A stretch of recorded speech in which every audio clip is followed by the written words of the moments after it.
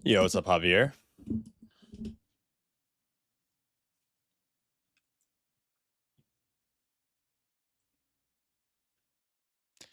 How have you been doing?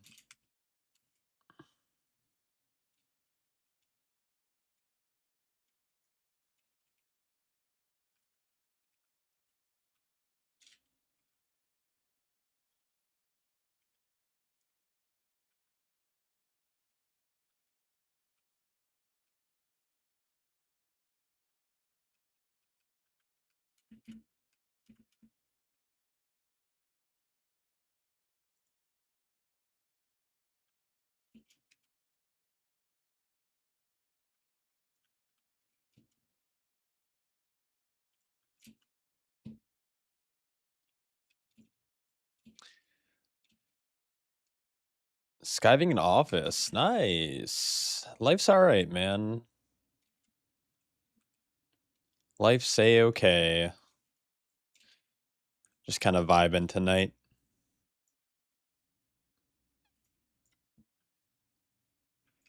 Murder Row. We're heading to Murder Row.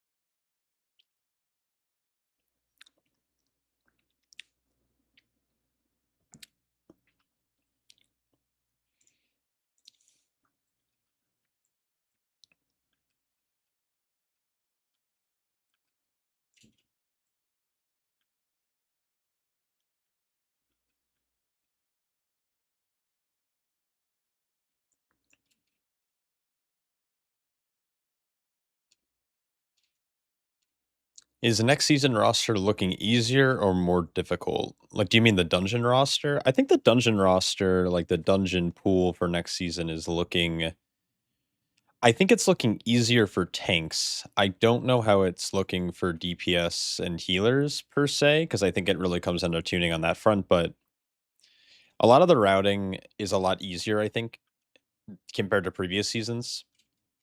In most of the dungeons, there's a couple dungeons where like routing could be problematic, but they've like removed a lot of tank busters. Like it's a very chill tank season, what it's shaping up to be at least. Yo, Kaduku. Yeah, no problem for the videos. Definitely more to come. I just posted my last like first look video, and soon I'm gonna be going into like deep dives into the tanks, and then we'll be getting ready to like do all our boss guides and route guides and stuff for the season. So I'm actually like pretty excited for the next couple weeks of PTR testing. It's gonna be really busy for like on my end. I'll be streaming as much as I can, but a lot of it's gonna be behind the scenes, like preparing guides and stuff. It'll be good.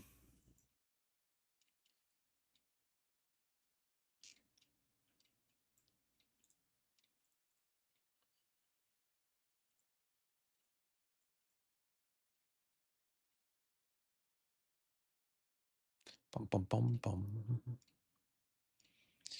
Do I raid test at all? No, I don't raid test.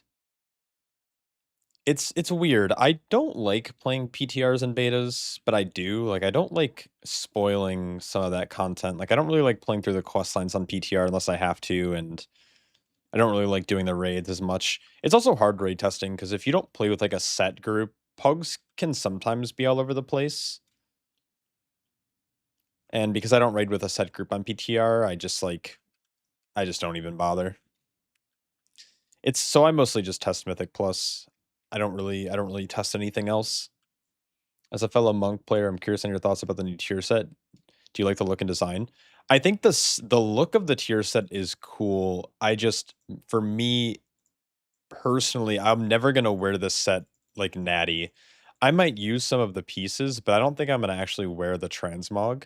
Now for the set design itself, I'm not a fan that it's not interacting with our kit at all. Like it's not allowing us to play new or interesting talents. It's just you put on your set and you get a damage increase. There's nothing to it. Like your breath causes your keg to do more damage, which ends up being like a 1% increase, and then your force set is like a 7% damage increase. Like your force set's gonna be really big, but that's it. And what sucks is uh our force set requires mobs to stand in the radius of the circle or in the diameter, circumference, whatever the word is. And that's not great if you're trying to like kite and you're from moving a lot. So I'm not a fan of the set, even though it is strong and the look of it is okay. Like I'm not thinking about it in the shower, if you know what I mean.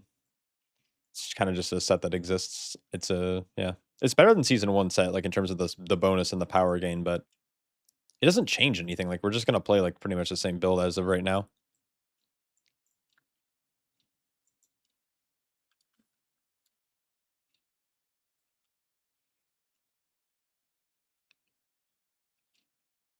Tier sets prop up Breath of Fire 7 out of 10 seasons or something, and then lost their minds in the war in season three when they didn't, and we didn't play Breath of Fire. Yeah, that set was awesome. I like sets like that that challenge the status quo of what the class is, and that's not just monk; it's any class. Like when you all of a sudden have to be like, oh wow, like having like now playing with fortifying brew determination would be like really sick because it's like let's just say it interacts with the set in some kind of cool way, but like there's no decision making process that we're doing in our tree that's going to change how we play. Though honestly, the only thing that really changed there's not a lot of talents in our tree that changed how we play. Like maybe Scalding Brew would change how we kind of fundamentally play. Rushing Jade Wind would change how we fundamentally play, and maybe you can argue like Fluidity Motion, but outside of that, the class just always plays the same, so it's kind of getting I don't want to say stale, but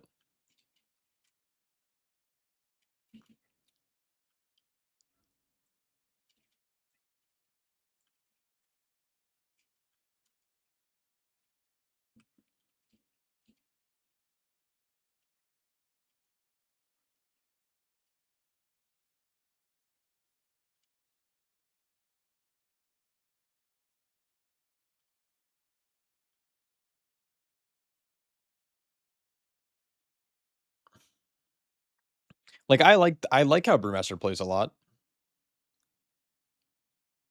I just a lot of I don't know. Talent trees are becoming like it's like the gold illusion of choice, you know? Lots of talents, but you don't really get to choose what you get to play. At least with Monk, like there's no real cool decision that changes how the class plays fundamentally.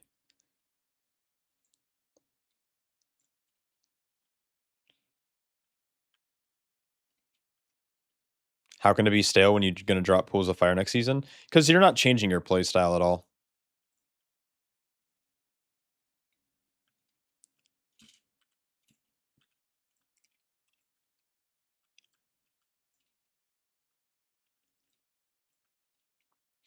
You're like doing the same rotation, your talent build isn't changing. You're just now instead of like having a slightly reduced energy cost on keg, which doesn't matter anyways because of Apex talent, it's now gonna be Breath of Fire also leave yeah.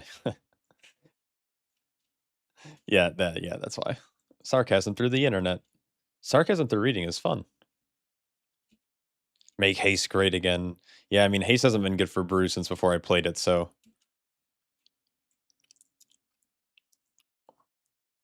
that's probably the one thing I don't really like I don't want to say agree with,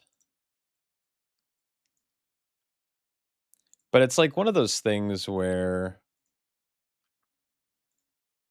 it's like I like that Brew is one of the only tanks that doesn't want haste. And maybe BDK is in the similar boat where like you kind of want haste on BDK, but like only to a point. But it's nice to have different stat weights than other classes. Like it makes it feel a little unique.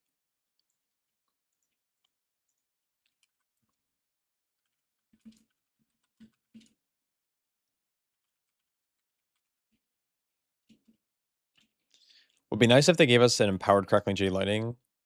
Yeah, it would be. Like they implemented this Jade Flash ability, but it's never going to be used. And I feel bad for the designer who came up with it because I think it's a cool concept. Like imagine like crackling Jade Lightning being like a pseudo cooldown, like a mini cooldown either to pull mobs from range or just straight up like as burst damage, like exploding keg.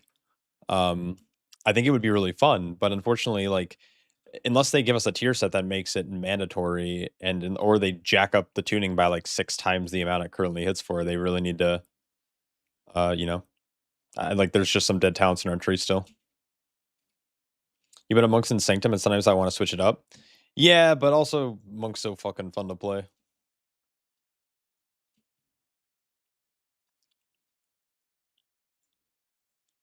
Dude, I took like the fattest nap today. Ugh. Yeah, like the thing is, Monk as a class is really fun to play. It's just when it goes from season to season to season, um, you kind of want to have it mixed up just a little bit.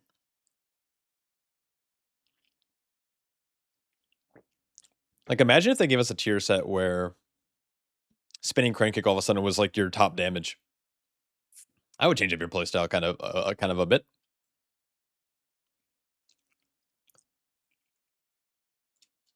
Wanting haste to be good for brew is some monkey paw shit. Yeah,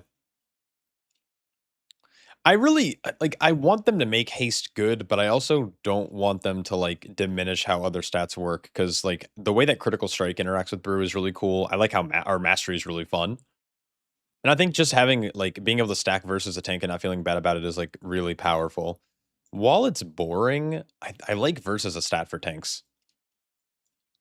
I wish verse maybe like if they nerf the damage verse gives, but increase the amount of DR it gives would be really interesting. Like imagine a world where that's like an active decision you make as a tank where it's like, well, I could play normal sets or I could just go fucking super tank Saiyan mode where I just like stack verse out the wazoo and then I'm taking like 40% less damage, but I have like no stats. I mean, then DPS might do that, but I don't know. Twitch didn't tell me you were on. Oh, sorry, Kit. Welcome in. Yeah, it's like I don't want them to do the whole Brewmaster or the Windwalker thing where they make it so our abilities scale with haste. Like that's stupid. What is kind of cool though is in Ruby Life Pools as a Brewmaster on the first boss, now it's a 50% haste down instead of doing damage. So now you could just like spam roll through all of the things. Switch's fault? Yes.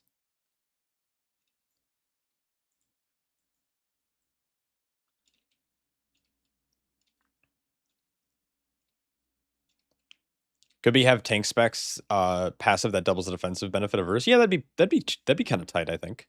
Though I think that would make the stat budget really high. Like I know it's only the defensive benefit, but like I don't know, it means that maybe more tanks would just stack verse, and I think that would also be boring because some classes like stacking haste and like crit or stacking haste and mastery is like really good.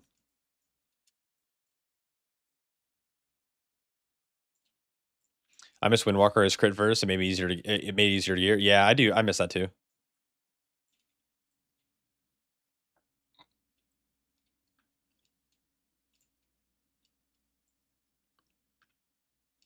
Yeah, it's kind of lame. Like I had to gear out a second set for Windwalker this season, and then to play Mistweaver, I need a third set altogether, and it's just kind of like, eh. I mean, that's always kind of been the case, but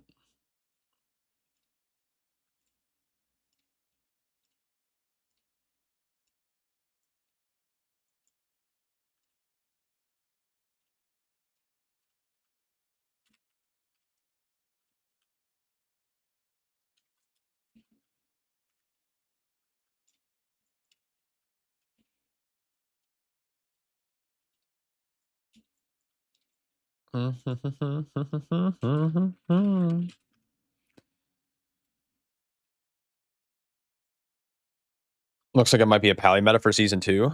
I mean, yeah, as of right now, I think there's a couple of good tanks, but I think Pally and BDK are looking really strong.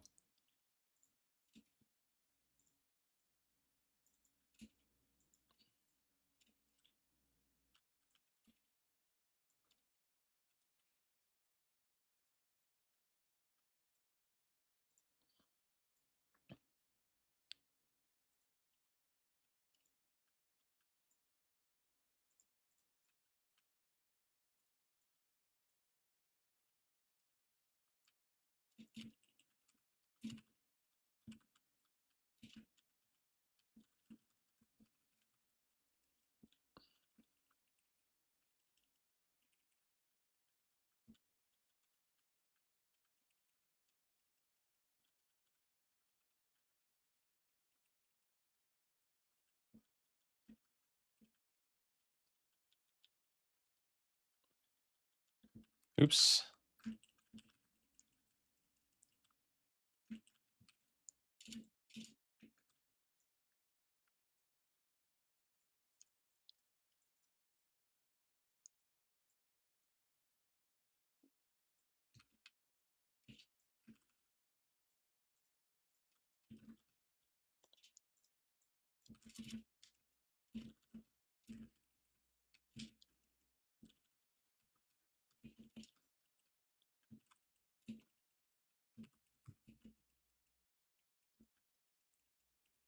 What are these mobs doing?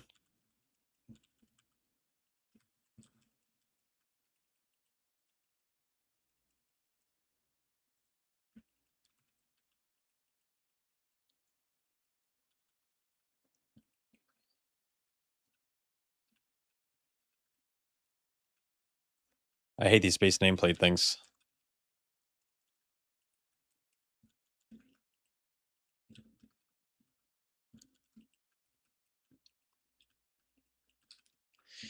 Yeah, I don't know. So I was testing some Paladin last night. Now, granted, I was like not in a group. I was with like I just slotted some 18s and 20 keys, and I was like limit testing in some kind of capacity. And like Paladin feels really tanky, but like the nerfs that they got hit with yesterday, actually, I don't know. Like their damage is kind of low.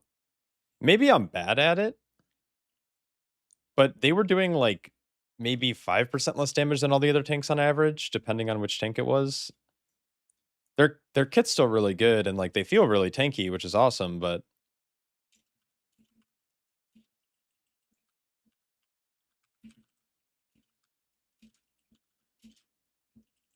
oh no. I gotta get better nameplates.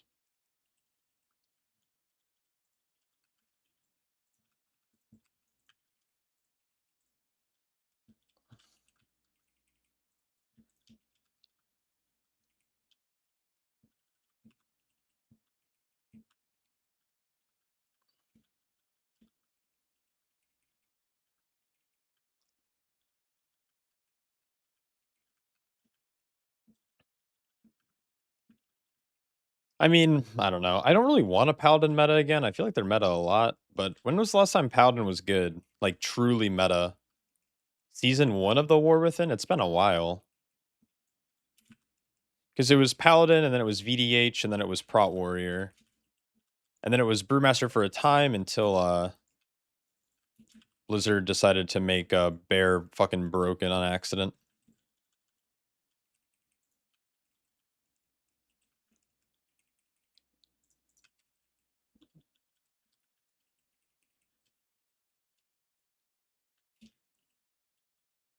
How did they not come out?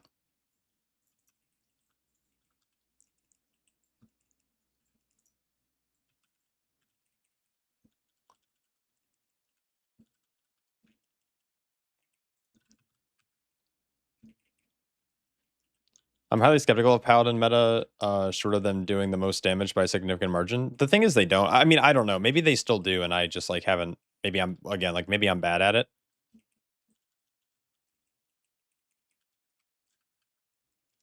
But like when I was doing some like testing yesterday, it seemed like their damage nerfs was actually quite substantial. Or maybe like Templar's the play now. I don't really know.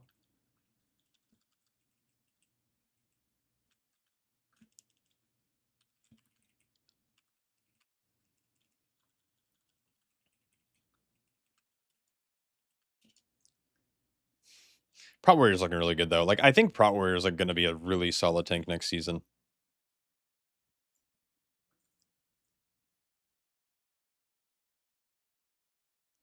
It was unplayable in season 1.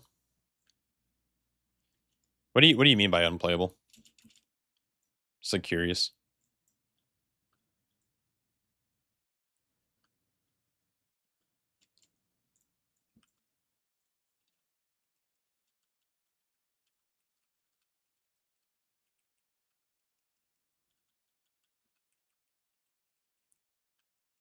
It was more valuable in Bolt Slop era for sure.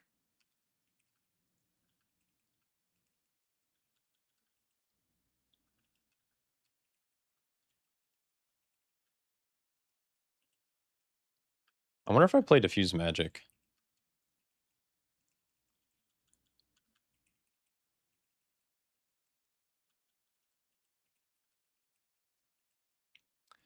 I feel like I fell over when I was doing hierarchies or bigger pulls. I mean, Paladin definitely had issues this season. I mean, I say this as someone who didn't play, so maybe I'm just being an ignorant piece of shit. But I don't think like unplayable is the right word. I just think it's like has a different set of challenges. And if you tried to do like what Bears did, obviously you would flop over. Or if you just didn't have proper like defensive use, or like you had a bad healer, or like the group didn't prioritize the right mob. Like there's a lot of reasons why a tank might fall over. I've seen Paladin players do 22s, so it's not like it was unplayable. It just definitely was an uphill battle for sure. And it's always a weaker tank in the first season, unless like they're just too turbo broken for some reason, which they were in um, the War Within. But the War Within, they were like broken because of Tempered in Battle, procking on like infinitely. DK's mid now. Frost DK.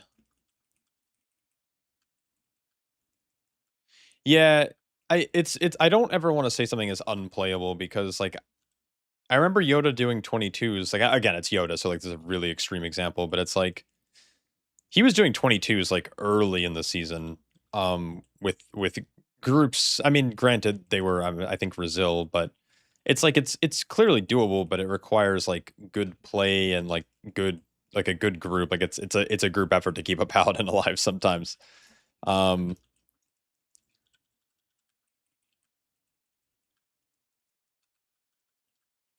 are our boys dead here? I wish I could like help more with healing, but good luck.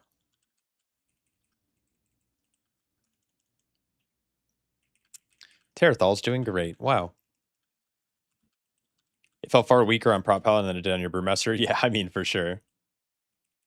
VDH is weird because their mitigation is like RNG, so you can just like have really good runs where you like feel immortal, and then you'll have a random run where you just like fall over.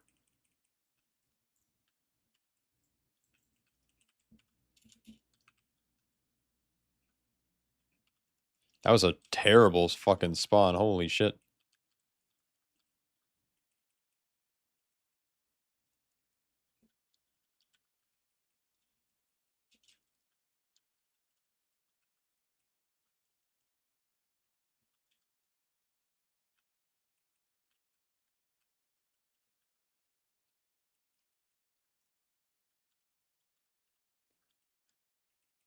Not a little nibbles.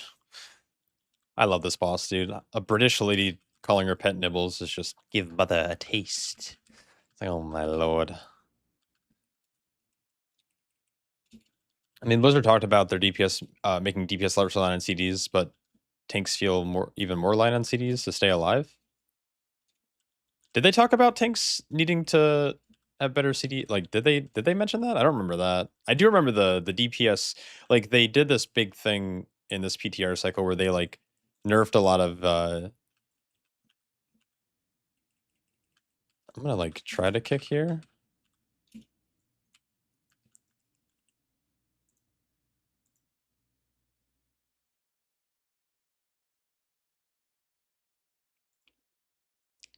Surely they kill here, right?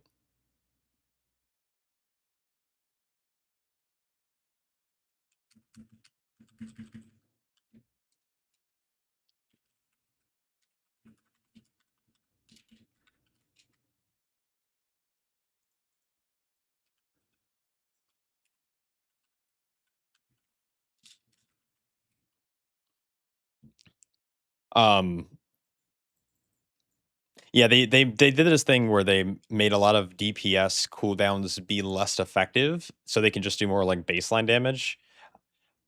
They've also like nerfed a lot of tank stuff. Like tank busters. Like there's not a lot of tank busters this season. I'd say bosses are probably more challenging.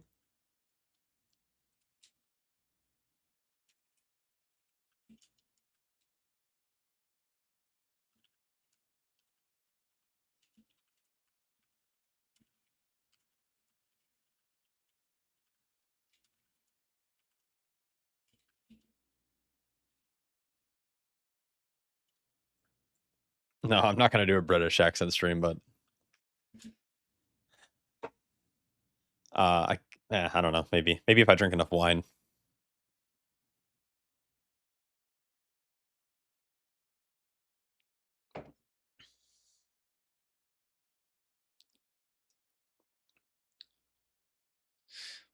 I kind of want to. What does this barrage do?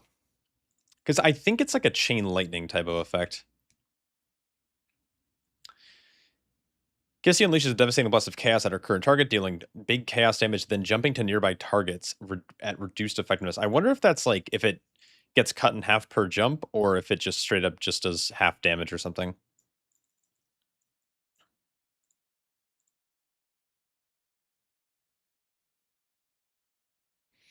If they redid how the Apex sound for VDH worked and more predictable and stable, I feel like it'd be it would do a lot for the spec. Yeah, absolutely.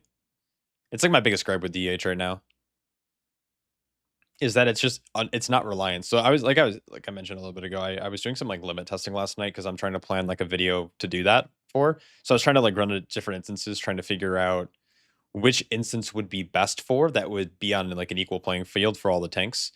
And it's funny because as I was like doing it on my DH, I just kept running into these weird issues where I either lived forever or I died immediately. Like there's no in between. It was like, am I getting Annihilator, like Meteor procs on Fracture? And am I getting Apex Talent random like resets on Seething Rage?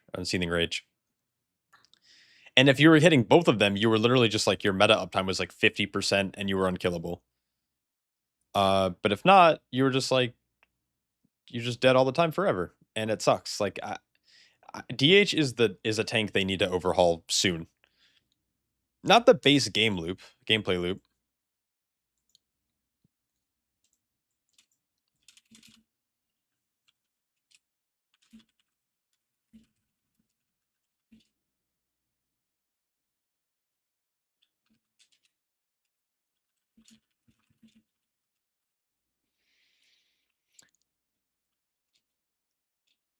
Yeah, if they rework DH, like they don't need to do like the Soul Fracture or Fracture and Soul Bomb. Like they don't have to rework its core kit, but like give it a more consistent like mitigation palette, and they'll be good. Make them a lot tankier outside of CDs, and then make nerf how powerful meta and their damage and meta is.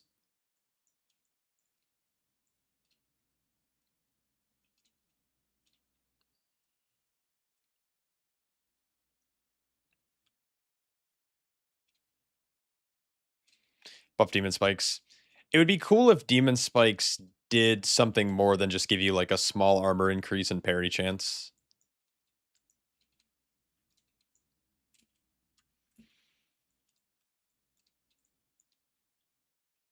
It'd be cool if BDK got a season because I used to main it. I don't know if it's in a state for that to happen though. It is in a state. I think BDK is in a really good spot right now. Like I think it's like a little sleeper. Like I think if Paladin gets nerfed to the point where like it's kind of just an average tank again, I think BDK could be meta. Every time you say get, I instinctively look over. I'm sorry.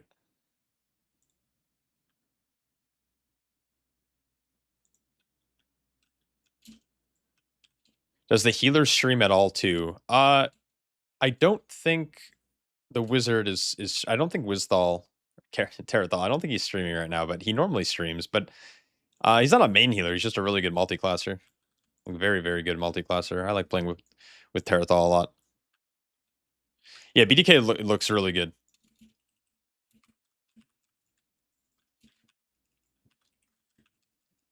I wish people would not hit stuff for like 2 seconds while I have to click on the goddamn door.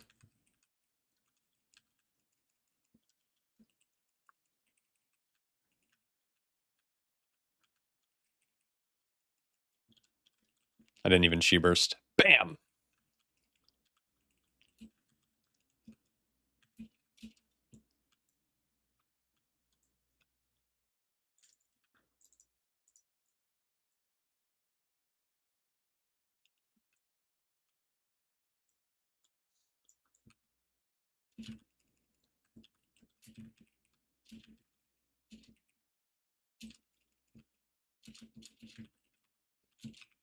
Oh no, I just randomly kicked to nothing.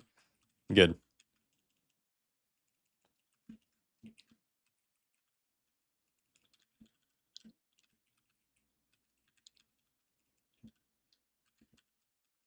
I'm like out of roll charges, which is so funny. I shouldn't be spinning, but it is what it. Why can't I target the goddamn Syad? I hate Blizzard's tab targeting system. I hate their nameplate system. It is what it is. Why is that ring of peace so big?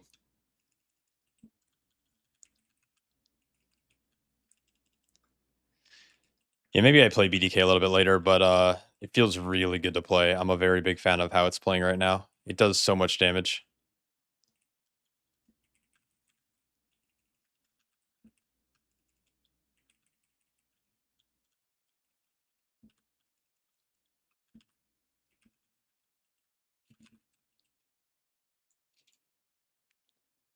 Is anyone getting it?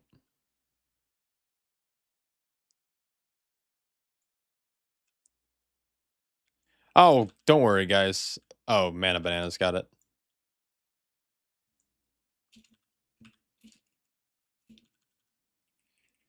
It's funny because I think a lot of tank players, whether you main BDK or not, I think a lot of like players or tank players specifically like playing DK because you have so much agency.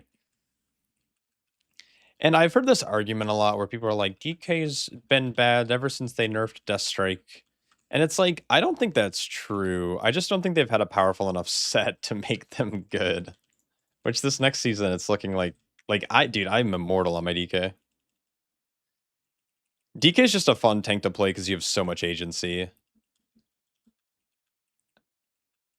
I don't love DK every season, but man, every once in a while, it's like nice to kind of go on a tank that just doesn't give a fuck.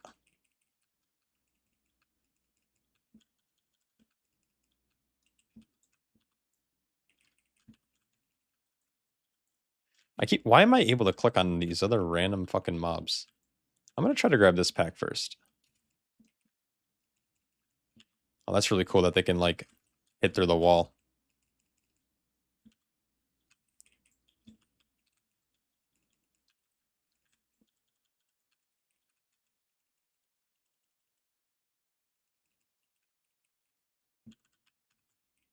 I love mobs that randomly port away from me.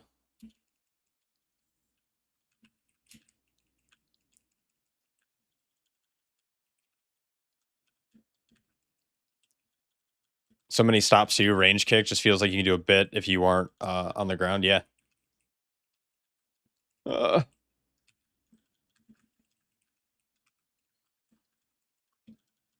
I feel like this cadence of pulling might be a little better.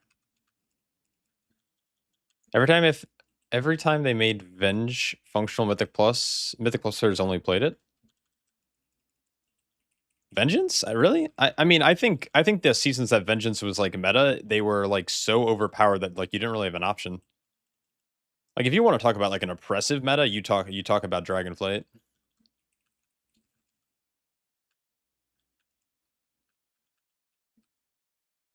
Okay, is no one's talking to snitches?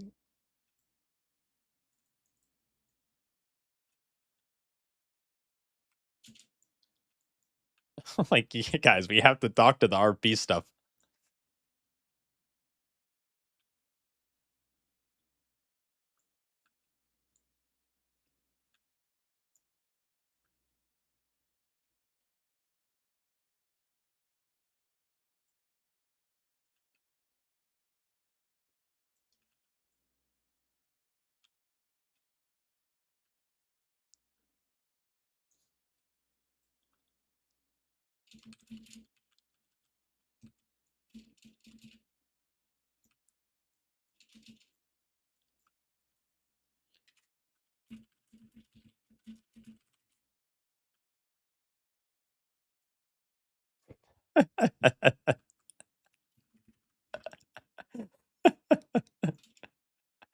Oh man, I'm trolling my group so fucking hard.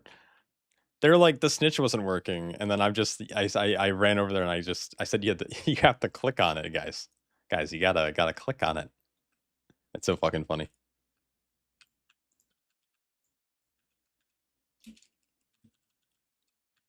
Peaches was broken, but people hated it because of aggro issues and sigil bugs.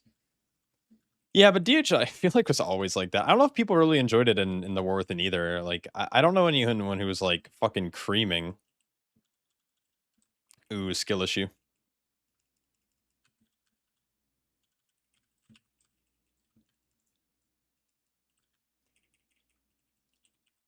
I don't per se have a battle res. think I have him. If I can live. Jesus fucking Christ. Please don't take that.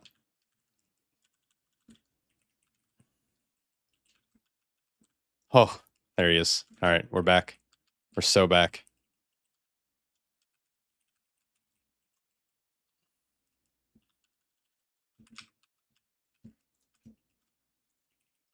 I feel like I should be running. Oh, I am running it. W. Nibbles, drop it. A bottle of water. Give mother a taste. Oh my god, I love this. I love this lady. Tank meta's looking good. Right now, I think Bear's the weakest tank, and I think right now Prop Howd and BDK are looking like the strongest two, with Warrior probably in like a close third, and Brewmaster and Vengeance are kind of like just they exist. The war within Eldraki VDH was peak gameplay in my opinion. Yeah, Eldraki's always really good.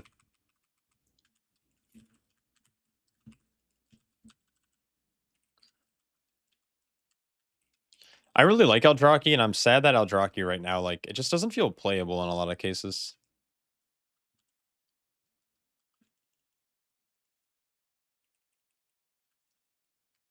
Felsguard was also very fun, but Felsguard was only fun in like low keys, I felt like, or if like big pulls lined up with your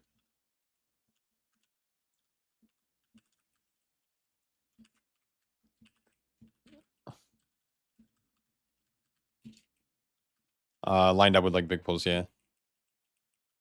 I do miss it. I don't mind Annihilator, but I don't like how RNG Annihilator is. Felsguard never had this issue. It just did a fuckload of damage all the time. And didn't you still get more meta during it? I honestly don't remember how it goes. Works. Did I play Fellowship at all? Yeah, I played Fellowship a fair bit. It was very fun.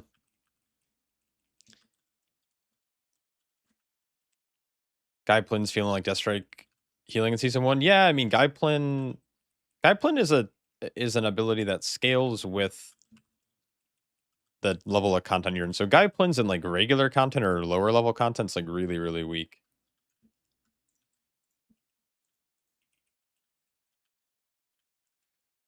But in slightly higher content, it's very good.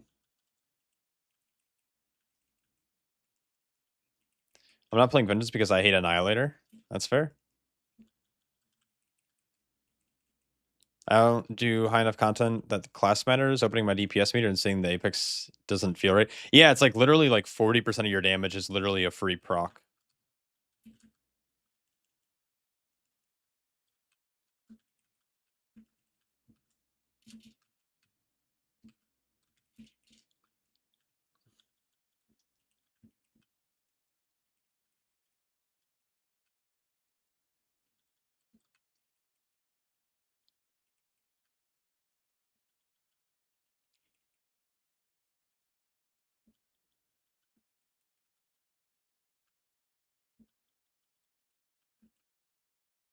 There we go.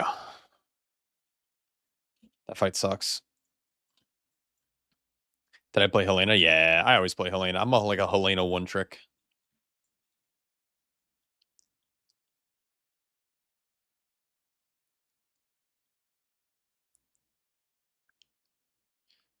I think I did a bunch of dungeons with you last week. Maybe. Possibly. I don't. Did I play last week? I feel like I haven't played in a couple weeks, but it's possible. Oh, I'm the fucking stripper, dude. This is awesome. I am the entertainment. Oh, I gotta lock in. Hold on.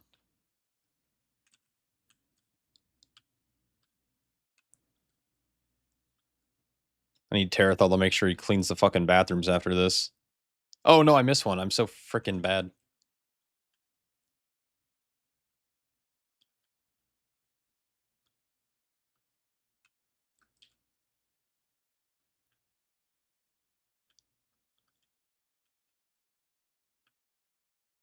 Oh, help. Help, clean, clean, clean. Clean faster.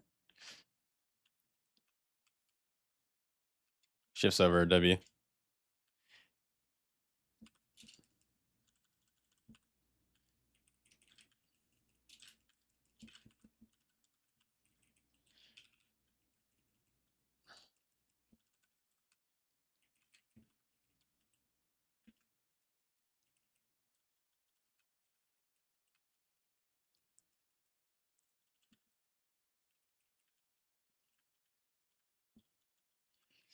So, hot take, I think the RP element's super sick because you're getting this buff from it, which I can't find my mouse.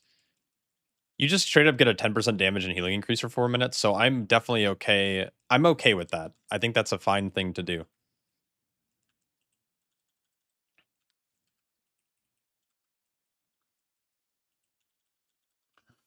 People are more than welcome to disagree, but I think that RP, like, I think they made it so much better. They made it a lot faster and you still get a damage boost from it, so it's, like, kinda dope.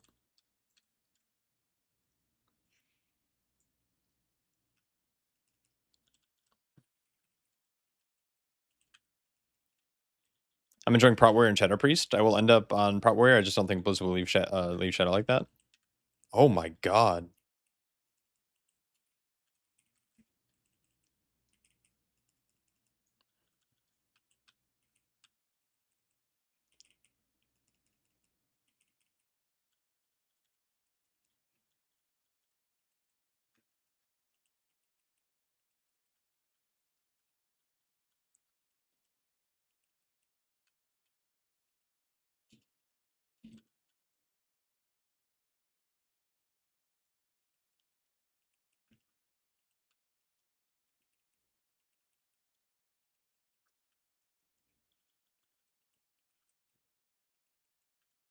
That's so much damage, man. That's, like, it's so important to properly ramp for that. What's up, Garok? How you doing, man?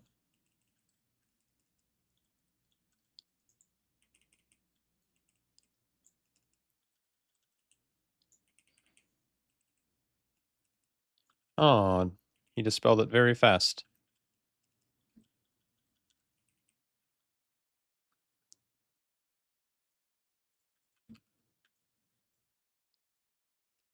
See ya.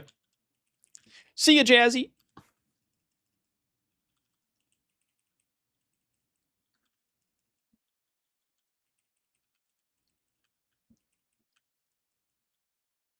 That's perfect. I'm so glad he died there, actually. I'm trying to record footage for my boss guide videos, and having people die to mechanics is very good.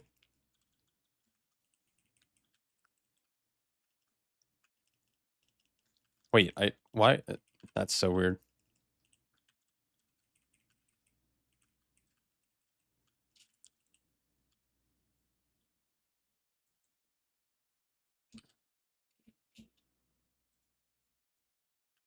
Been smashing some break the meta keys. Hell yeah, dude. Love break the meta. You're torn between Prot Warrior and Paladin next season as your main. What do you think? In your own opinion? Prot Warrior for sure. I'm a big Prot Warrior enjoyer. If I had if someone put a gun to my head and said you have to choose one, I would always pick Prot Warrior.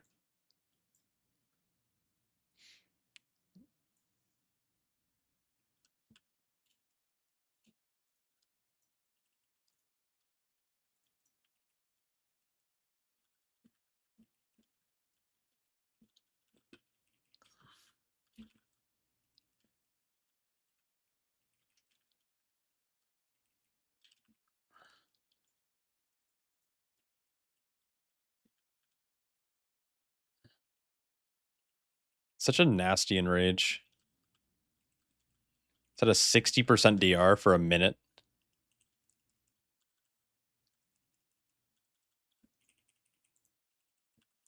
Oh my god, help.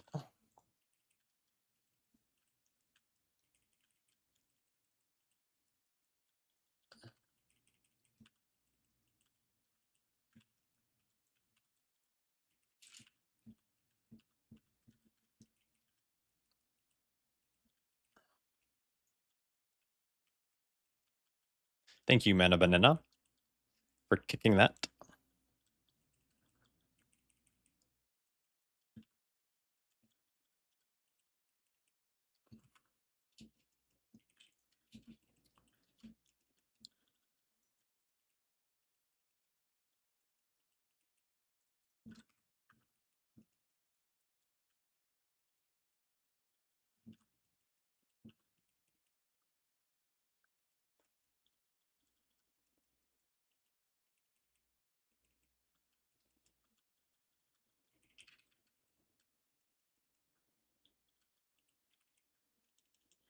The trash is kind of brutal, man.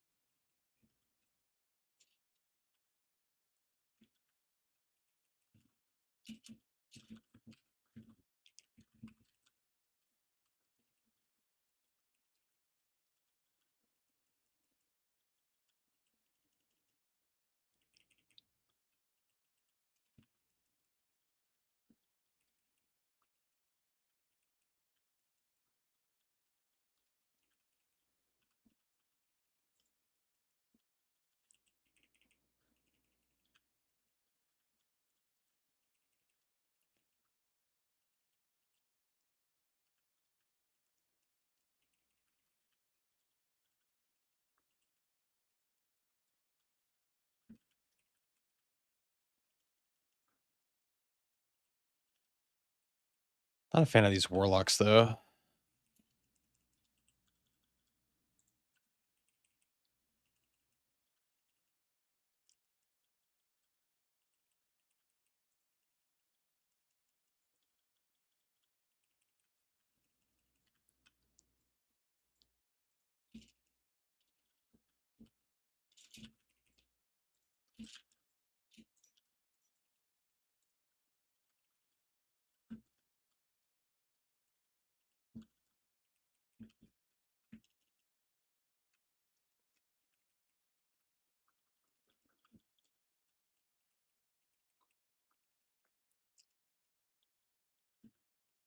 You're a masochist, so your two tanks are monk and DK every season. That's perfect. I see no problem with that.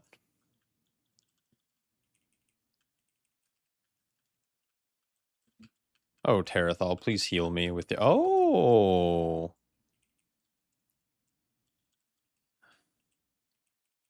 These guys are pretty nasty.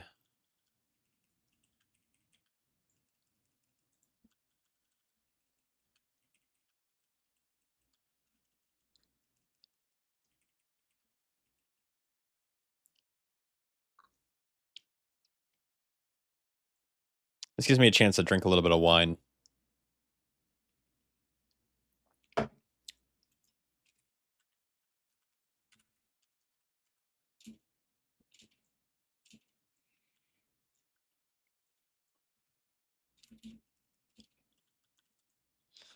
I don't really want to go all the way, because I know that this pull will get out of control very fast.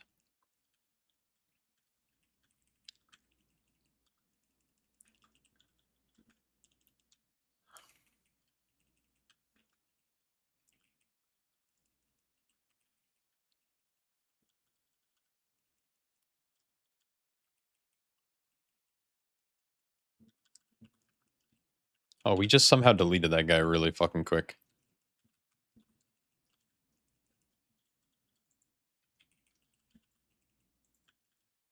Okay, I can probably take these into the next guy, because they don't do anything but have one kick. Surely.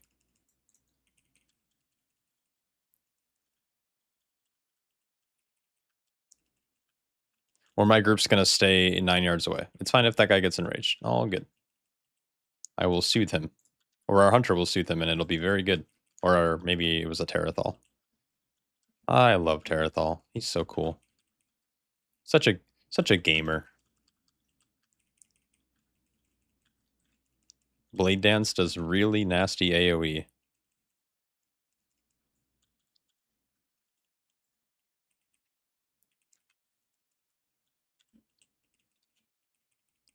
I just can't get into monk tanking. It's something about the whole stagger mechanic that makes my blood pressure spike. Yeah, it makes sense. Is a spooky guy. Time warp is ready.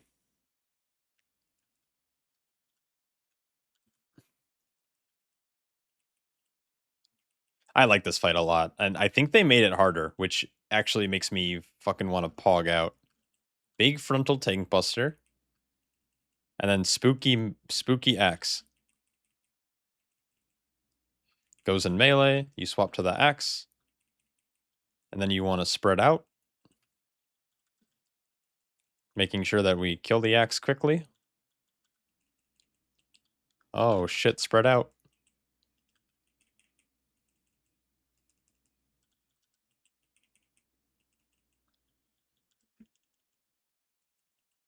Oh, we just fucking wipe. Good.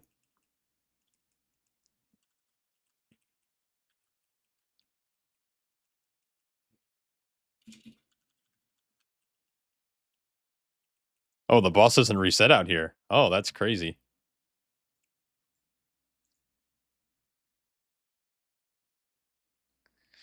I'm nervous the hunter's gonna leave.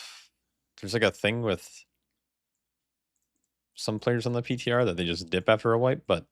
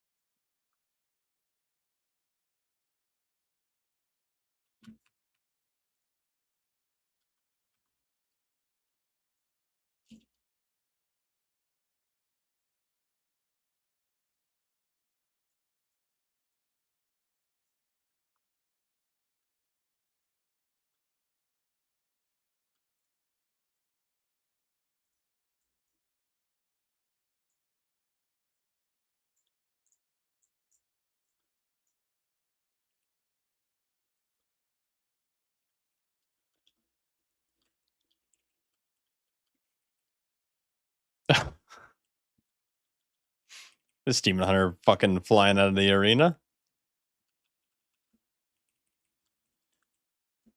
Luckily, when I came to the realization a couple years ago, I'm not pushing for 1%, so I just play what I enjoy. Yeah, that's the best way to play the game.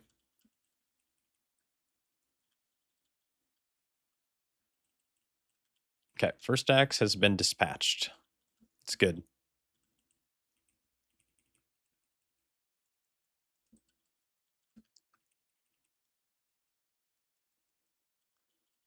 Demonic Wage. Be very careful. This guy is raging demonically.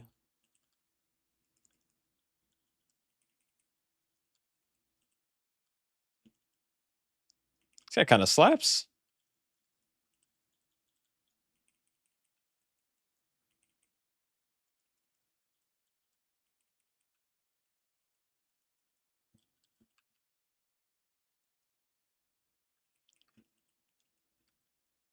I believe it lasts for one more cycle.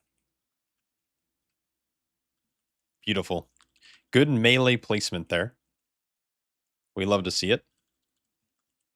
We definitely want to make sure that we're blowing it up before the spread. Now I randomly get targeted this time. For some reason, it didn't happen last time.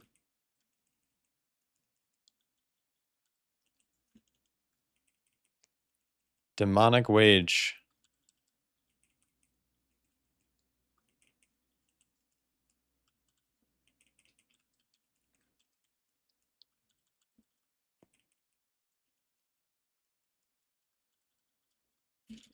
You can actually keep it really small. I feel like the only concern is if you have melee DPS in your group, but alas, we have none.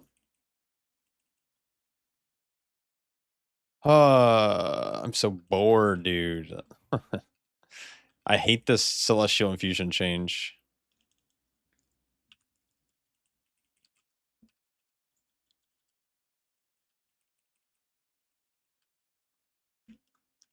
Oh shit, we blew that fucking shit up. See, now it's not targeting me. I'm so confused. Like, why is it alternating like that? That's crazy.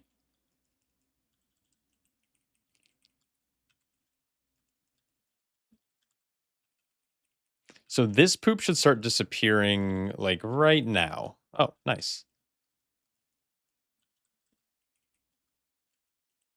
Finally, they made this fight good. Holy cow.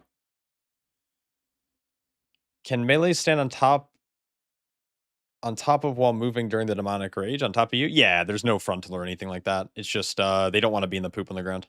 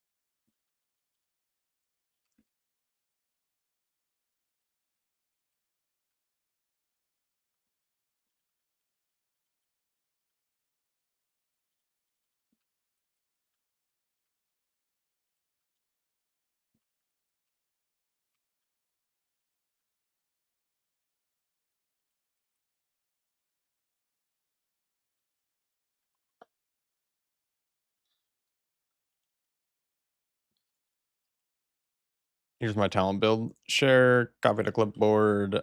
Actually, I don't know if this will work, but you do this.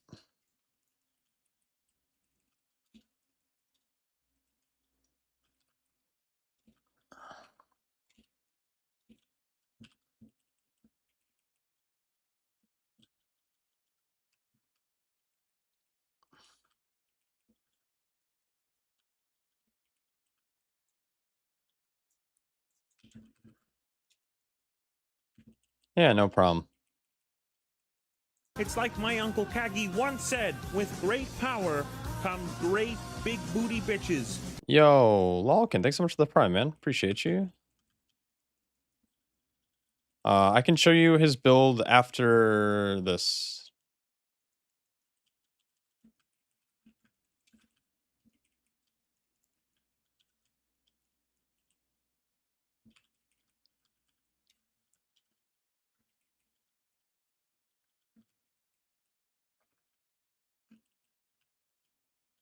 He's imstai so fast, man. Like, their bolts look, like, chaotic and overwhelming, but it's actually super fucking free.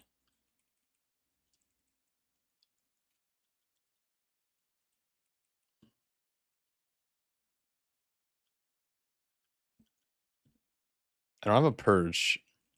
I'm sorry, but this is such an outrageous kick. Like, 60% DR. Dude, this thing just lives forever. It's gonna be a scary pull for me. There's triple hound.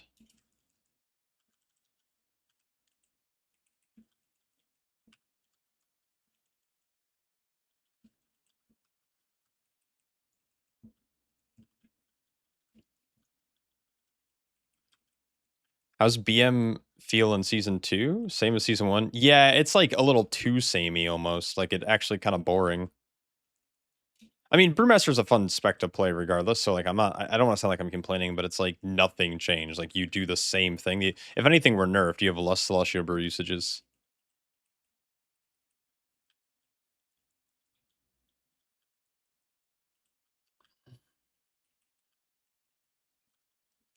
Oh, Terrathal. Oh, thank you. Never mind. You were on it. Holy.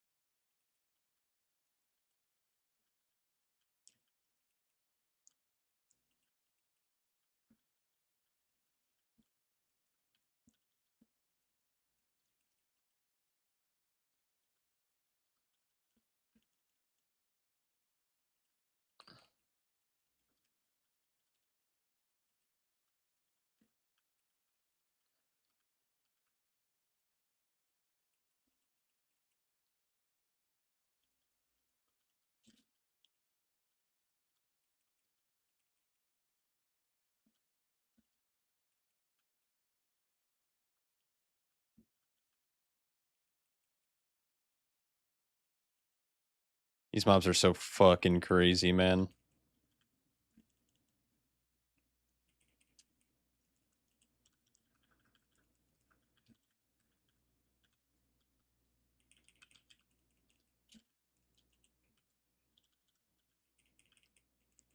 Surely he's worth 4%, right?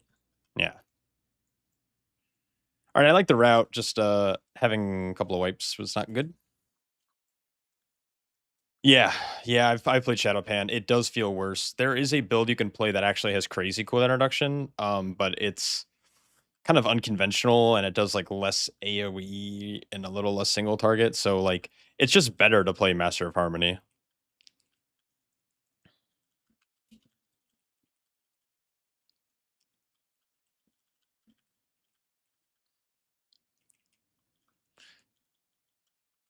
This fight's so sick, man.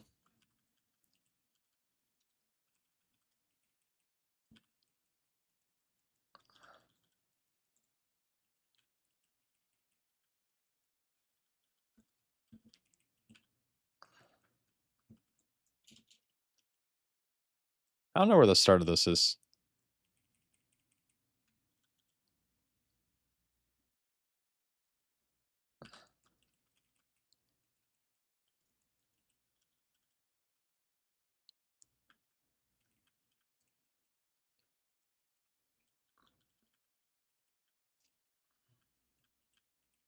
I'll play Shadowpan after this. I'll play the build I was talking about. It and I'll explain it. It's not great. It's fun. It's just not great.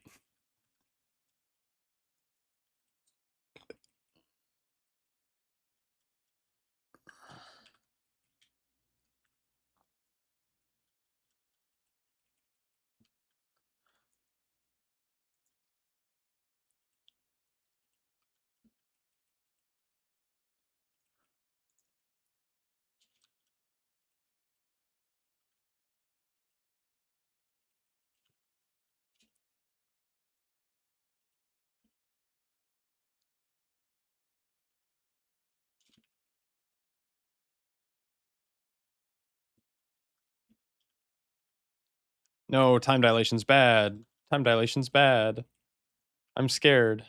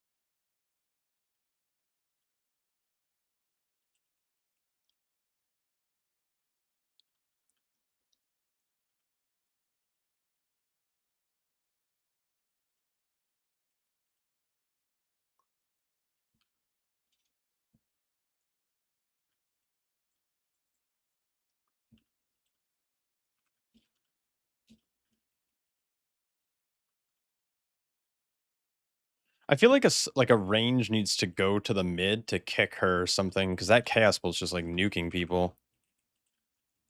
Yeah, we're just like not kicking. I'm like doing my best, but I feel like I keep overlapping with mana.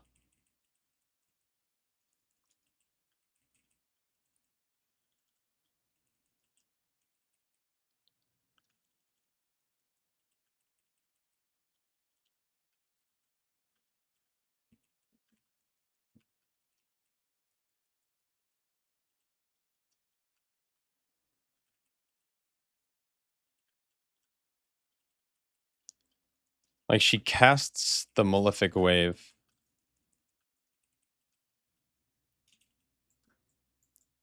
and then she casts Chaos Bolt like immediately, and it's just yeah.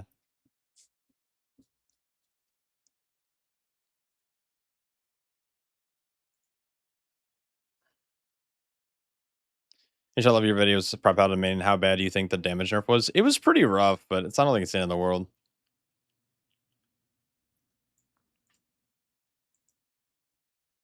Here's the marksmanship talents, by the way.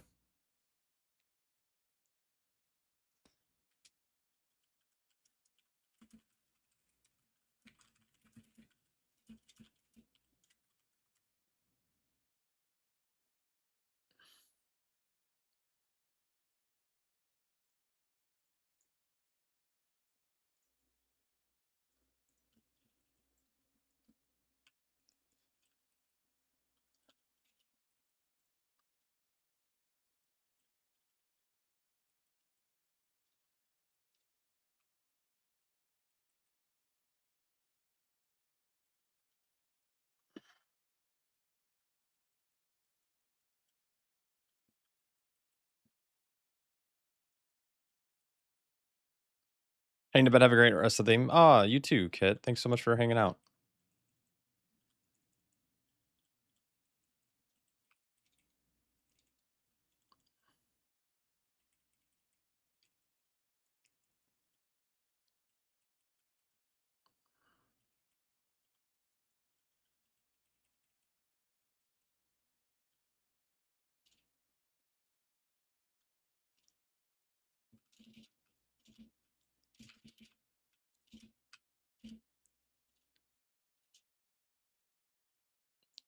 Can you explain time dilation bad on Monk? Yes. So time dilation is a stagger. Yeah, I'm not a hater. No. So what it does is it delays stagger, it delays damage. That's what time dilation is. It's like adding stagger to a player. It's very good for a lot of classes. When you put time dilation on a brewmaster at low health, they can no longer heal themselves with Purifying Brew because the damage is now being it's being delayed in such a way where it's not gonna quickly spike up where they can purify quickly. And so, yeah, when you time dilate a Brewmaster at low health, it like basically kills them. I think it's like that's like the best way I can do it without getting into the math. Um, so yeah, like Gaiplin's Imperial Brew is such an impactful thing that keeps Brewmasters alive, and that's why Purifying Brew is so good. But when you time dilate, it basically kills Gaiplin's Imperial Brew for the duration of it. Time dilation could be really good on pole when a Brewmaster's like healthy, but if you use it on them at like low health, they're just most likely gonna die. Luckily, the damage on this fight's kind of sporadic, and the tank damage isn't that high, but yeah, it's scary. I feel like I need to start by pulling this guy farther. Dude, Mana and I kick at the same time every single time. Like,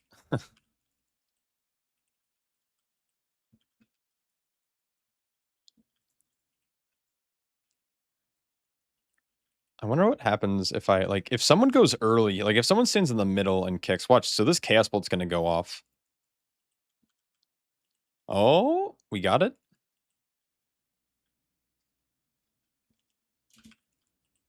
And then I drag this guy far again. I'm, like, trying to create more distance so it's not as tight. I'm gonna try to kick next. Yeah, yeah, because, like, it essentially, some tanks heal based on, oh, Terrathal DC'd.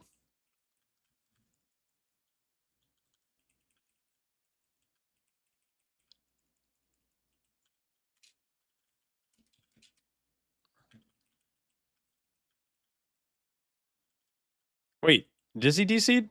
Oh, he's back.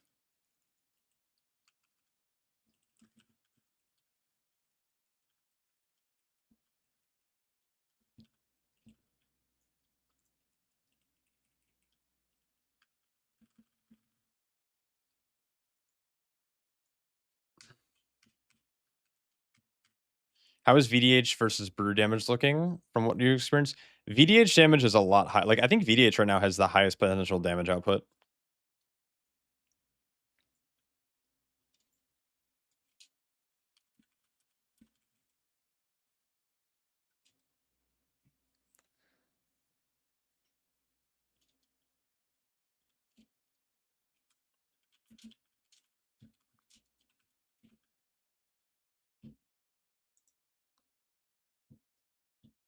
Yeah, we can port, I guess.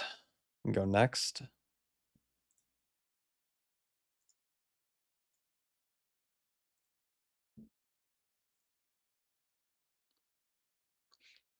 Yeah, like tanks that heal based on damage that they recently took, it's normally pretty bad for time dilation.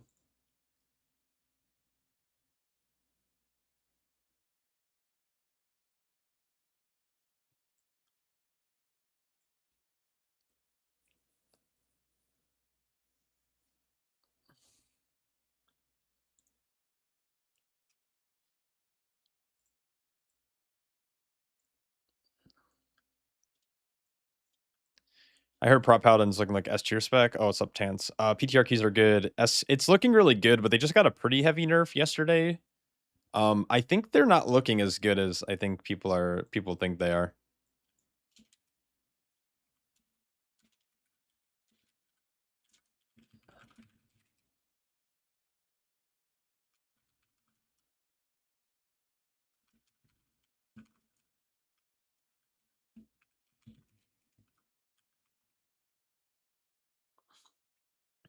Yeah, I don't know. Prop Paladin could be very good, but yeah, VDH damage is like really high right now, but it's a little RNG.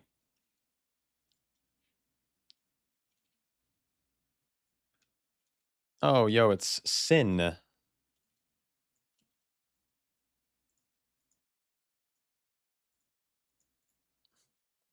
Um, you want to be Fodum Chad for some tank keys? Grats on see you again, bro. Ah, thanks, man. Looking forward to BlizzCon, and yeah, that boss fucking took too long to die. I'm not gonna lie, that was crazy. Let's see. I need to disable combat text, but I don't think the old council command works anymore, so I need to find a different one.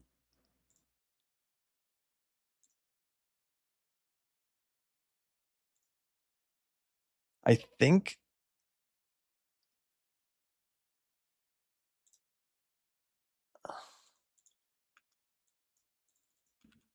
this should work.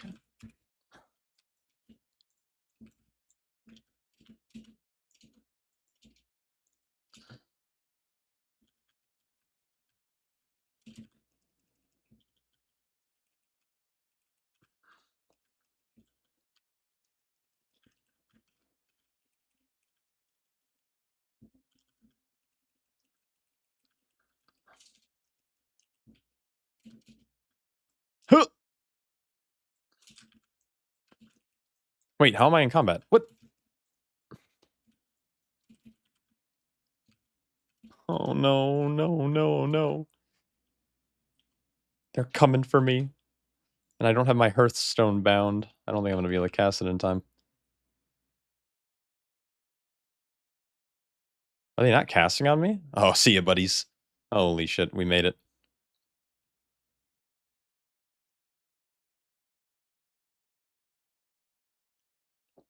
Or I didn't make it, and I'm about to get fucking booted from the server.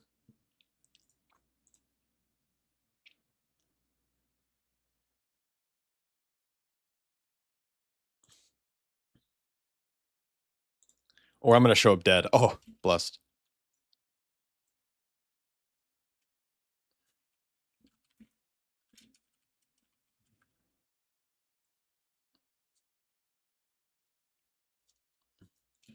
I'm going to play some Shadow Panda.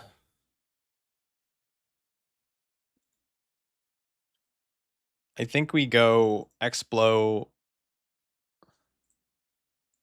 We go empty.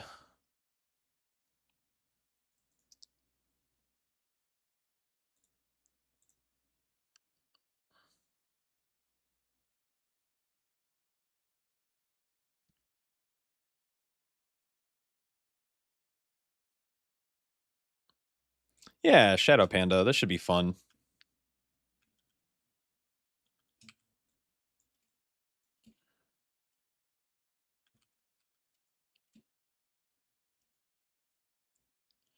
What did Terathal just say? What did this guy just say? What are they selling? The last boss of this place killed my DH through meta Fiery Brand on 16.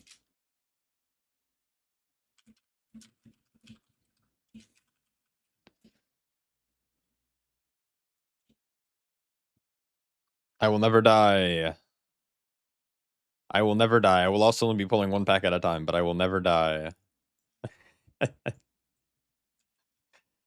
Is meta looking like Master of Harmony Shadowpan? I think it's looking like Master of Harmony right now, but tuning could happen at any point. Even though this week, the only thing that happened on PTR was they nerfed Paladin. That's it. Like, no other tank changes. And they did a bug fix for Druid, which still it means they're still bad. But yeah, we'll see.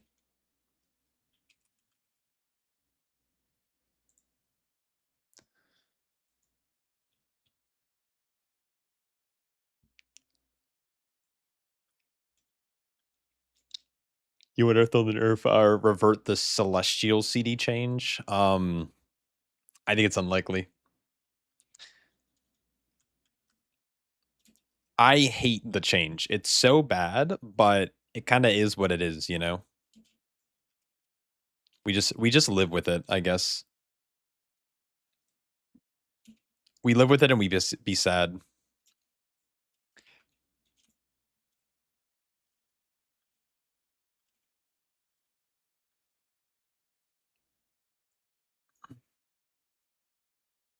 Oh shit. This guy is here.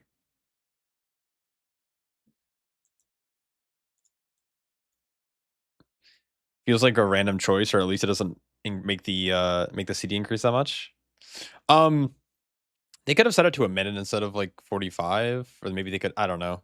Anything longer than that, it would be weird if they did it. Like 130 makes sense, but like the only explanation I can think is they want to make something like light brewing They want to make light brewing more competitive. They want to make empty the cellar more competitive.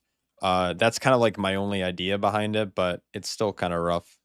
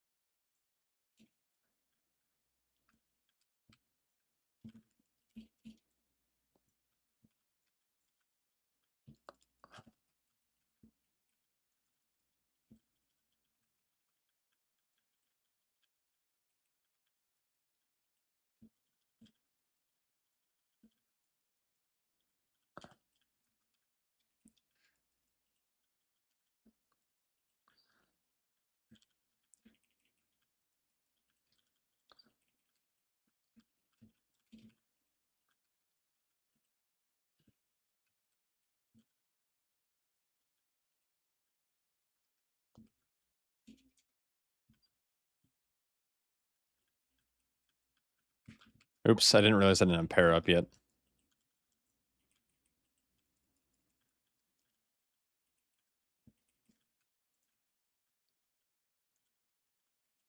Just what?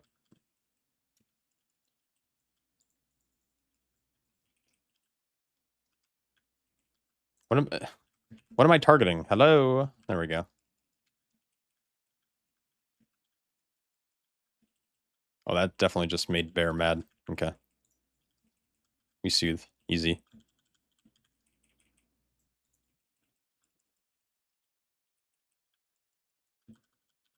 Ugh.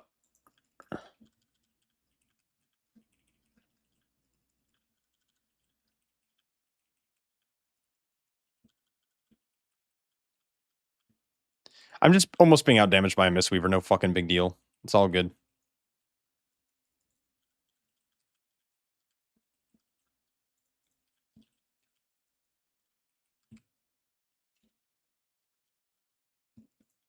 Please kill Totem.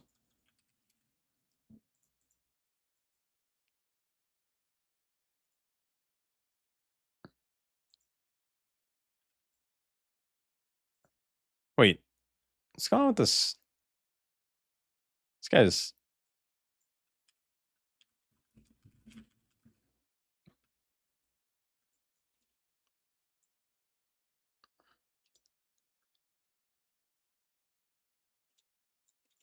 All right. We did kill the man, so that's good.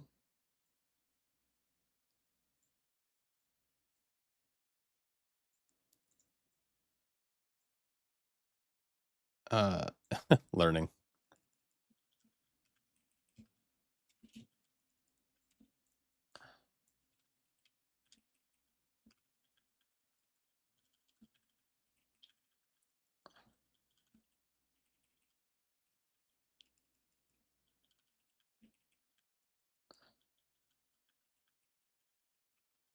I just.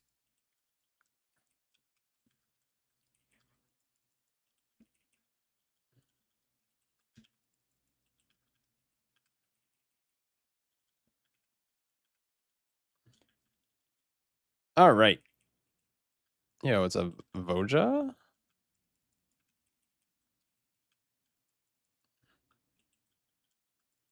The healing effect will be negligible in higher keys, anyways. Yes, yes, yes, yes.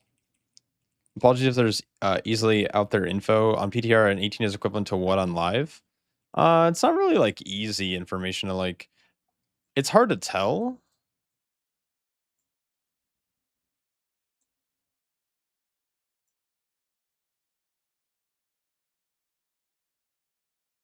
Give me the fish. So, oh, someone's in combat. It's all good. Oh, this is a mess. Uh, yeah, I'm dead. Uh, so like it's weird because like an 18 now is gonna seem, I don't know, like a 20 or 22 or I don't know what the comparison would be, but then like as we learn and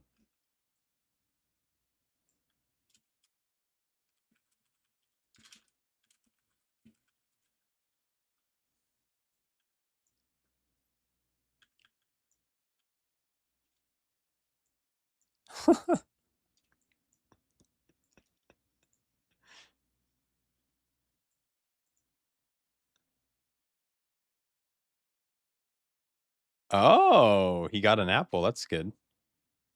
I don't really know what to do with this though.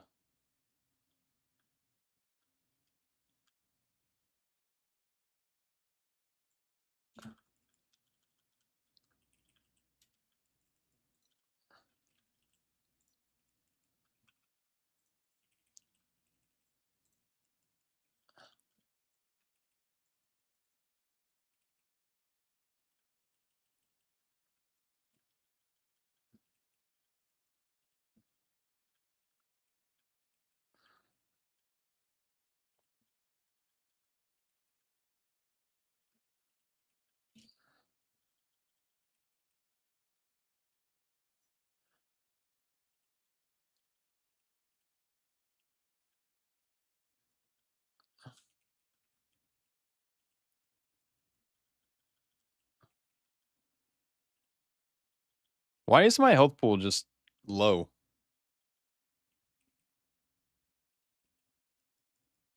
Is that a UI bug? Like, what's going on?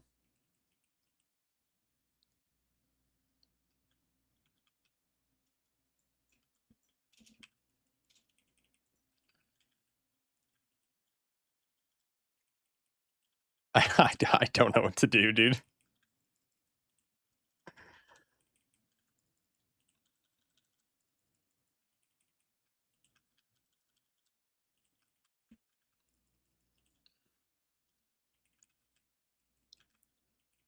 Is someone back there fishing?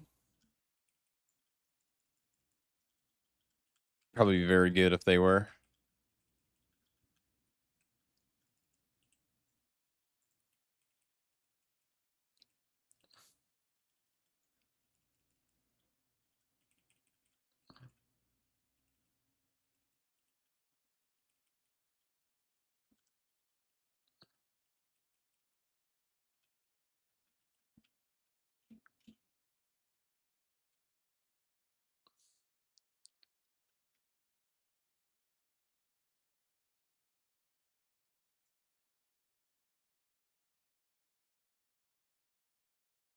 This has to be faster, dude.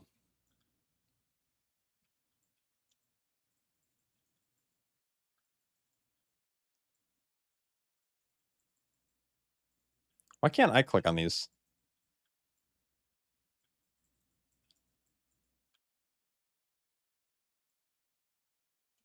I just think the fishing should be a little faster. Like out of all the options, the gathering the apples and gathering the berries are like just normal, like you just cast. And then in this case, it's not the case. Why is my combat text in the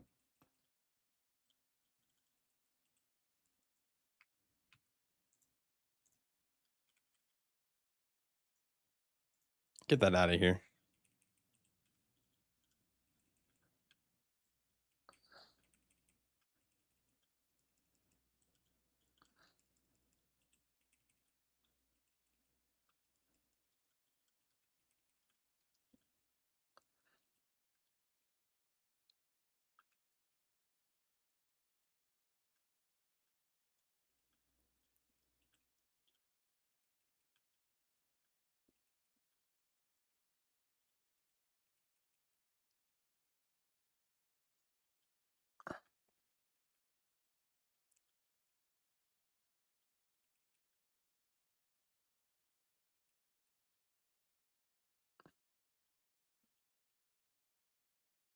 Yeah, there's a couple of good trinkets for tanks. Unfortunately, they all come from the raid, which makes it even worse, but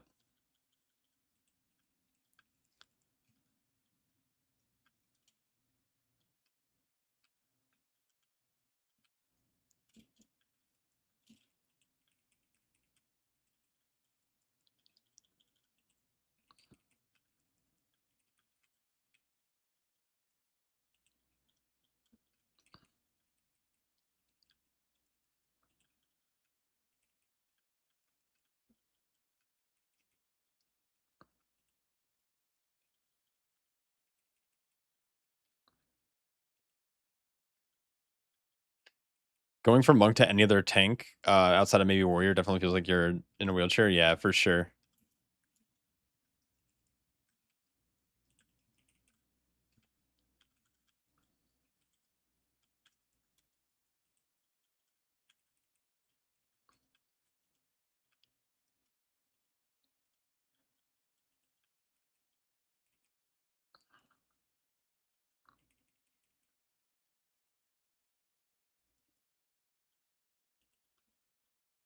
No, Twix.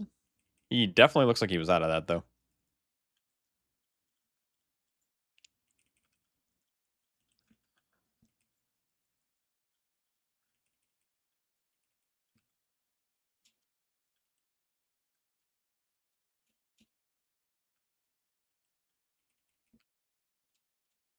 Terrathal.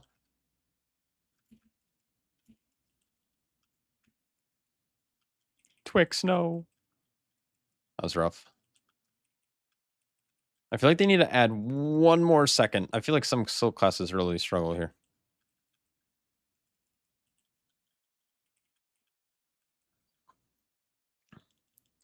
Maybe it's the play to like tank him on one edge of the room.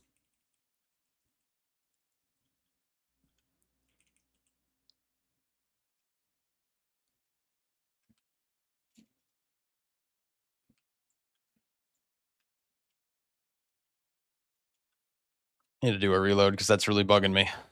I don't like seeing that I have like half health. There we go.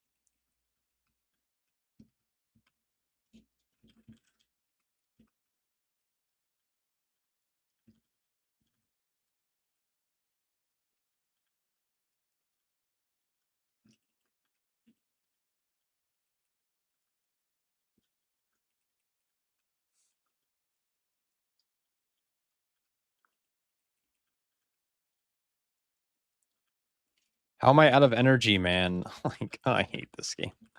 Oh, I just turned the wrong thing. Good luck.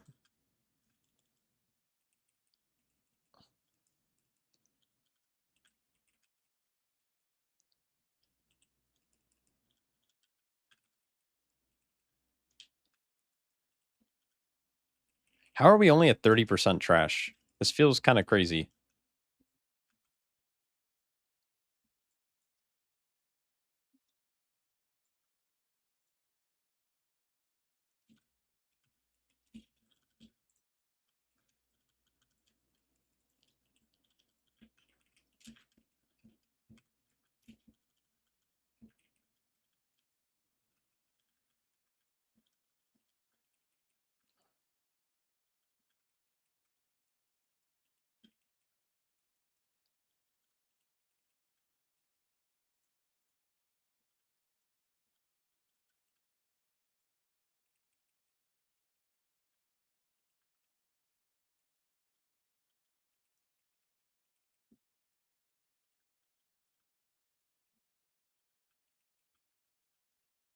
I feel like Flurry Strikes just does no damage, man.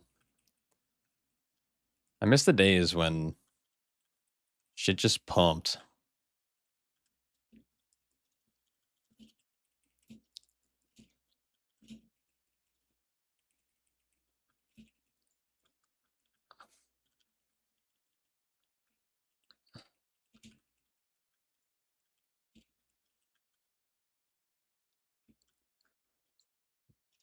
Time Warp is ready. I don't know what to do with that information.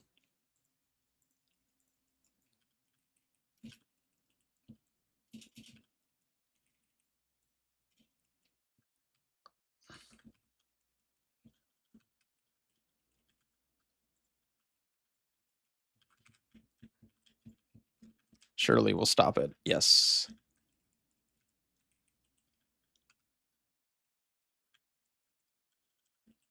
Surely we'll stop it.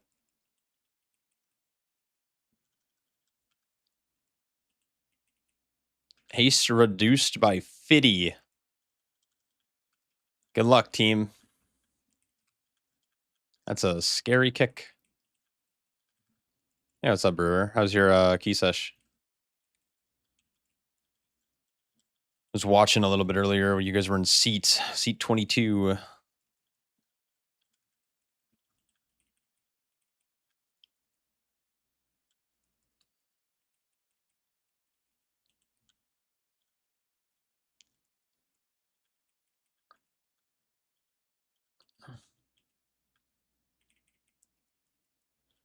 Is this a purge?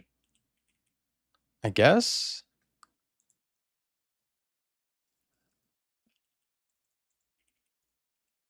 Standing in snow bad? No.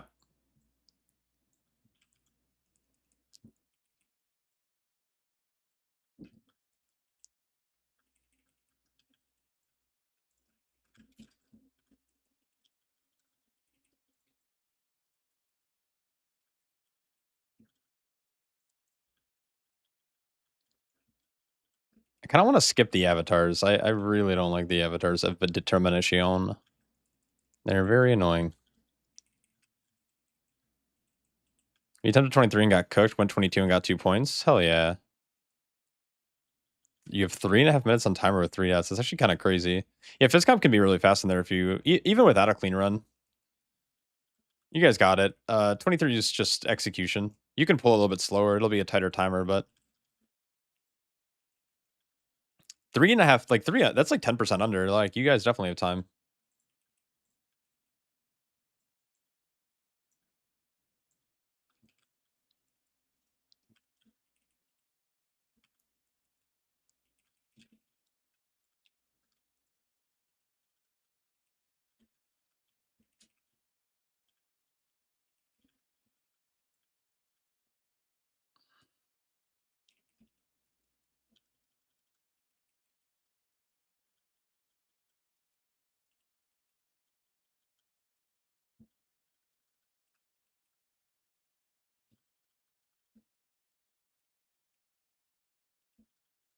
Had some good stuff happen today. 23 MC and lost it. And now we have 23, or wait, we now have Nexus and AA for timer for tomorrow. Holy cow, I can't read. Oh my god. Hopefully we can find people. It's normally just me and Lane consistently. Yeah, well, hopefully. They just keep networking. I mean, the Fizz community is small, but I feel like in the top end, like there's a lot of like I shouldn't say it's easy, but there's a lot of like rogues. Charon's probably a good pickup for those. He doesn't really have a team. Elmer Fudd. Resto Shaman. Not really sure about ferals. Ferals are weird.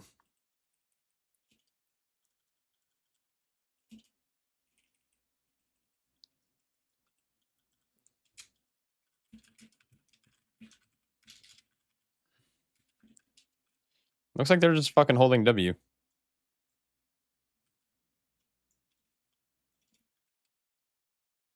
Huh. It's slippery over here.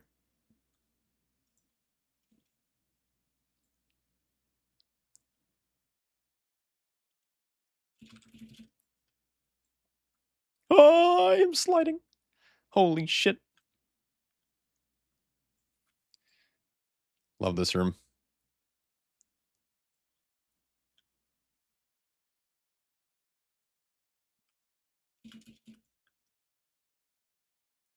No. No, no, no, no, no. Yeah, it's another Mistweaver season. Unlucky. Soup Store makes his grand debut.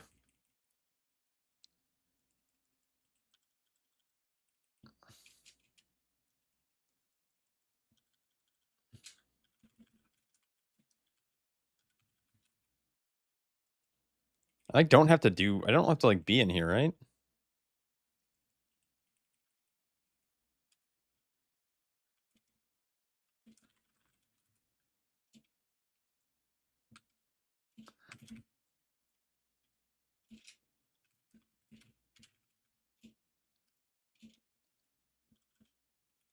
Ugh.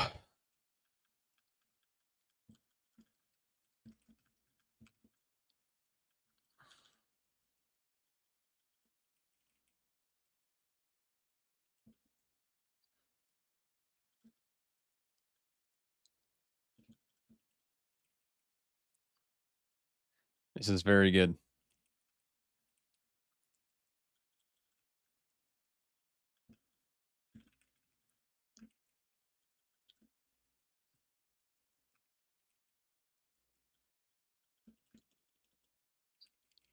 Surely we'll kill this guy, and then we'll soak.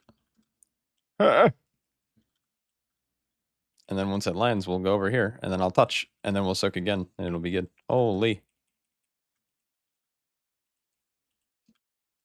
We're so good.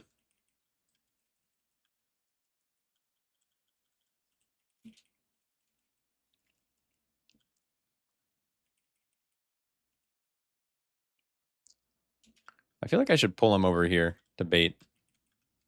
And then we'll go... That's a quick dispel. Oh, my group's over here. It's fine. Oh. Hey, okay, we're sliding. Flipping and sliding.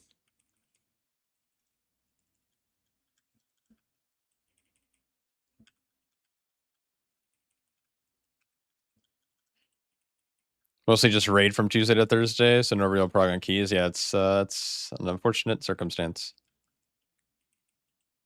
Wait, is the edge of the room just like normal? Oh no. Oh, whoa, slick. No pun intended. I want to stand in the little snow pile now. All right, fun fight. I like this fight a lot, man. This fight's good. No, I'm sliding around like crazy.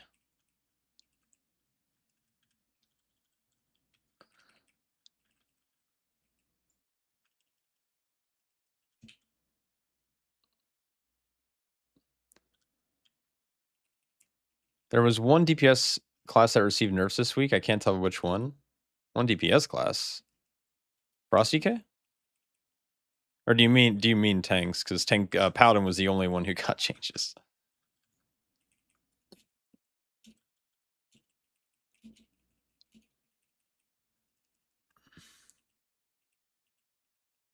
Oh, oh, we just tunneled. Good.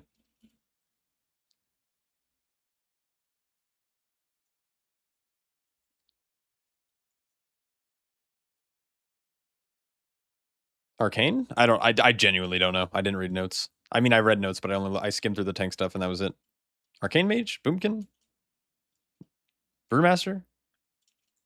Mistweaver? I love Center Earth Floor. Oh my god.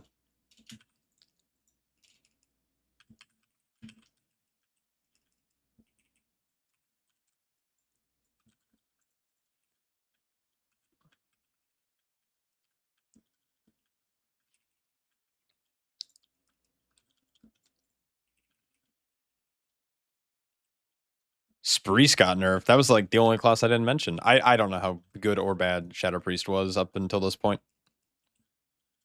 I haven't really seen many on PTR, and I don't read notes, so it's more like only if I see them in the wild do I get to enjoy being blessed.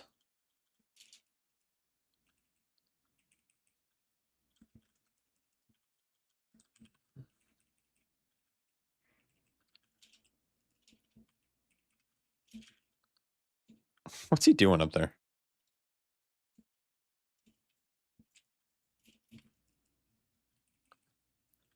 I wonder if there's ever a world where I like run down the stairs and pull that pack up here.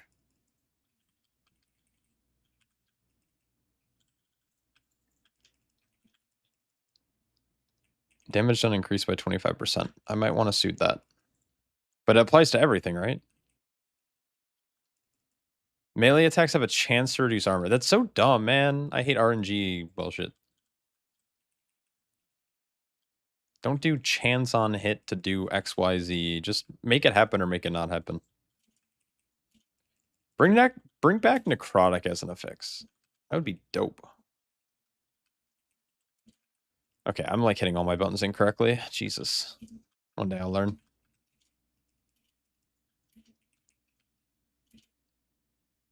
Time warp is ready. Do I double the pull?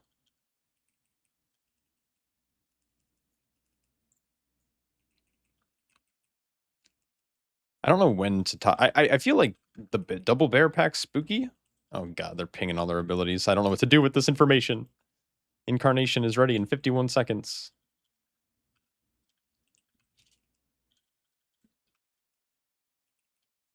They're pinging me.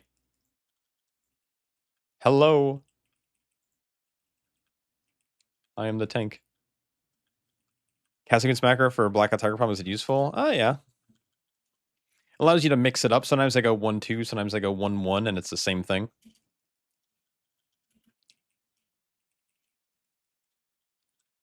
I'm not trying to time this key. I'm trying to just complete this key.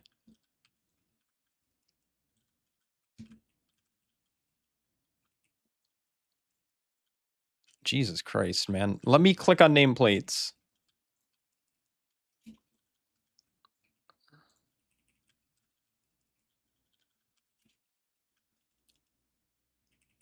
Pull it all on the boss with Lust, we win. Yes.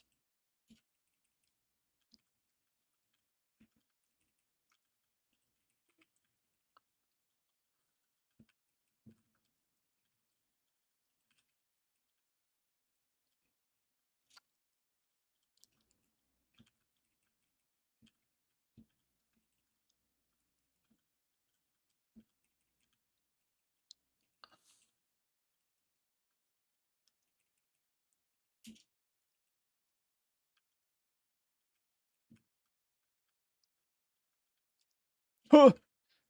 All right. This is going to be a lot of fun.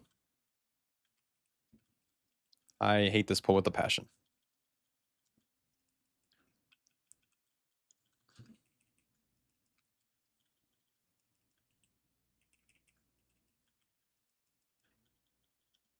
They finally make it not stack.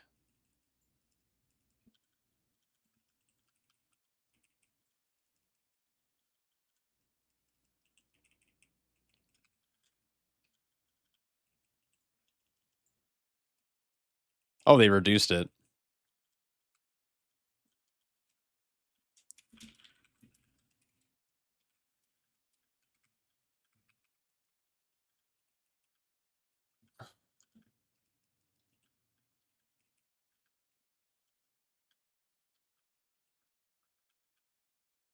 Oh my god.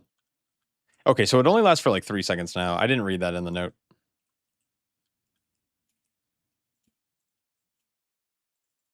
That would have been super sick, actually. No way she gives 7%, right?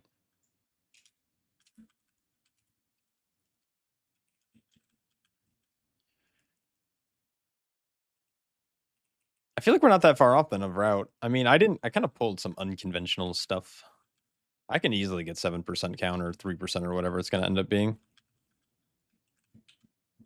See, how much damage does Lightning Bolt do? This comp really sucks for swapping of totems, though.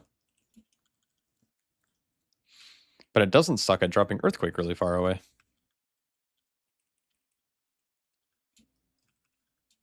Okay, 1, 2, 3, 4, 5, 6.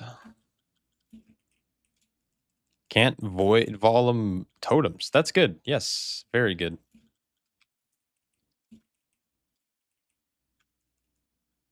I will kill the totems, then don't worry, team.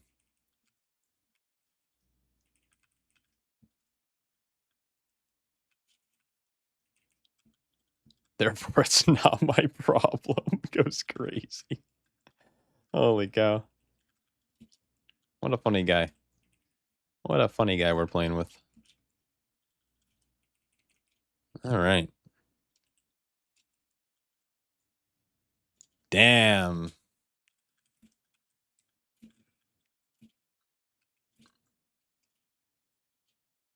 Void Volley is a lot of damage, yes. My turn is just doing 5%. That's crazy. Does Nalarak give percent? Maybe he gives percent, and then we're fine.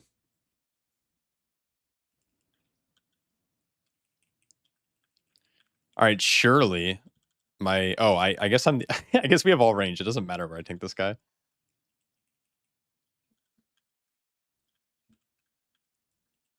Oh shit. Shit. Uh sorry, my bad.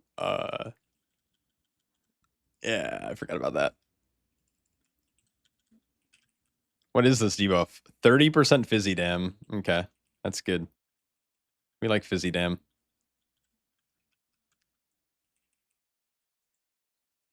Okay, so stand behind shield, get defensive stance for the onslaught. Tank soaks. Makes me take more physical damage. That means I should probably not soak, right? Uh-oh, that's very not good.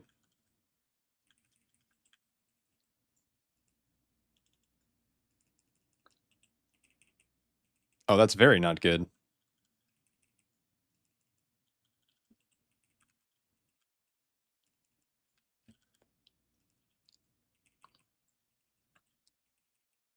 I feel like the hitboxes for the soaks are really weird. I think it would help if they put like a circle around each bear.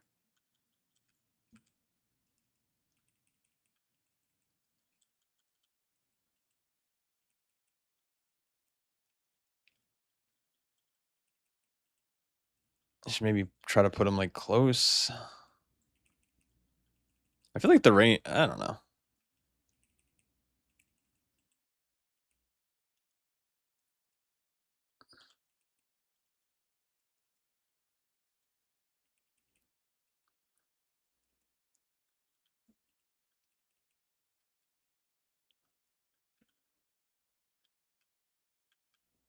Oh, it doesn't apply a bleed anymore?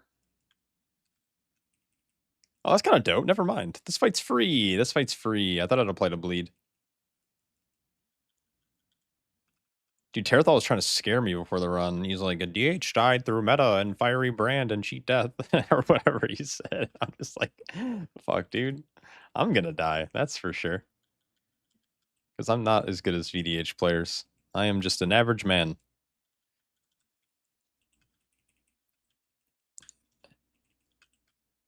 Oh, look at this. We're making like a... Oh, are they stacking them? Let's see how much damage it does. Oh, no, he bitched out. Okay. Here you go, Terethal. I'll give you a little tires list. Just for you, buddy. And then I'll apply Touch of Death here. GG. I like that fight actually a lot.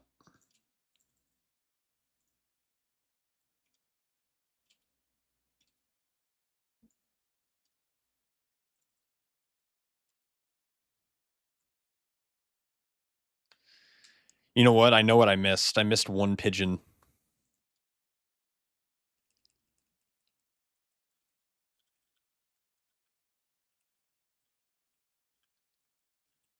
I don't know if this is actually enough.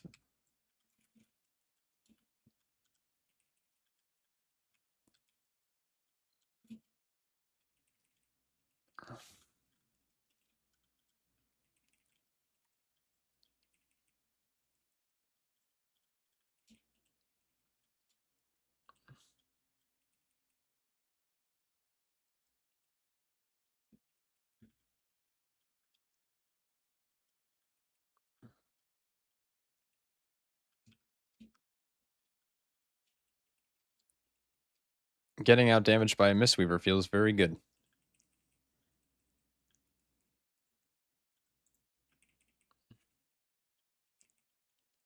Holy.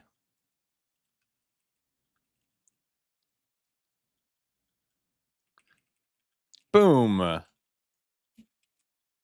Oof.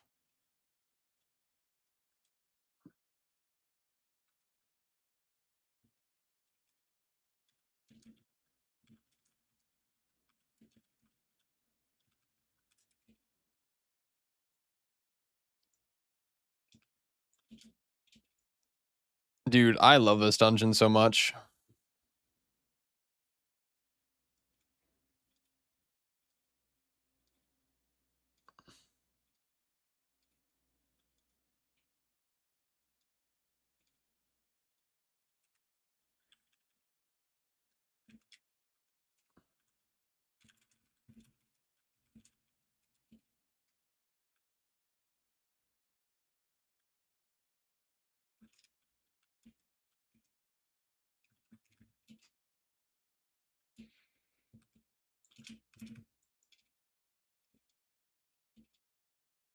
Uh, what was my overall? It's like 117, dude. It's so low. It's so low compared to other tanks versus in this.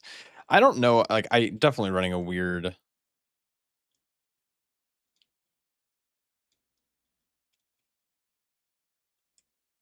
I don't know. Guardian's not. I don't think Guardian's looking that great either. I think Brew and Guardian are actually looking kind of weak this season. But I'm also kind of bad, so that might just be a me thing. Bear's tankiness is really good still. It just doesn't feel great to play in terms of its damage. This brew build doesn't work. Like, I just think you play Master of Harmony and it's just better.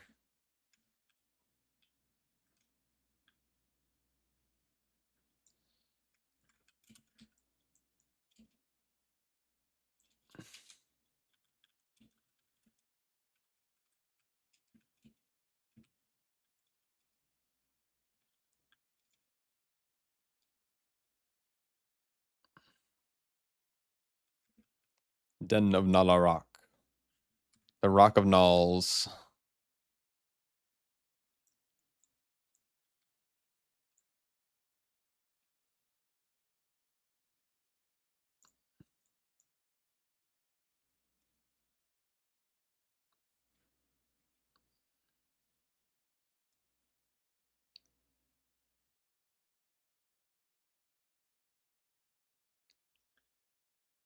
Dude, this dungeon's so sick.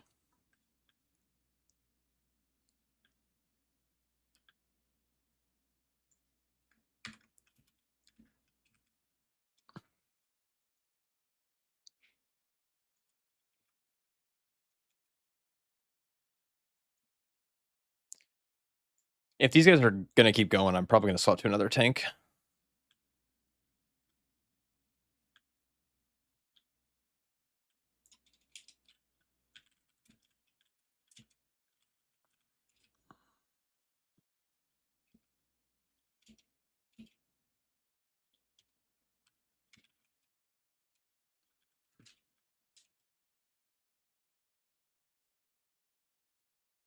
Zoom in, dude. Just did voice card as DPS for the first time. As DPS, it's a fun dungeon. Yeah, dude. I think the dungeon's just fun forever. I don't know about healers, but yeah, voice card is a lot of fun.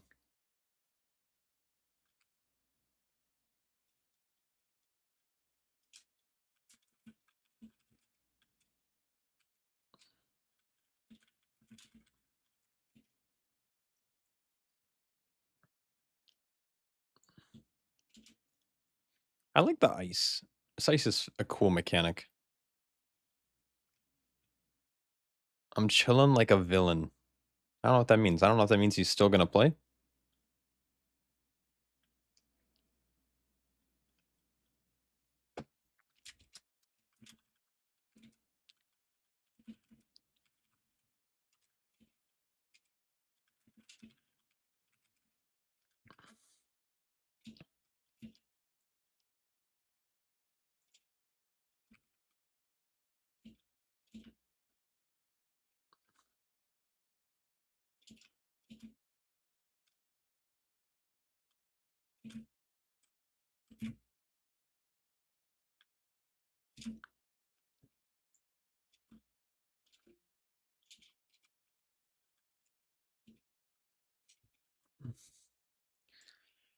Oh, we're doing Ruby. It's like the one dungeon, the one dungeon I don't care to do, but we'll do it.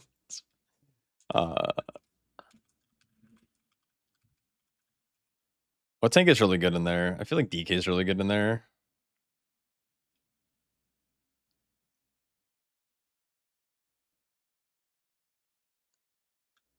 Yeah, I think I swap. Maybe I don't swap.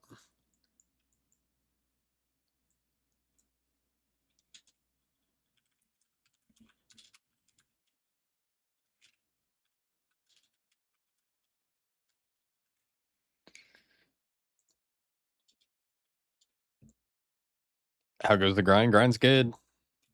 Just kind of chilling on PTR.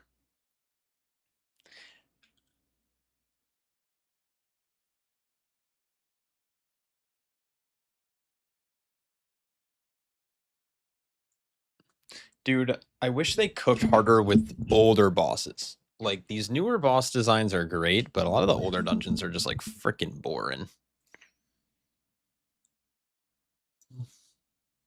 Let me go, and do Hearthstone.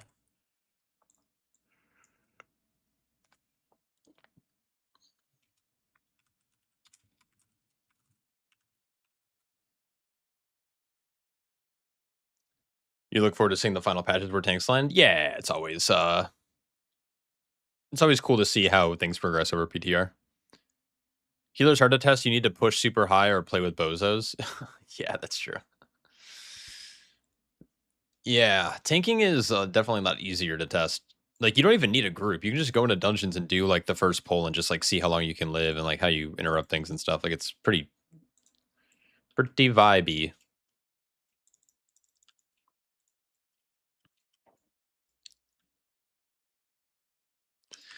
Yeah, I wish Shadowpan, like, felt better, man. I mean, this is a really cooked build.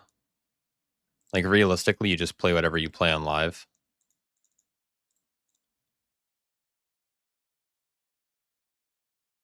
You're not a meta person, but you wanna see how it goes, like, continue with Monk or Druid? Yeah, I mean, Monk plays really well. I like Monk a lot still, it's just there isn't really any changes, so you kinda just, like you just exist.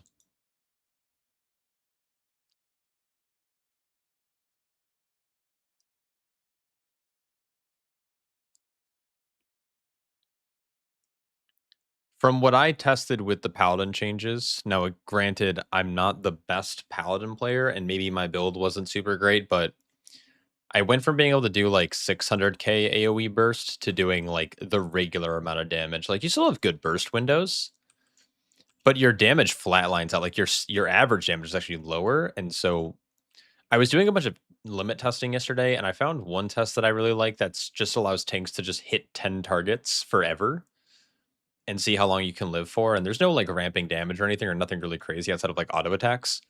But in that 10-minute test, Paladin actually was, like, one of the lowest DPS besides Bear. So I think the nerfs brought them in line and maybe too much. They might actually see damage buffs, but again, I'm not sure how much it is in a more of a practical sense where you're in a dungeon and you have kicks and stuff, and CC and other DPS doing big dam. It's hard to know what'll be meta by the end of the season. I was super hyped for Brew meta this season until Bear got crazy buffed. Yeah, I mean, that is the most maybe humbling isn't the right word, but I think it just goes to show that at any moment, Blizzard can purposely or even accidentally make another tank or another class just uber broken. And in the case of Bear, it was an accident.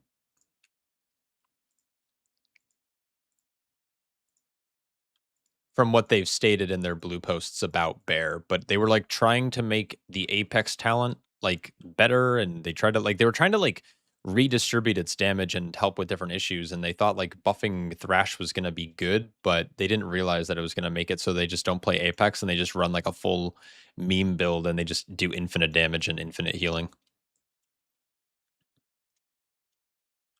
It's quite a shame, but I'm kind of sad they felt like Brew deserved nerfs, and I think if you reverted Brew back to where it was at the start of the patch in terms of its survivability and stuff, I feel like it still wouldn't be better than Bear, and it would just be a little bit more competitive, which would have been better tank balance in my opinion. But can Blizzard go ahead and do Warlock tank next? We got the experience. They could. They could do it. I want a new tank spec in the game. I'm just trying to think like what could a tank spec do that's different, that makes it feel different from what other tanks already do. I kind of like the idea, and this is like a really weird cooked take, but it's like with the Tinkerer class. I know a lot of people like the Shaman idea or like make a Hunter a tank. I've heard those a lot, but yeah, male tank would be dope. But I feel like they could do something with like a Tinkerer class where you the way that I envision it, and I think everyone would envision it differently, but I think of like a tank tinker would be like you are like you're like the what's his name? King Mechagon or not Mechagon. What's that guy from the Battle for Azeroth raid? Mechatork. Yeah, Mechatork. So you're like Mechatork, and you as a tank, you like you're piloting like a mech, and inside of your mech, you have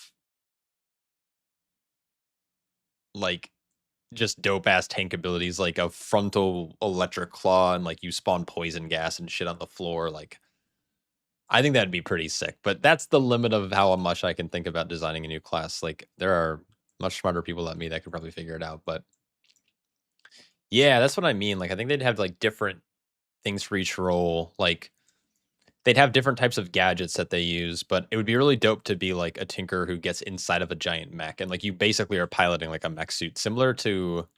I mean, like they have mechs in the game, right?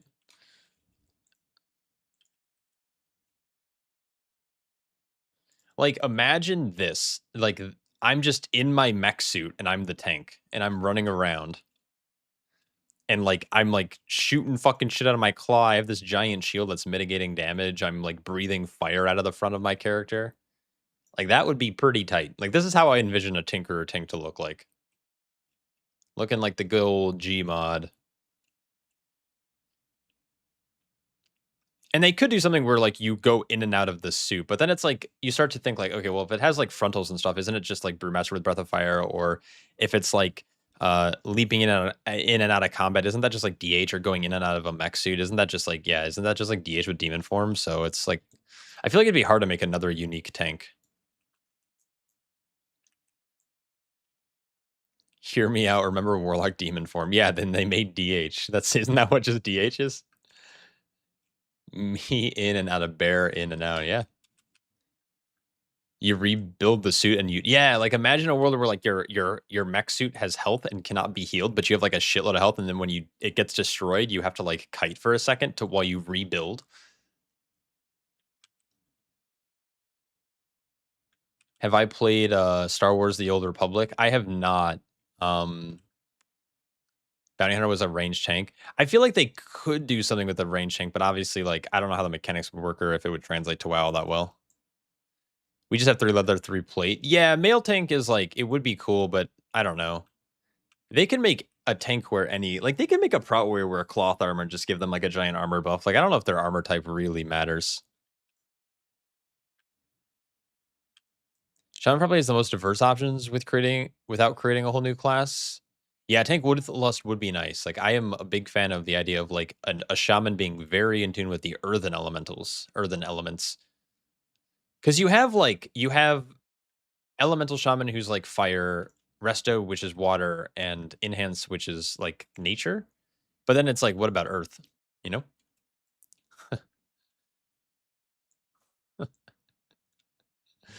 Oh, good old lithium battery. Yeah.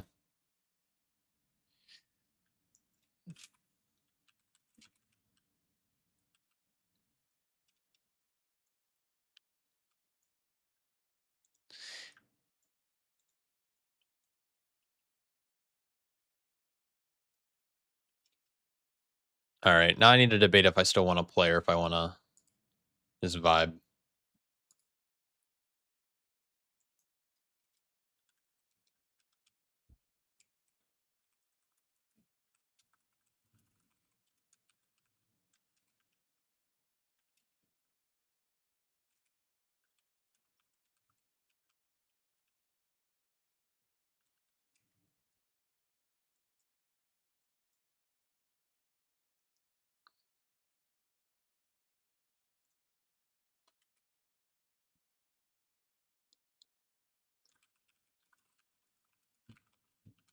Oh, he left.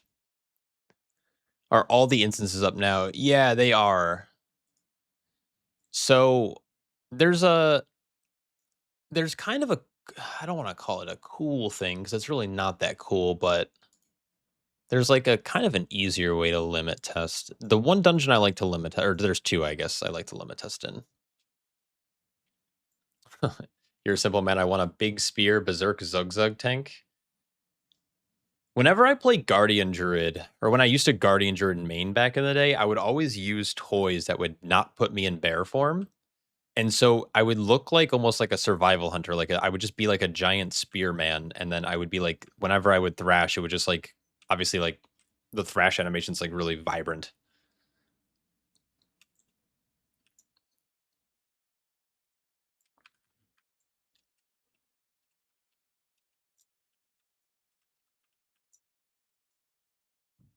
So let's go I wanna go Altar of Fangs. I think like 20.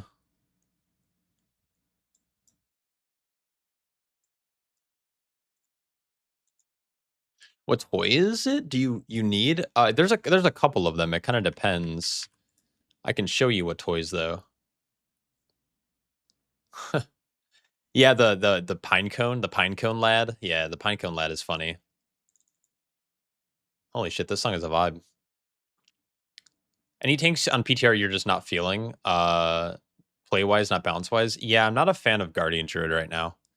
Now, I was a Guardian Druid main for many, many years, and I loved it. And then they slowly started taking away the things that I loved, and now I think it's like a shell of what it used to be. I do think some of their design changes for Bear have moved in a better direction since like the Dragonflight rework. I really like Druid of the Claw, but it just doesn't feel good to play. But it doesn't feel good to play from like a numerical standpoint. Like in keys right now, like in like here, I'll even show you. Actually, first let me do the toy thing. So what I used to do back in the way back in the day is I used to use this Anconan Charm thing. Maybe I don't have it, or maybe I can't use it. It's Alliance only. I used to be an Alliance bear. Um, but you can do like Mr. Smite's Golden Compass, for example. Oops. And so now you're a Tauren, and whenever you thrash and swipe, you're like in human form, which is freaking sick. Yo, Seven. Thanks so much for the gifted subs, man. I hope you're having a great day. Holy shit. Thank you so much. Yeah, but so like Guardian Druid's running this issue like with Druid of the Claw and their reworked Apex talents. And don't get me wrong, this probably isn't like the best build, but it's just like I don't know. There's something about it that just doesn't feel that satisfying, and maybe it's because Ravage feels kind of underwhelming right now. But like, let's just say let's go Altar of Fangs like 18. And I like doing this like little it's I don't a test a lot. I guess I'll call it a test. Yeah, so Mr. Smite's Golding there's a ton of toys though that like change your form.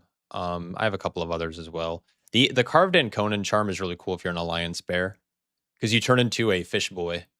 Another good one though is the recalibrator. So as a with the recalibrator, you can change into like anything.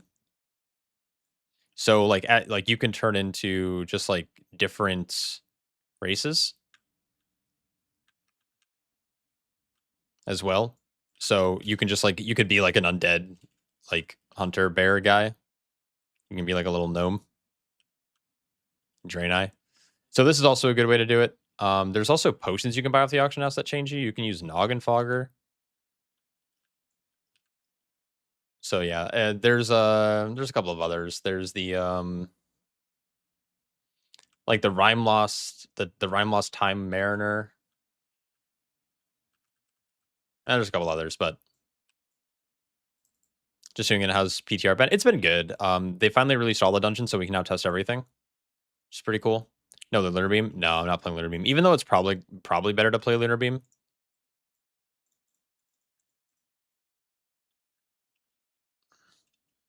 So at the start of this dungeon, you can, if you want to make it harder, you can pull the Twin Fang Harrower, but you can like actually get a pretty decent pull going here.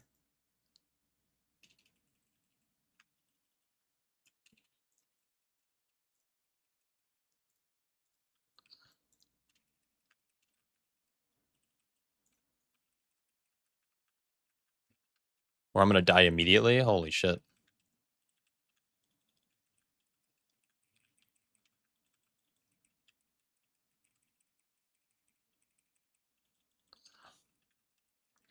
So this pull is like pretty chill because you can just like hit leeches forever, basically. But I don't know.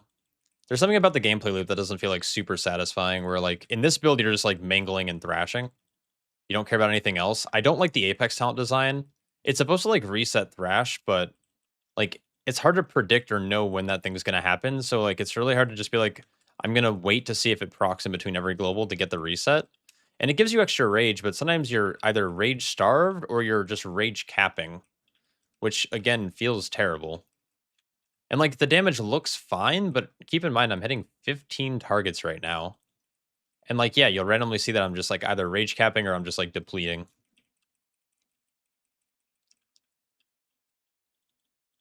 And then, Ursoc's Fury Remembered isn't, like, as strong as it was back in the day. I don't know. I mean, once you get situated with your oh, I'm also not playing, Sundering, which I should be, but once you get all your stacks rolling and you're just, like, basically spamming Iron for procs or unless you get Ravage. So here's Incarn again. So, like, again, it's really tanky, it just I don't know, it doesn't feel that great. Gory I like the change to Guri for, like, in a vacuum, I just don't know if it plays that well. Because you get these, like, random free procs, which is awesome.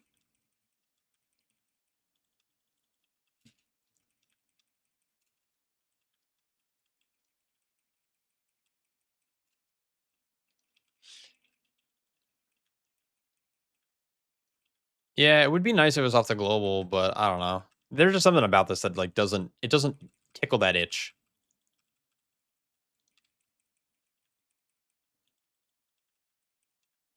So what I like about this pull too is that these leeches heal whenever they deal damage to the tank. So like these leeches kind of live forever. So you can just like sit here for as long as you want and just like always be hitting targets that are like a more dynamic than just hitting a training dummy.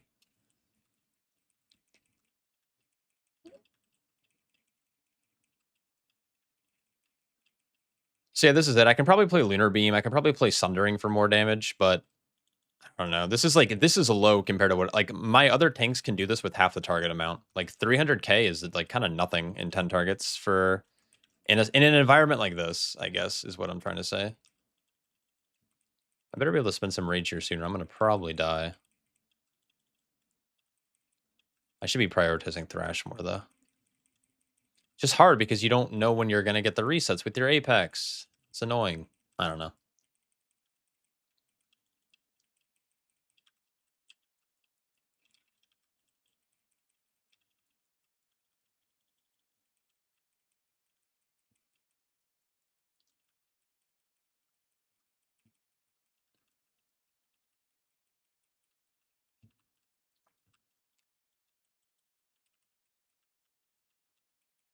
Yeah, it does feel clunky, and I don't know what it's because you can have like different spenders, but like I don't know. The amount of spenders you have doesn't really make sense to me. I kind of like I hate to say it, but I kind of miss Thorns of Iron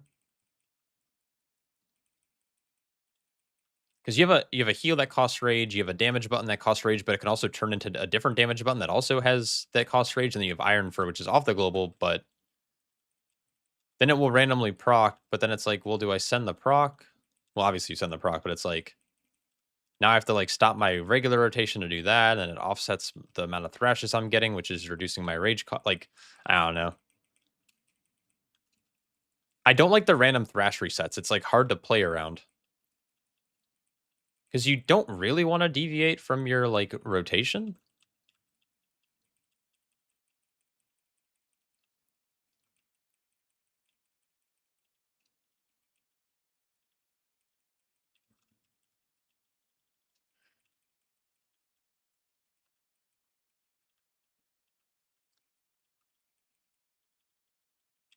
Yeah, adios, man. I have fun playing with your squad. I don't know if it's on live or on PTR, but either way, good luck. All right, so I've been in combat for about 5 minutes. I don't think I would die here. There's a chance. I mean, I got kind of low there, but yeah, I'll log over to Brew. I'll just start playing through all the tanks right now. Why not? I mean, I don't really. It seems like pugging at least healers on the PTR right now is like really rough. So like all of your damage is literally just Thrash and Ravage, and then you're spamming Mangle for rage generation. And you're also spamming Iron Fur, and then you're hoping that your Iron Fur just gives you procs of Ravage slash Raise, and then you when you get a free proc, you send it. And what's nice about this is it does it makes it free. So what's nice about this is that when you're and I don't know if this is actually making us do less damage than we should, but when you have a killing blow, when like based on killing blow, it consumes up to 20 more rage to deal up to 70% more damage. When you have the free proc, it means it'll only consume 20 rage. So it's free plus 20. Um Yes, I can probably play Lunar Beam. I also like Guardian of a Loon, like making healing from Frenzied like stronger or Iron for lasting longer, but you could probably drop that for Lunar. And you can probably drop the Bark Skin increase for something like Sundering. And you might play something like this. I feel like you can't really realistically play most of the talents down in this area. These talents seem fine. You don't really care for infected wounds. Obviously, like you could play this for kitty weaving, especially for like feral frenzy on boss fights, and then arguably you can get some damage from brambles.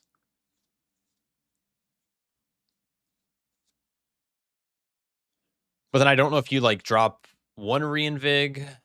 If you want to play gory fur, you have to either play scintillating moonlight or memory of Ysera. But scintillating doesn't make that much sense because you can't really apply to that many targets when you're playing this. When you're playing Goodger of the Claw, so maybe you play brambles, but then it's like, can you not play reinvigoration? But reinvigoration is kind of good, especially with like something like Forest Walk. So maybe you drop Waking Nightmare, but Waking Nightmare, like you can look at this breakdown here. Waking Nightmare is like pretty good. It's doing 3% plus another, like 4% for one damage for one node is like, really strong. So yeah, I don't know. This is your first season as tank and doing Mythic Plus. I got 3K with Guard Injured, hoping you can do it again season 2. Any tank can do 3K any season and way higher than that. There's always going to be a better tank to play, but every tank can play up to almost, if not title range, in my opinion. Yeah, some keys aren't fun based on the tank you play. Also, there's the community perception of like, if you're not playing the meta tank, it's harder to get invites. Like, that's a whole nother can of worms I don't really want to get into right now. My general stance though is play what you enjoy. Because if you enjoy the class you're playing, you're gonna naturally want to get better at it. Or at least you'll have fun. And having fun is also good.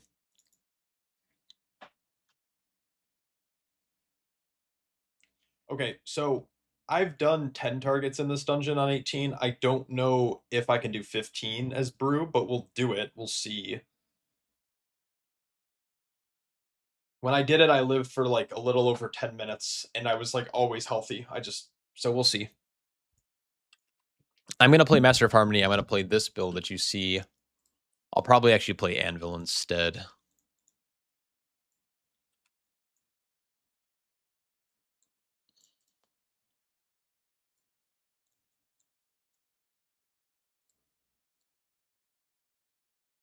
Where did my key go? Oh, it's down here.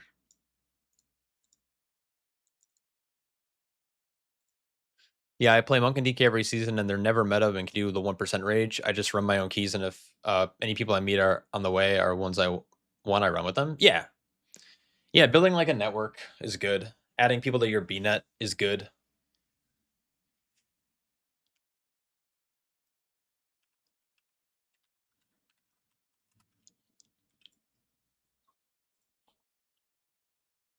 So 300% more damage in this key.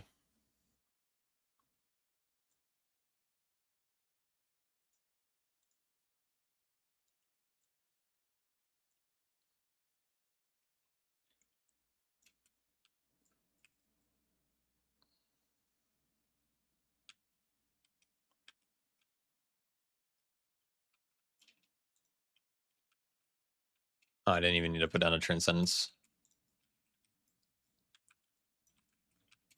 Will it actually pull this other guy? Oh, no. It's going to put me on the back foot a little bit, but that's okay. We'll recover. We will recover. Or I won't. It's okay.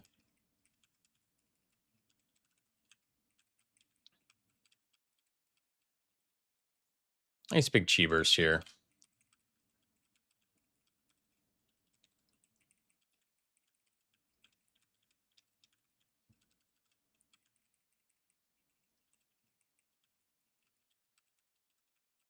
Might be actually a little bit hard to live on 15 targets. Also, I think I ideally want to just stand still.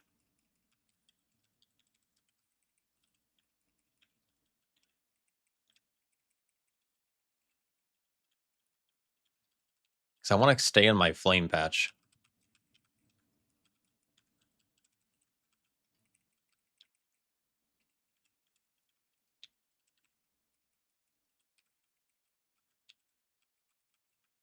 What's kind of nice is that my flame patches on the ground is also healing me. So if I can keep mobs in it, I'll be very healthy. But it's why is it so small, man?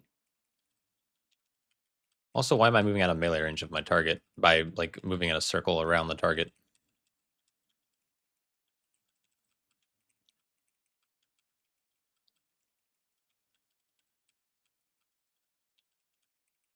So my setup was really bad, but you can see like my damage is kind of just climbing. Yeah, we'll send this instead.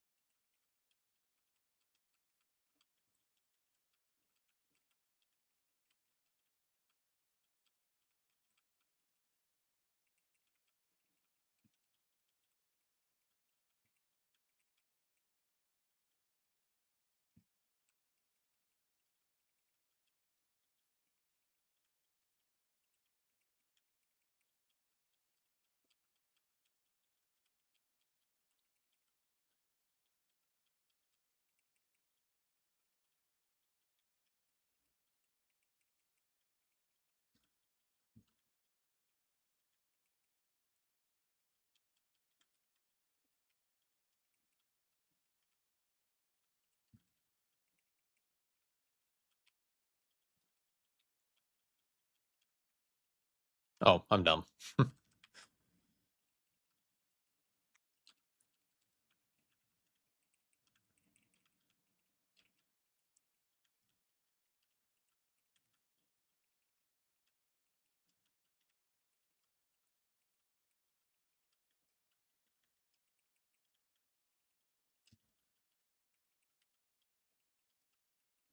So yeah, Brew just like kind of lives forever in pulls like this. Obviously, it's a very simple damage palette, right? It's all auto attacks. And Brew generally does pretty good against like just raw auto attack damage as long as they're not super heavy handed and there's no like weird dots or extra magic damage being applied as well. And when I need to, I go boom, sweep, and then this Chi Burst will full heal me. Boom. We love Chi Burst.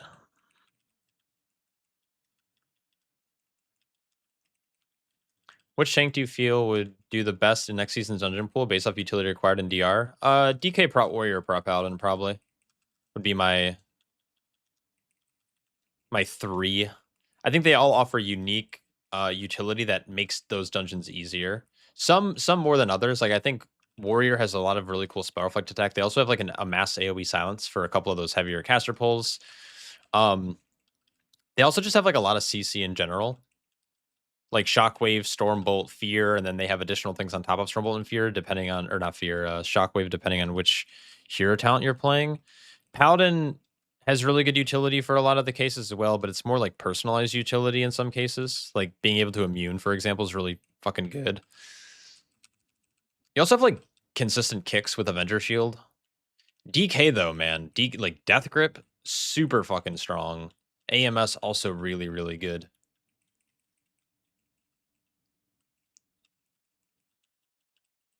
I don't know. They all have like their unique kind of unique things that make them all different, powerful, but in different ways for the next season.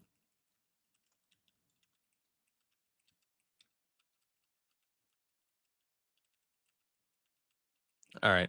We're living for about 5 minutes. I'm doing about 30k more DPS than my bear was as Master of Harmony. But I think bear scales better into bigger pulls. Like my bear in 10 targets does like 70k less damage than Brew does. Actually 361 feels really low. Like I was doing about this much damage like on the Reiki, like just doing 10 targets. But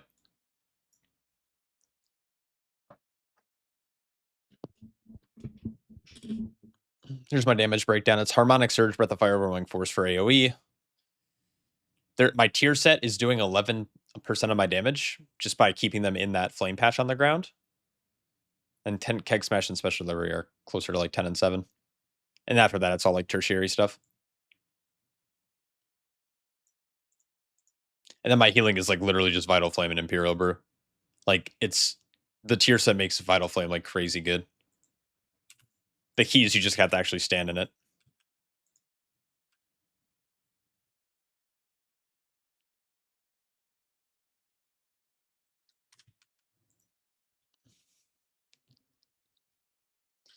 Did I do Shadow Pen already? For that test, yes, I have. It doesn't live as well, and it does less damage.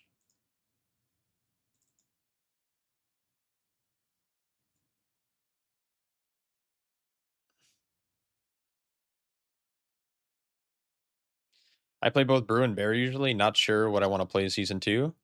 See what's going to be better for raid since I do both. Yeah, I mean, I don't know what's going to be better for either of those, like or for raid specifically. I don't look at raid logs. I don't look at raid testing. I don't do raid testing.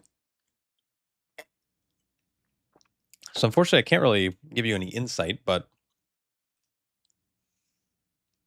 I'm sure they'll both be fine for mythic rating or heroic rating, whatever you do. Sad for Monk, feels like Prop Out and will be starting meta, but fall over pretty fast with tuning. Yeah, Prop Out and I don't think they're that. I think people. I don't know. I feel like they're being overhyped right now. I don't think they're good. I mean, they might be meta, which is whatever, but I think they're like. I can see a DK meta. I can also see a Prot Warrior meta.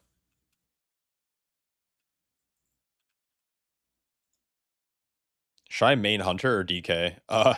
Hunter. On God for realsies.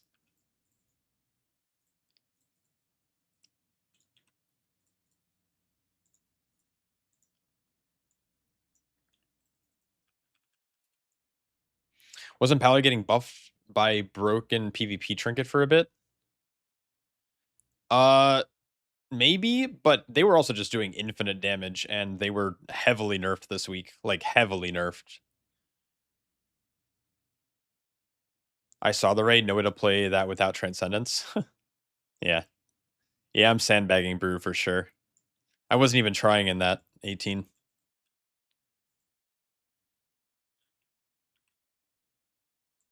I think a DK meta would be very cool. Like I want DK players and tanks to just play DK again. It's been a hot second.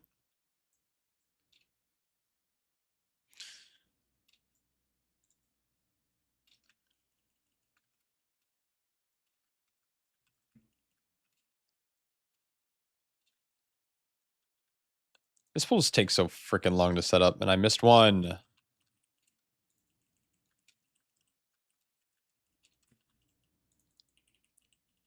I feel like I missed more. There doesn't seem to be that many here. I might have to start over because this is very weird gathering. Once I get set up, though, I will probably never die. I don't think I will. If I die, I am very bad. Warrior should be pretty much immortal in a pull like this. I thought Hunter was ass in PTR. I don't know. DK has been getting nerfed as well, so I don't know.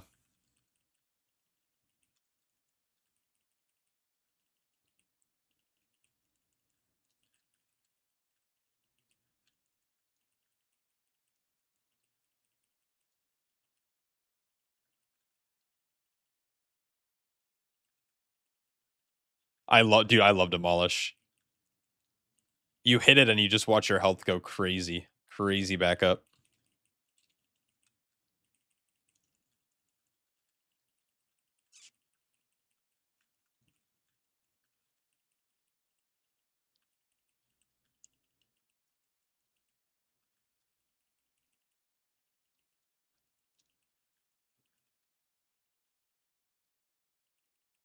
Look at this. Boom, boom, boom, boom. Big haste.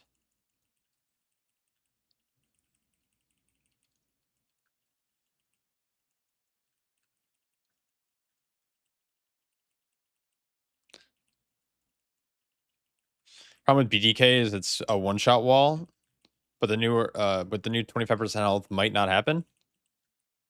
Maybe. I also think them having just straight up 10% more strength is like way stronger than I think people are giving it credit for. The fact that you can get like 10% strength regularly and then also have ramping strength that can stack on top of that is really good.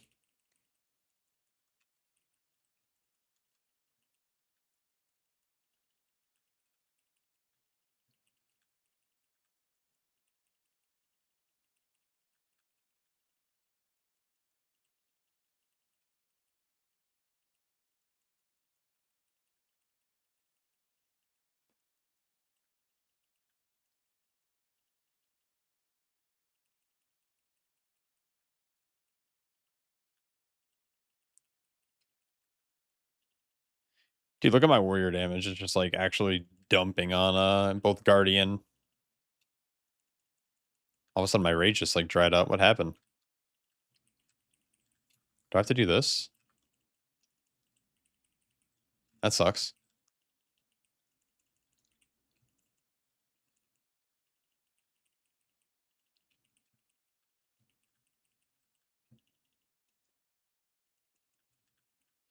This place was built for Prot Warrior.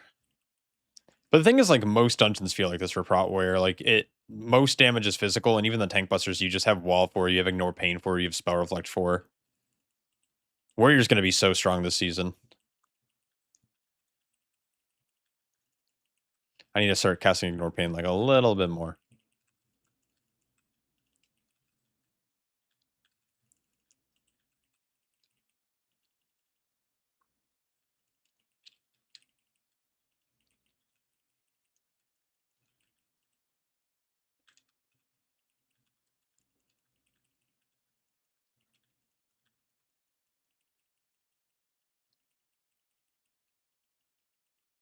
Yeah, you definitely have that amount of haste, and, like, a lot of tanks are gonna hit that point in this season, especially once you have, like, more mythic loot. Yeah, you're gonna hit, like, all of your haste break points or your mastery, your crit break points that you're gonna really want. And Warrior's no exception to that. Yeah, I'm 4 minutes in and I've already killed my first tick. Like, that's crazy. Bear and Brew were nowhere close. Even though I do think I was being a little bit more uh intentional with what I was targeting.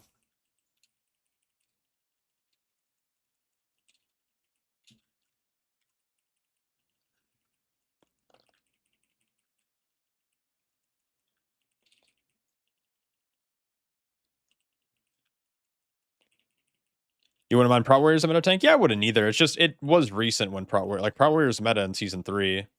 And it was pretty good in season 2 in the War Within. Like, it wasn't meta in season 2, but it was pretty freaking good. It was like top 3 tanks, top 2 tanks, top 3 maybe. It wasn't a Paladin season that season. It was like DH, Paladin, Prot, and they were all relatively competitive. And then in season 3, it was like straight up a Prot Warrior meta followed by Prot Paladin, maybe, if I remember correctly.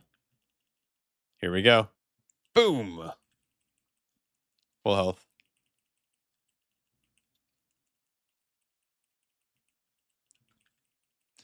Yeah, I'm just doing like 400k DPS.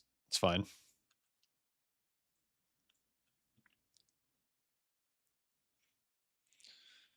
And a lot of my damage is going to just be revenge, and surprisingly, it's my tier set. Now, I am padding a little bit. I am running Tough as Nails, which is giving me 10% damage. But honestly, I feel like Tough as Nails is pretty good in a dungeon like this. It's also really good in like Den of Nalarok. It's pretty good in Temple of Sethralis. I think Colossus can do more, but I'm not sure. I'm not certain on that. But I feel like it's pretty similar. Colossus also feels fine, but sorry, Mountain Thing also feels fine.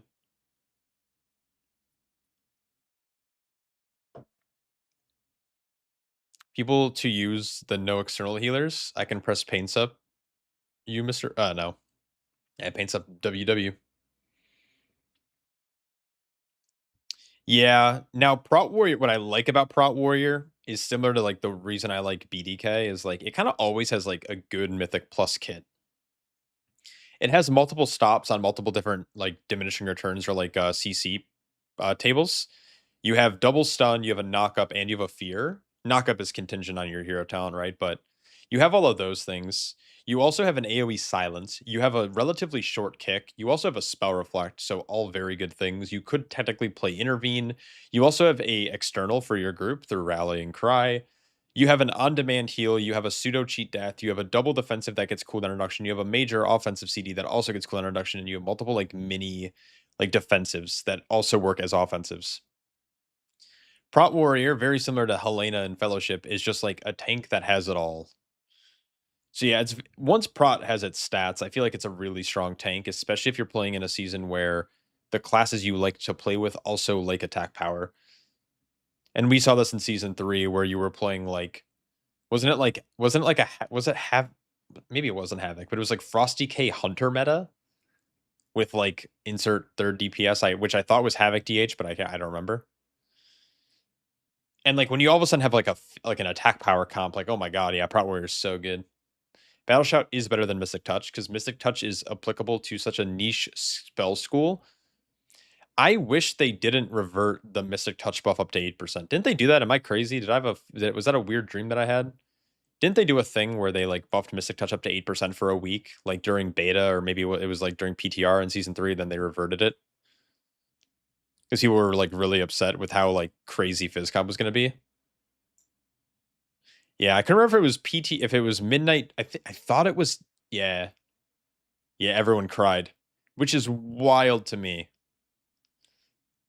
It didn't last a week. Yeah, they like implemented and then they like reverted it by the weekend or something. It was nuts.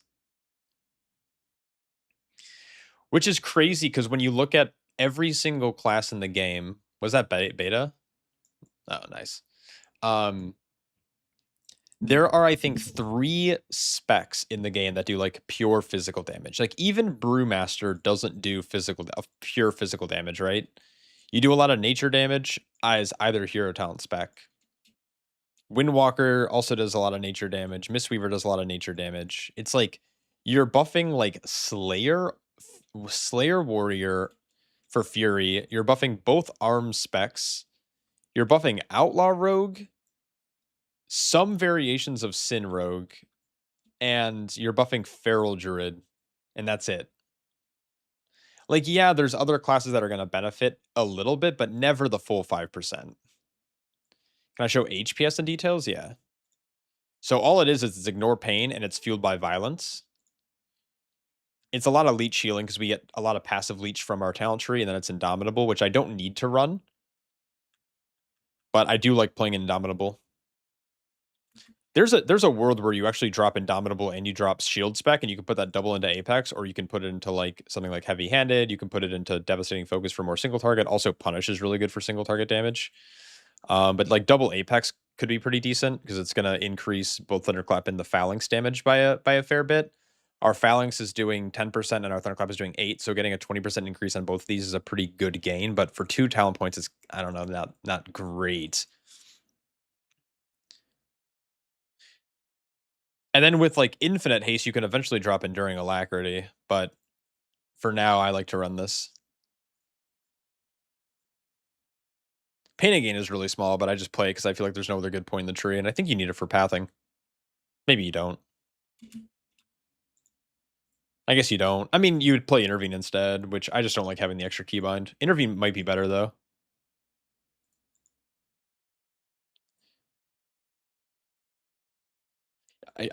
Dude, I wonder if I ever just like straight up just fucking. I don't even know what to drop. Like, you can maybe drop Stormbolt and just play like field dressing.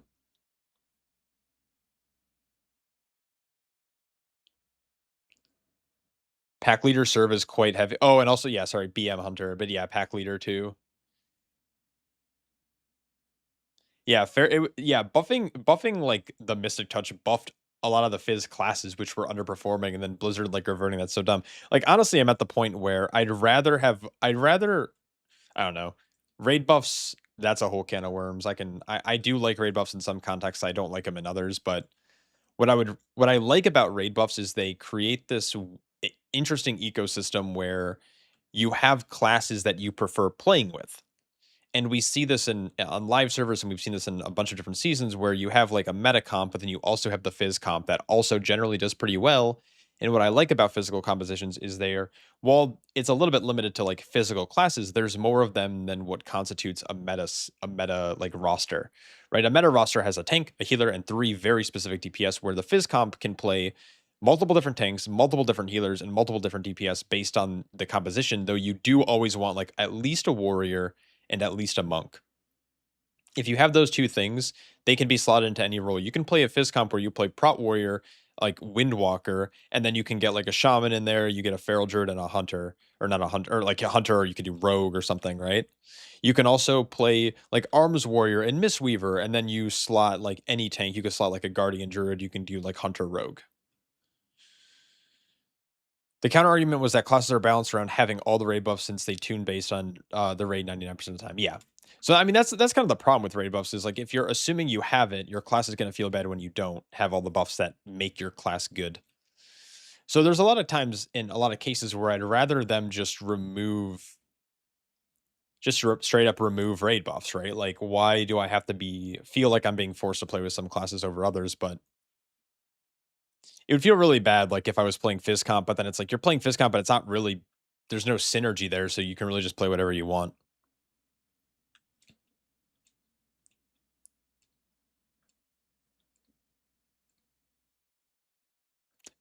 Yeah. So, there's a really interesting thing about Fizz Comp that I think it takes, people a while to learn. If you're a first-time Fizz player or you're someone who's been a meta tank, but then you play with a Fizz Comp, it's actually a pretty big learning curve for how you pull. So like the meta comp right now, and this happens most seasons where you set up the big pull, you blast it, and then you set up the next big pull and you blast it. Where meta comp is like you don't ever have a big pull set up and you just chain all the time and you have your DPS use cooldowns on cooldown. And you just like you literally hold W because you just do more damage all the time versus the meta comp, which needs their CD windows. But it's very fun when you get into the rhythm of just like, I'm just going to keep chain pulling. I'm going to pull 8 targets here. We're going to then, when these 8 targets are low, we're going to start walking to the next pack, which is 3 targets. And then when those 8 targets originally die, you take the 3 and then pull them into a next pull. And it's so fun. It's such a vibe. Yeah, I mean, you definitely this season's a little weird with Metacomp because the Devourer specifically wants to have targets to be hitting so they can keep their souls and shit. But like the way you construct the pulls are different than like the Metacomp, which literally just like holds W and you just keep doing like really small pulls all the time. Would be nice to just get to play with your buds and not worry that the mage and the you play it with a mage as a brew or vice versa. Yeah, that would be nice. I mean, the thing is, like, you can realistically do that, but WoW players and gamers in general tend to optimize the fun out of every game that they play. So, is it like actually a Blizzard problem that they should remove raid buffs, or is it more of just like a you should just play with your friends regardless of what class they're playing? You just like don't worry about it. But I am also someone who would be like, I hate playing with my mage friends because they're a mage and I'm a brew, and we have literally no class synergy. They have a long kick. I don't have a way to constantly stop mobs. They're giving me arcane intellect, which is useless, and I'm giving them mystic touch or not. Yeah, which is useless. Like, I don't know.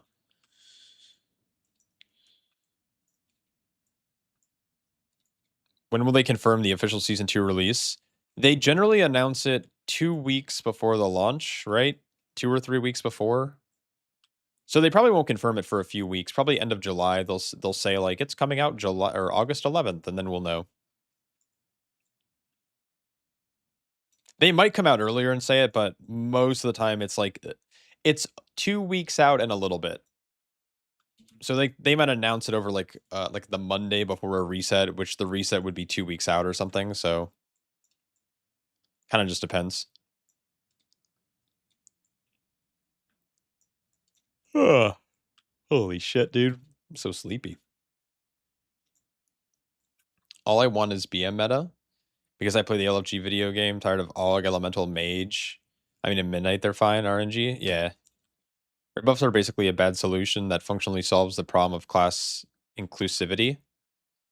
Just needs a better solution nowadays since Mythic Plus is such a gore game mode.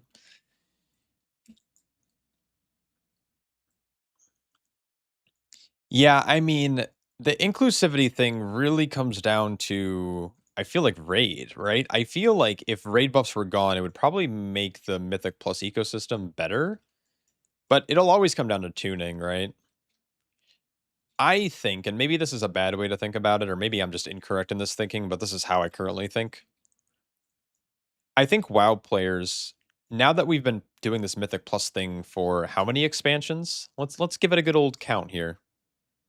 Oh, I can't. Oh, that's journeys. Dungeons. It started in Legion, right? So 1, 2, 3, 4, 5. We're in our sixth expansion of Mythic Plus. Not sixth season, sixth expansion of Mythic Plus, where we had 4 seasons, 4 seasons, 4 seasons, 4 seasons, 3 seasons. Like, dude, I think WoW players are just at the point where they have now just optimized the fun out of the game. And the community as a whole will always just try to play the meta spec, or like that's just if they only see their favorite streamers or content creators or highest keys being timed as X specs, they're just going to play those regardless of classes being good or not, or like other classes being powerful, regardless of Blizzard's tuning. Like, I feel like Arms Warrior right now is a really good example. Like, Arms Warrior on live is like a really, really powerful and broken spec, not even in the meta comp. Like, both in the meta comp and outside of the meta comp, Arms Warrior just pumps, but people just don't play him.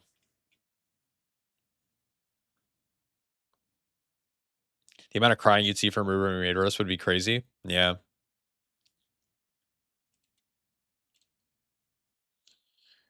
They could probably think of a more modern solution to raid buffs.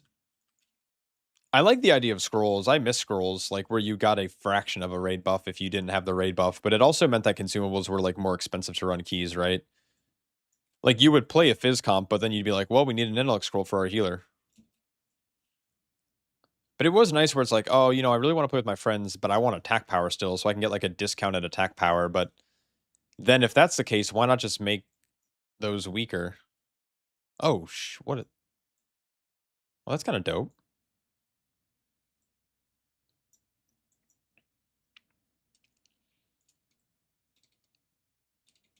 The age of tier lists has made the Mythic Plus scene so meta-driven. Yeah, exactly.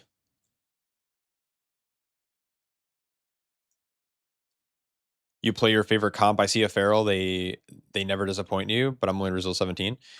Yeah, I mean, people who play, I found that people who play off meta, you have a higher chance that that player will probably perform if they're playing a class that isn't deemed meta because they're probably more passionate about that spec than they are about doing like the biggest damage and doing the highest keys. Is Og cooked? Everyone's saying it's cooked. I have no idea. I haven't really played with Og much on PTR. I don't really have that many Og friends since I mostly play in Fizz comps, and we don't really like playing with Og evokers anyways, so I'm okay if they take a back seat. I don't know. I don't know a lot of Og enjoyers.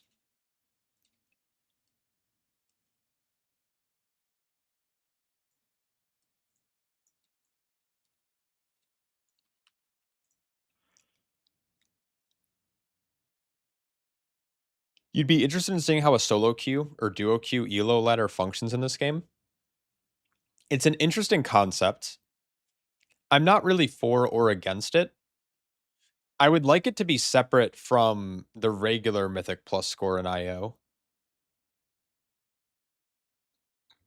Similar to how twos, threes, and like what is it? The solo queue works for PvP. If you have like a separate rating for it, I think that would be good, right? I'd also like the idea of like this is such like a far right pitch, and I've thought about this for a while, but it was mentioned on I don't remember if it was mentioned on the bench or if it was mentioned on the Poddy C podcast. But one of them mentioned like I think it was they were talking about resilient keys and like resilient keys cap at a certain level unless you make a team in game. Back like how the fives and the threes and the twos teams used to work, where you had to like sign a charter with another player, and then your score was like based on that team score. It'd be kind of interesting. I like the idea of making this game more like an MMO, and I don't mind having to connect with players like that, but I think the average person would fucking hate that shit. But I don't know. It's the same reason I don't like taking portals to dungeons. Like I like the world that we play in, and I hate that it's like almost like a queue roulette, right? You sit in a major city, you just spam queue, and then you port to a dungeon. That's so boring to me, man.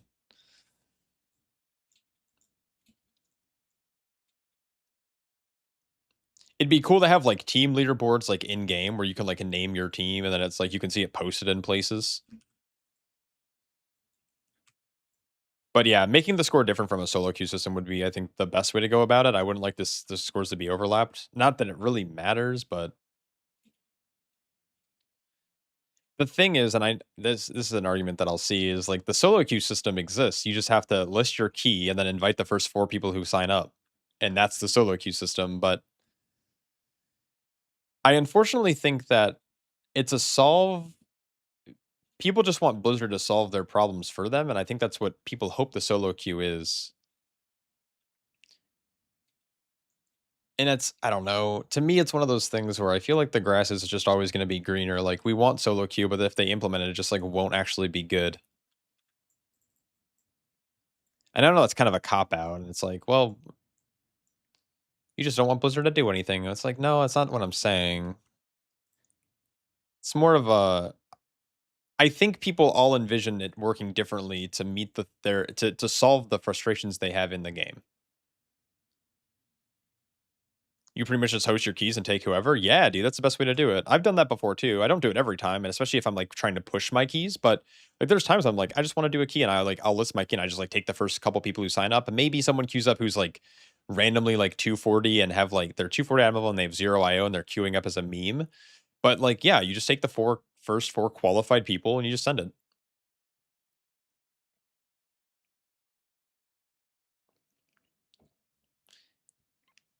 If balancing was better, not everyone cares so much about meta. I think people would care less about the solo queue. Yeah, there's a chance for that. I think what people really want is they want to be able to log into the game and play. And what often happens is you're logging into the game, and if you're not someone who wants to list their own key, and there's a lot of reasons why you wouldn't want to list your own key, right? It could be your key level is low, you have a key you don't have, you're doing keys higher than what you have in your bags. Maybe you're nervous about making your own group and you kind of just want to be a passenger princess. Like there's various reasons why you don't want to list your own key, but there's way more keys being not listed than listed, right? Every single player in the game has a key, but like when I list a key, like the other day I did a tweet about it. It was kind of funny, but I listed my key and literally within 10 seconds, I had like 12 applicants and like 11 of them were just a combination of DKs and DHs, all the same exact item level within the 100 IO of each other. And it's like, no wonder you're not getting invites. It's because no one's listing their key and everyone's playing the same class and spec. And if you're not playing a meta spec, you're probably less likely to get invited. But if you are playing a meta spec, you have infinitely higher competition. And there's nothing that really makes you stand out in game. So it's actually like a lose-lose for both. But people really want to have the problem solved for them where it's like I don't want to list my key and I don't want to sit in queue. Like waiting for groups. Like I just want to be able to hit a button and join just like I don't know. I guess the way I see solo queue is kind of like heroic dungeon finder or time like whatever this is, right? You hit find group and then it puts you in a queue and then it pairs you with like basically the first 4 people who have a similar rating as you and it's more rating based than it is just like a queue like heroic dungeons. I like to see results stop at some key level. It's a good system at lower keys, but the downside of it, I don't really, it doesn't really show up until later. Yeah, like I don't like Grazilla for like random reasons that I don't. I think Brazil's really good for the game as a whole, and there's more positives than negatives, but there are very apparent negatives. Like right now on like live, if you log in, there's so many Brazil keys trying to be sold for like the 1% title and the top 0.1% title. That's one issue. Another issue is that you have a fraction of the player base pushing the highest keys and then basically giving it to their friends, and then it kind of creates this it creates, I think, more of a gate kept community where like once you're like 23 Brazil, for example, or 24 Brazil, like you get to kind of choose who gets to do the keys. It also arbitrarily inflates the amount of IO that players can gain in each season, pushing these titles up higher. And it's all about networking and who you know. So it's doing it kind of a thing that I want the game to be, which is networking and like meeting people and being nice and not being an asshole. But it's also like kind of shitty and gatekeepy and it's really toxic. And right now, like I thought I was safe for title 2 months ago, and it turns out 2 months ago I would have not been safe for title, and yet like the title is just climbing up and up and up, and it could hit 4,200 this season, which is wild to me. Like 4,200 is crazy. That is like just shy of 23 Brazil. Not really. I mean, it's like it's like multiple keys short, but 23 Brazil is not easy. 22 Brazil isn't easy, yet that's what it's going to take to get 0.1%, most likely, if not higher. Also, there's an issue with if you know the right people, and like I've seen some not so good players get fed Resil keys, and now they're going to get title and push other players who are working really hard out. So yeah, like it's a super gate kept thing, and I kind of hate it. I hope so. So hope that 1% is not 21 Resil. Yeah, fingers crossed. At least you're not EU. Yeah, thank God. EU are gamers, man, but also yeah, it's like three keys short, maybe four.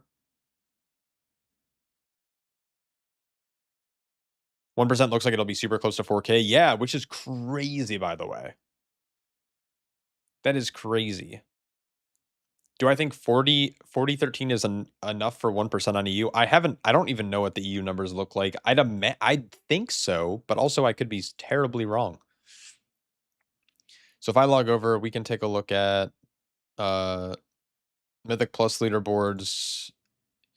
So 1%, I mean it might go up 100 points. There's a possibility it goes up 100 points. It went up in the last week, it went up. It hasn't gone up that much actually, which is surprising. So in the last 10 days, it's gone up 20 points. Our biggest power curve was definitely last week. I'd like to say that 4K is safe, but also the season's not ending for like I don't know another 4 weeks, which gives people a lot of time to start pushing and selling. So who knows?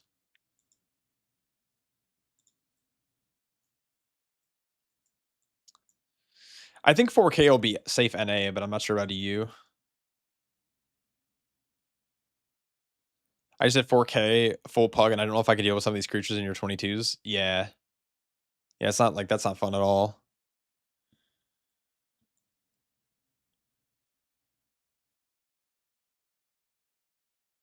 It will 100% go higher. People still gaming and LFG and NA is still alive and we stop earlier.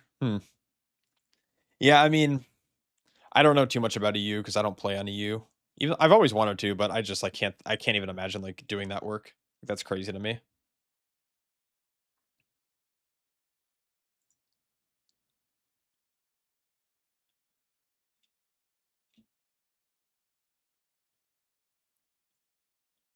think maybe I start over here.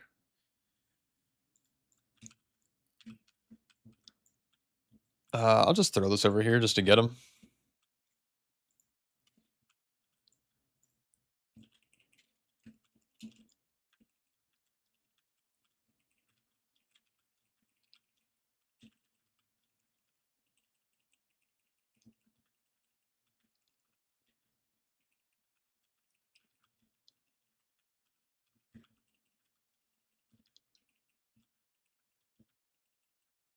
I don't know. There's only like 5 to 6 22s in Q on NA during peak.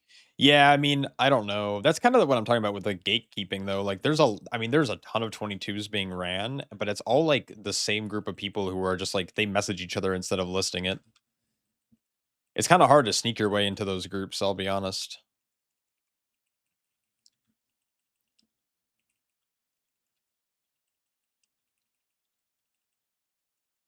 Why I accidentally potted, that's not good.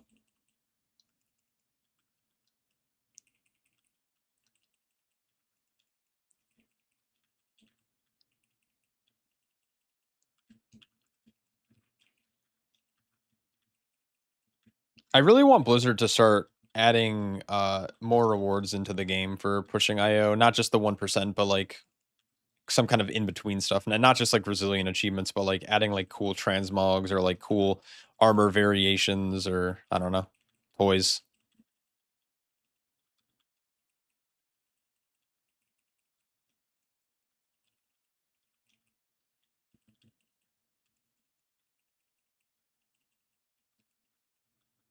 Ah, fuck.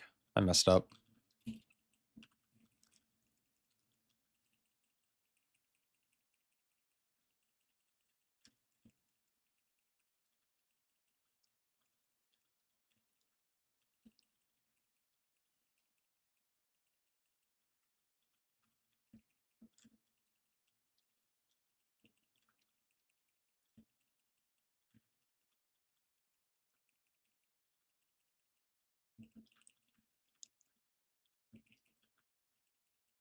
Oh, proc a little blood draw there. It's good.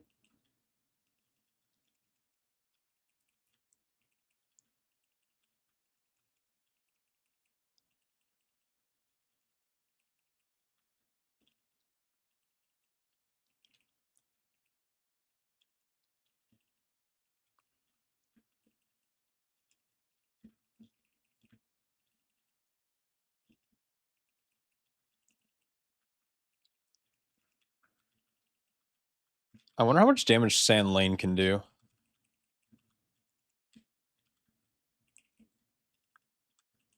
I feel like it'd be, like, crazy high.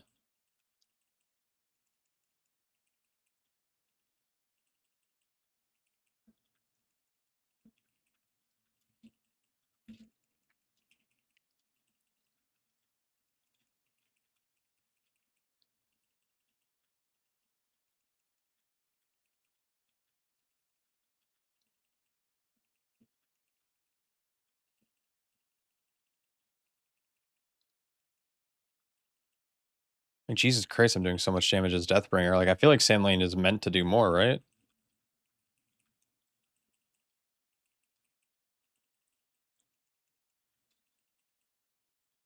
My Mythic Guild only does, Vault. No one likes his keys on your team. That's so unfortunate. I feel like a lot of raiders are like that, though. I feel like the divide between raiders and um non like people who enjoy Mythic Plus have like has kind of had like there's been like a bigger divide lately, especially when they started adding like the rerolls and stuff. And like this season was weird too, because a lot of like the best gear you needed for Mythic Plus came off like the first couple of bosses that were just like really puggable. And so like it didn't make sense to raid if you didn't have to. And I know a lot of my Mythic Plus friends had quit raiding this season or who had taken a break from raiding this season just so they can just do keys more. And raiders are kind of the opposite. Like they raid because they really enjoy like killing bosses and shit. And sometimes they don't really care to do keys. They wanna prog hard bosses with the boys. Yeah, it's about 20k more DPS than Warrior. I'm also not playing it super optimally. I'm like half reading chat, half looking at my other monitor. But yeah, and this is also I feel like Sand Lane would do more damage here. I'm gonna do like one more Dancing Rune Weapon window and call it a day. And just maybe I'll try Sand Lane because I'm interested to see if it can do more damage than this.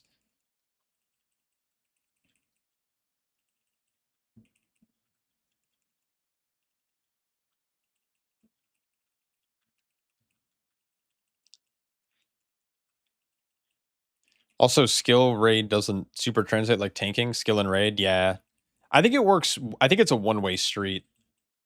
Maybe I'm biased because I'm someone who mostly does Mythic Plus and I raid casually, but I feel like Mythic Plus teaches you really good skills, but raiding doesn't in the inverse content. So like raiding teaches you it doesn't teach you how to be a good Mythic Pluser, but Mythic Plus can teach you how to be a good raider.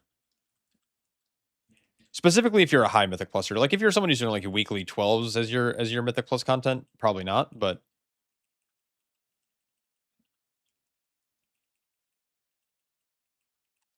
oh, are we? Are we serious raiders? I don't know, man. I feel like serious raiders wouldn't wipe in intermission 1 as much as we did. I feel like serious raiders would know their left from their rights a couple more times than we did in that last phase. If we were serious raiders, we'd probably taunt swap more often. Tanking issue.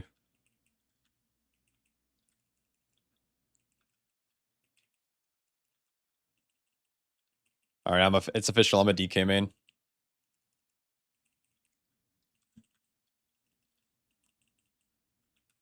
We should start tattooing left and right on birth. We should. I think on the foreheads. I think on everyone's forehead we should do that. Or maybe on just their hands. I don't know. Whichever is more ethically sane. The problem with DK is that in higher keys, the incoming damage isn't smooth enough, smooth out enough by the kit.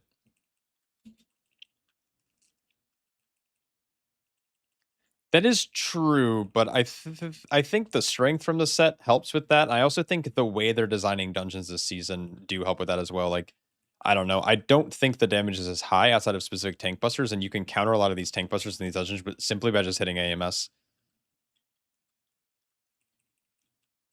I mean, I'd like to be right, but I'd also like to be wrong. I'd like to be right because I want DK to have a meta season. I'd also like to be wrong because I don't like being right, but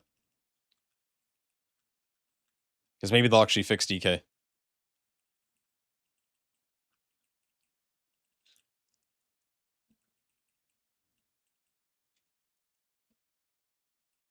Tattoo on the ears, maybe. That could be good. Hi, I'm trying to accelerate my balling to become a better tank. Any tips? So go to your local supermarket or local haberdashery, and they sell this thing called Tide Pods. You'll want to pick up a pack of those, go home, and you'll want to take one a day until you're fully bald. For legal reasons, this is a joke. If you want to get balder quicker, it's easy. Quit your full-time job and just play WoW all day. And don't drink water. That's actually the best thing to do. Monster Energy is a very good substitute.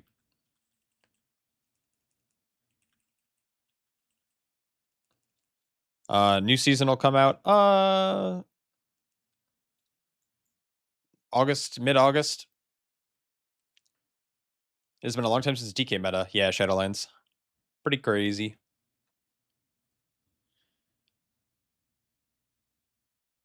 It's been a hot second since the DK meta. That's why I'm okay with it. Like, if it was a prop paladin or I mean, maybe prot warrior meta, I would. I'm not thrilled about a prot warrior meta. I'm okay with prop paladin. It's been the war within season 1 since they've then been like top dog. I don't know, dude. It was so funny. Yesterday I tweeted that we got 23 Brazil because I was pretty proud of it. I was pretty happy that we got Brazil. It felt good. And the first fucking comment was, "Thanks for letting us all know you're a turbo virgin." And dude, I was cracking up. Oh my god, what a banger tweet! Just fucking turbo virgin. And then there's someone else who said something similar. Now you can go get laid. Fucking bar. So good. God, I love Twitter.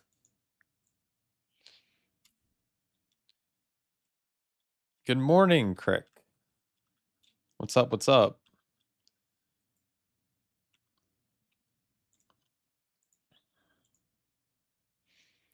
You know what I kind of want to try? I kind of want to play Consumption.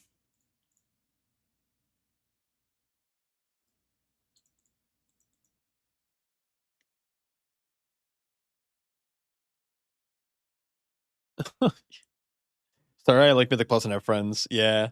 It's one of those things too where I don't think we like my group doesn't play that much. Like we play every once in a while here and there. Sometimes we have long key sessions, but I feel like more often than not, we don't play as much as I think other groups do. But it's like sorry, I have friends that I'm proud of us of getting natty homegrown, a little homegrown Brazil action. It's very good. I'm Mythic Plus as tank because my wife likes playing healer. Oh, that's a recipe for success. And it's not worth listening to her complain about waiting for tanks. Yeah, that's fair. Yep, that's fair. So you have to tank. Testing BDK? Yeah, I'm just kind of like doing a little bit of limit testing. Not even, I don't even want to call it limit testing because it's like I'm not really pushing the class. I'm just like, I'm pulling 15 targets that melee the tank and that's it. And just seeing if I can do big dam or how long I can live for.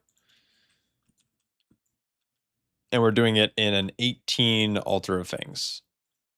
So a relatively higher level, 5 targets. It's only 4 targets there. I might need to reset, actually. It does suck. Brazil 23 is pretty much near impossible in NA because not a lot of people plug that high like EU. Yeah, less people plug that high, and it's really about who you know. Like I feel like so there's a thing that's happening on NA servers right now where there's like a plague of I don't okay, plague's not the right word. That's like fucking degenerate. There's like specific people from different groups on NA that are like feeding a bunch of people 23 Brazil, but they're not listening in LFG. They're just sending it to send it and they're inviting their friends and their friends of friends or like someone from their guild and It's like that's the part of the community in Rizulki that I really hate is like that it is gatekeepy like that. Punkin 23 is wild. You should have had people that on that range added on your friends list. Yeah, you should, but also there are some gamers who are just like LFG demons and they do like that's all they do because they can't play frequently or they don't have like enough time, but it's pretty rare to find people who are like that. I think it might be more common on EU though.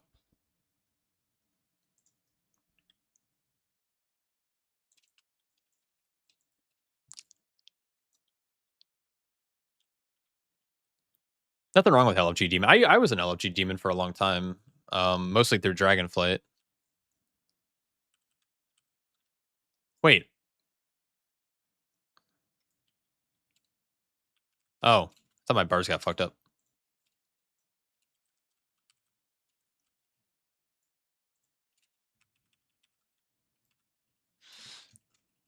I might die here because I'm bad.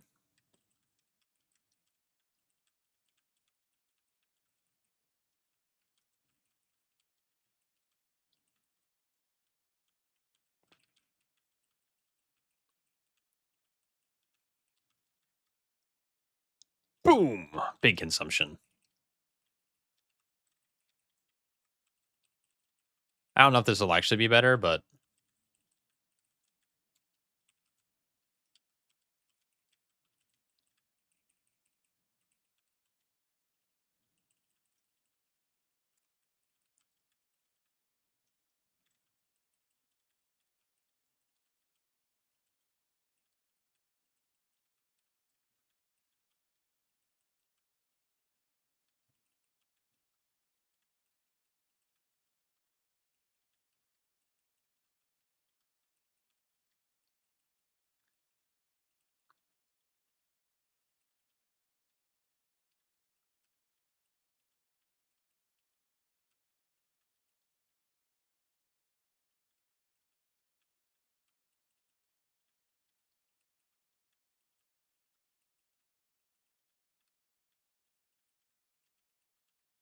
give me a Windwalker season. I'm sick of Mistweaver. Dude, that'd be so sick. All right, here's some crazy burst damage right now. I'm going to pop this.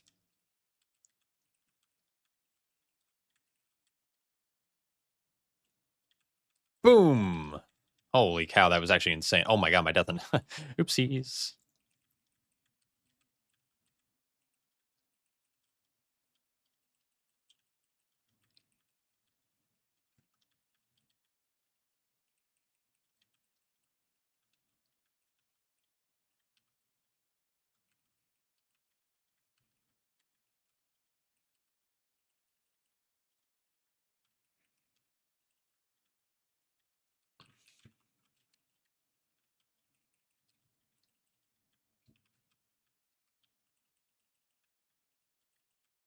Not yet, not yet. I'm not trying to die yet.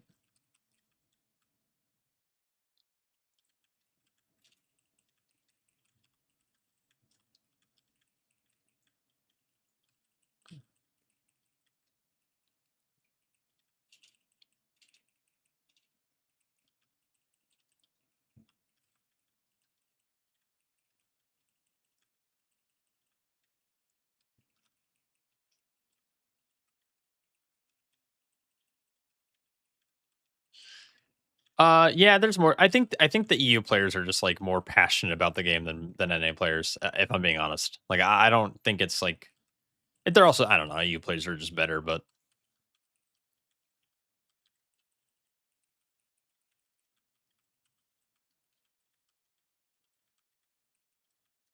I should be dropping this beforehand.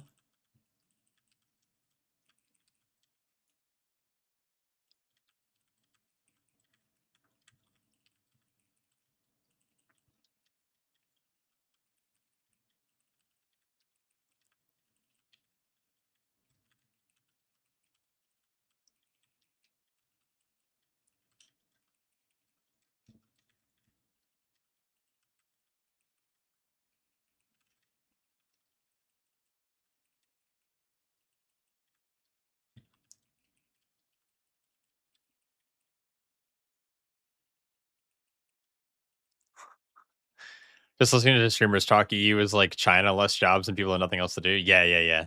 For sure. That's definitely it.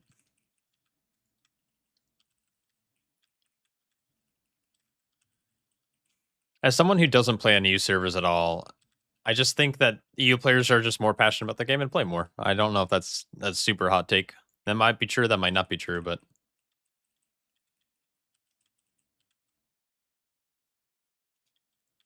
oh my god, an instant reset on that. That's crazy. We're just gonna send it again. Bang! I love consumption.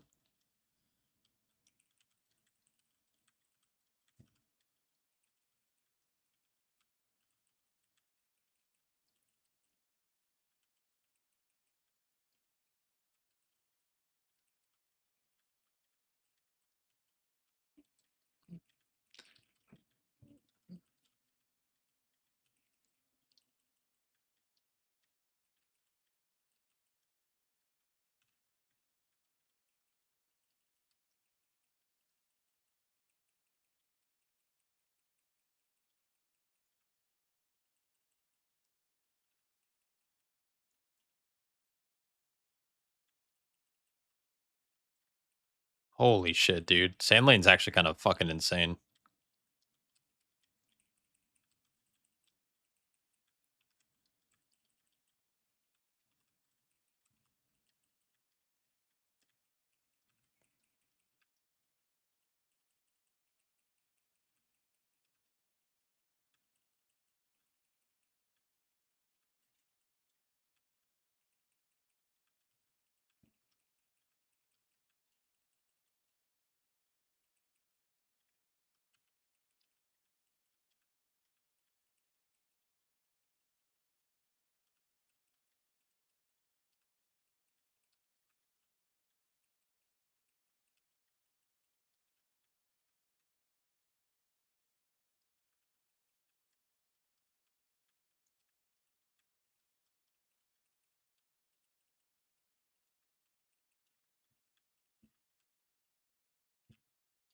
Get off of me. Is this your first tank rank testing just joining? It is, but it isn't. I'm trying to figure out if there's maybe a slightly harder pull I can do that'll actually test the limits. The problem with this pull is it's literally all melee attacks. That's it. There's no tank buster. There's no like weird debuffs. There's nothing. So it's one of those things where it's like how this is like more of a how tanky are tanks against 15 targets, which isn't a realistic pull in most dungeons.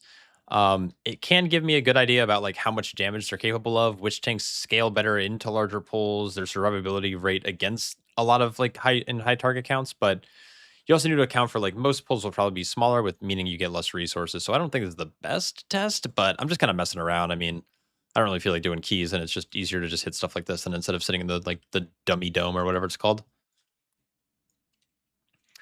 I legit think WoW has just become NA commute is too long. Yeah, maybe. Yeah, we commute far. Yes, NA have long commutes. A big part of is that NA had a stigma against gaming as well longer than most parts of the world. Maybe.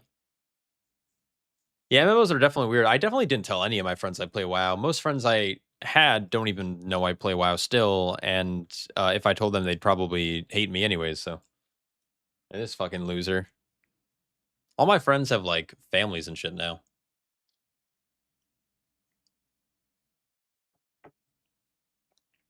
Families and jobs and careers. It's kind of cringe. Yeah, I'm too autistic to like do that. BDK is looking pretty good though. I like how BDK feels a lot. Consumption putting in work, dude. 10% of my damage is consumption.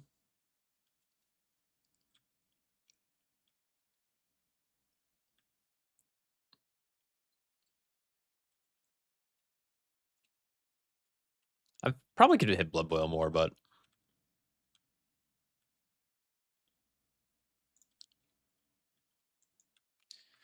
yeah, every tank feels good right now except Bear.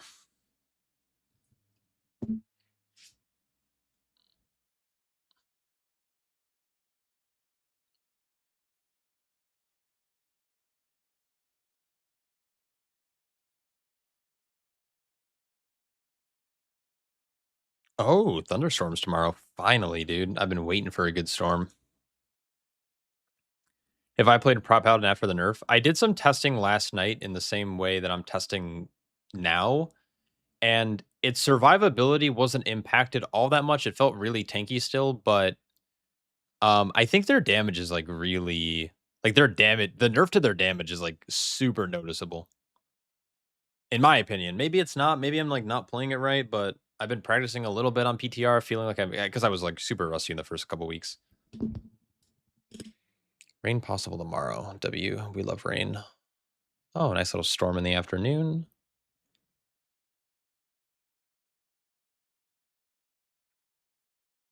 Because of damage for Bear? Yeah, I mean, Bear has, like, I think an identity crisis right now. I don't feel like Bear Bear has this weird thing going on where they're, like, the only tanks that maybe I'm wrong about this because, like, when I think about VDH, I think the playstyles are pretty different, but it feels like Bear has two very distinct hero talents that change fundamentally how, like, the class plays. And I think it's hard for Blizzard to tune that. I feel like they can do a better job at tuning every other tank because the hero towns are kind of closer. Like, yes, like Thane versus Colossus, you have Demolish versus just bigger Thunderclaps, but that's easier to tune than like a full arcane build versus like a full physical build. And so, yeah, I don't know. I feel like Blizzard's kind of struggling at figuring out what they want to do with Bear. And I like the rework and the concept to Gory Fur, like Iron Fur giving you free Ravages or Mauls or whatever, like whatever thing you want to say there, and vice versa. But it doesn't feel good to play. And I think the Apex talent rework is also terrible. Getting random resets of Thrash is really hard to play around because there's no indication that you got the free reset and you kind of have a standard rotation as Bear. Lucios is a little different because you're kind of just like spamming Moonfire, it feels like still, but like with the Claw, your rotations are pretty static, especially in Incarn. But then when you get random resets of Thrash, but you're also trying to dump Raze and Iron Furs, like it's just feels clunky. What tank do we want to get buffed? I'd like to see Brew changes reverted. I'd like to see BDK get nerfed or buffed a little bit more. I want a BDK meta, period. Bro, the Apex sound still feels like shit when you have to press it twice. Yeah, it does. It's the whole thing is just bad. I feel like the Druid Apex. Okay, so the Druid Apex, by the way, like the first 3 points are great. I think the mastery increase, the first one's like the Echo, right, or something. But then also like just the nature damage on Ravage, like turning your big hits into an additional dot, I think is fine. Like I think that's great. It's the last talent that feels like shit. Demon Hunter Apex needs a total revamp. And I also think the Prot Warrior one is like really underwhelming, and you kind of just like maybe I'm wrong about this, but it feels like you just don't play it. I'd like to see a BDK season though. Like I don't know if it's incoming. It could be though. I mean, the reality is whichever tank is going to be strongest is going to be the tank that can live the highest keys and have the easiest time living the highest keys. And if that's BDK, great. If it's Prop Paladin, that's great. If it's Warrior, I can see Warrior being the candidate for that though. If DK doesn't get one shot at a certain key level, it could be a DK season. I mean, DKs are doing infinite damage. They can immune a ton of mechanics. They have a great kits, especially if you're not playing a DK DPS. They have like having grips and then having an AoE silence, also very powerful. Having a short range kick, very good. Having an immunity on AMS, having a group cooldown on AMZ. I mean, they have so much. Like Blinding Sleet. The only thing that they don't have in their kit is a stun, but that can be alleviated in a couple of ways. Not that you ever would, but you could play Tauren. You can also just bring stuns to your group and then you're fine. I just need Devourer to stay meta to guarantee VDH not meta. Yeah, VDH will never be meta. VDH will not be meta until they get a reworked hero talent. The RNG is terrible. Unless they Giga buff Eldraki somehow. Which I also don't see them doing. Strangulate. Yeah, no, I mean, so what I mean by stun is an AoE stun. Strangulate's kind of weird. It's on the GCD. It's a single target stun for 5 seconds. There are so many other stuns that are better than that. What I mean by stun is generally AoE. But no, you're right. Strangulate is a stun. It's just, it's not great.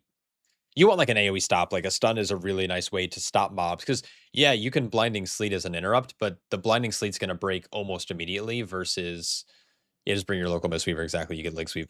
Or an Arms Warrior. Arms Warrior is looking like, right, from what I've seen, Arms Warrior looks like the, like, S tier DPS right now. Arms looks so good, and then you have Shockwave. But yeah, leg sweep's really good.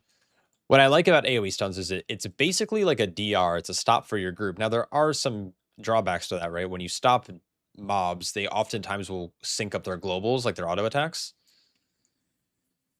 and that can cause issues for your tank. But tanks that pay attention to the AoE stun and groups that know when and or when not to AoE stun, like you can counter it pretty easily just by like kiting.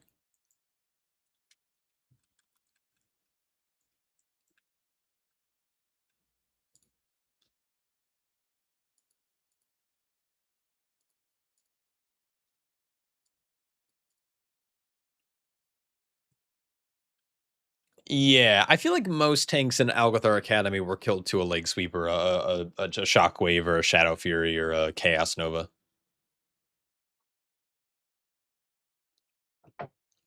Yeah, the damage is much more reasonable. Ooh, I've had this wine sitting out for like the last 3 hours, and it's now like room temp. Ugh, that tastes like ass. Ooh, it's like sour too. It's weird. Oh well, GG. There's sex and the say yeah, yeah, yeah. Don't do kids some bad behavior. Man, I'm so undecided what to play listening to you just for a few minutes, and I want to play BDK. Play BDK. Dude, BDK is so fucking good. It's so fun. It feels so good right now. I mean, they'd have to significantly nerf it to make it, like, not good. I am a BDK stan right now. I'm not a BDK main, and even if BDK ends up being, like, meta or really strong, chances of me playing it is pretty low, but dude, oh my lord. It does so much damage. It has such a great kit. It has so much agency over its own health.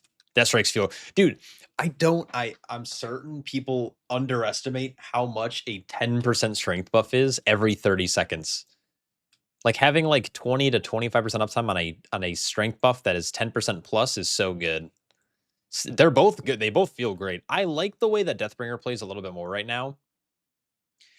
The one thing I don't like as BDK is I feel like their bone shield stacks are like it's a little bit more complicated to track. It's not shield block or iron for or shield of the righteous where if you have it active, great. If you don't have it active, you're dead. It's you want it active, but you don't want to overcap, and you also don't want to go below 5 stacks. So you want to sit between 5 and 12 without overcapping as best you can.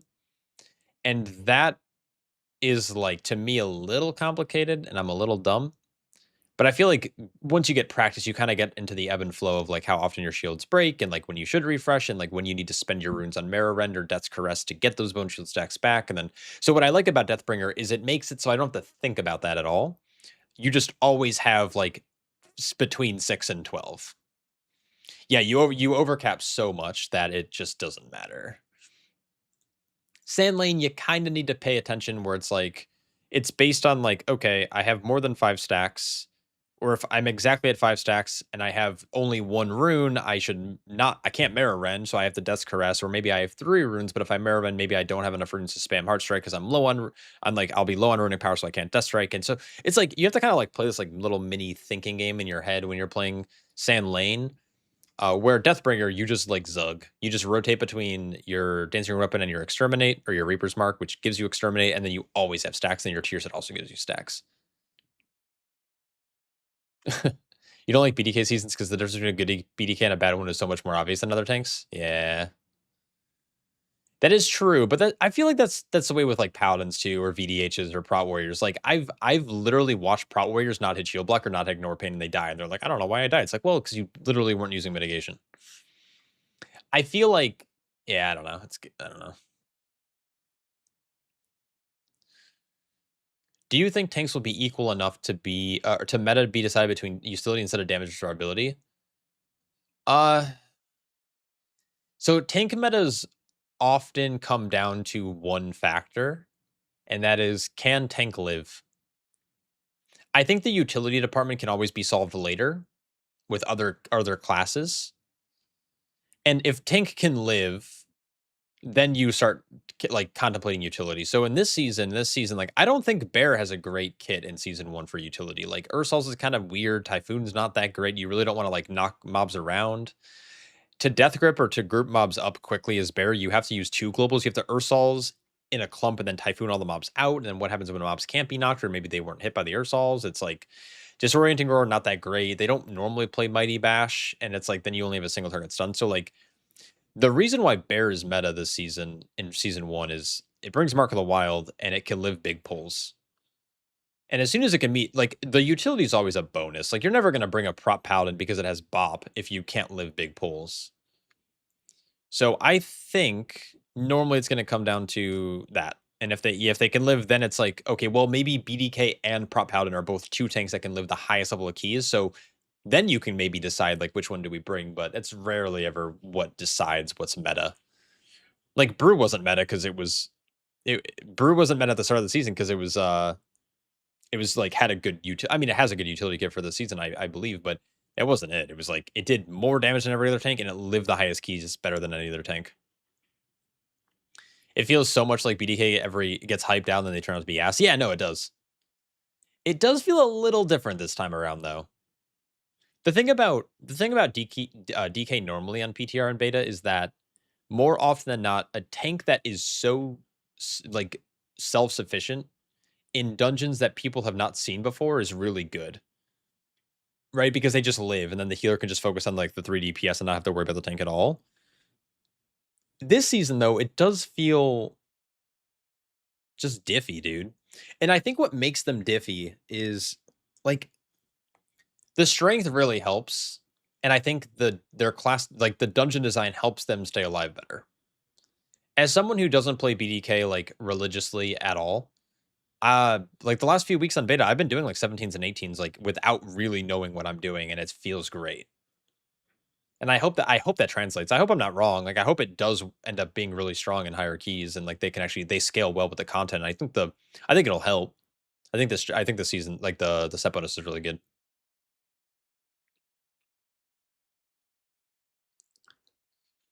All right, time to eat shit on Paladin. Let's go. Fucking send it. Thoughts on rogues in 12.1? I have not seen many. The few that I have seen have done okay. I think I've seen Sub and Outlaw. I haven't seen Sin at all. It's kind of the case of like, I don't know, they're okay. But the thing is, I always like playing with rogues because rogue players are normally psychotic and they're normally like good in the fizz comp, which is all I really care about.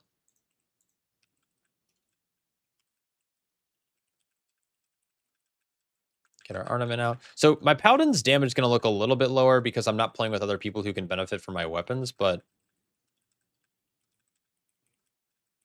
why am I getting no Grand Crusade procs? There we go. Give me my Grand Crusade procs.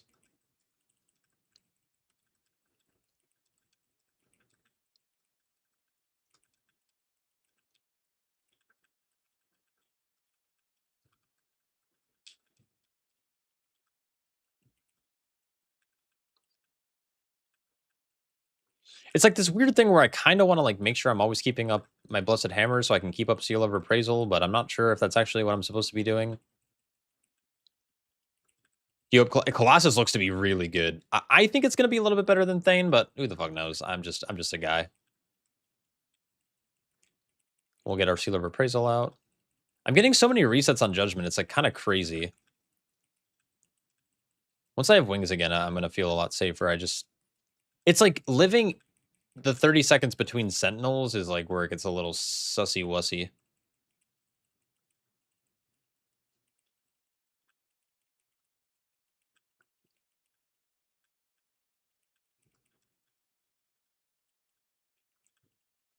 Oh,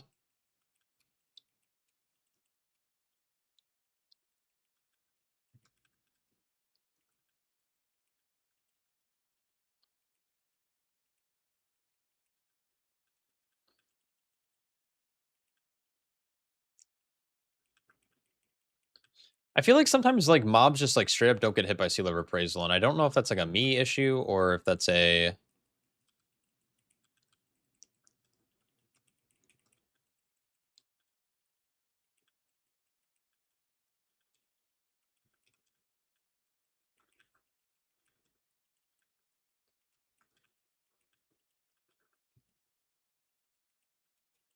Wow. I feel like the one thing I don't like about Paladin is it feels kinda overwhelming with how many, like, resets you get, like, how fast it becomes in wings. It's like, what do you freaking prioritize? I'm getting a shitload of Grand Crusade procs there right now, and it's kind of insane. It's making me kinda shit bricks. Am I playing Sanctuary? Yeah. I could bubble. Oh, I killed something. Fuck. I haven't been temp targeting like I should. So Powder looks a little sad right now in terms of its damage. It's a little weird because you're not benefiting from bulwarks. Um, and you're also not benefiting from like tempered in battle, so it's gonna look like a little bit squishier than it normally would be. And also you have healer intervention. So I feel like Paladin's defensiveness is really good right now, and I think that their damage is like a little bit on the lower end. But it's not like that bad. It's like just I think they got pulled in line, actually. Dude, okay, let's be honest. You overcap holy power regardless. Like, the Apex talent gives you so much generation and wings, it's like, I feel like you're always overcapping holy power.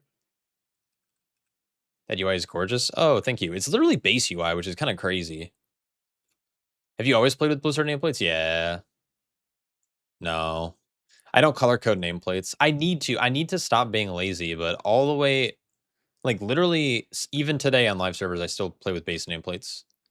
I hate them. They make me miscast sometimes. It's hard to click on things. They'll randomly disappear occasionally, so I can't see mobs. Um, Base nameplates have a lot of issues, but on PTR, I don't like to use add-ons because all that happens is you get riddled with like UI errors and like bugs, and so and like you get DC'd when you use add-ons sometimes. So I just decided like not to. I love BDK and Watlick their Legion since it feels so terrifying. Went Guardian Druid in Midnight after coming back from Classic. Prop Hal felt scary in the War Within in season 1. Excited to see how it says on season 2. Uh, Prop Paladin feels much tankier this season than it did in the first season of Midnight. In the first season of Midnight, it's a little sketch. It's a little bit more cool than Reliant.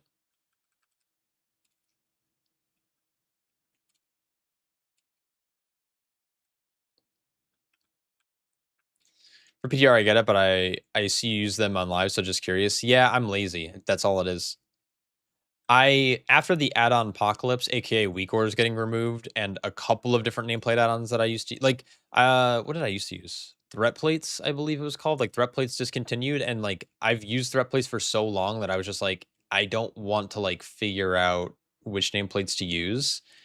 And then the issue is, it felt like a lot of people, add-on creators, were like making add-ons, but a lot of them were just using like AI, which I don't really have a problem with when it comes to like coding, but then there's like a ton of bugs, and then some creators kept like they would make an add-on and like work really hard on it for a couple weeks, but then they would start like saying that they're going to discontinue it, and then it's like, okay, so I just wasted my time learning how to use your add-on, trying to figure it out, making it work, and now it's like I can't use it anymore. So I'm just like, I kind of got fed up with add-ons a bit at the start because I just felt like you just never knew what was going to be like long lasting.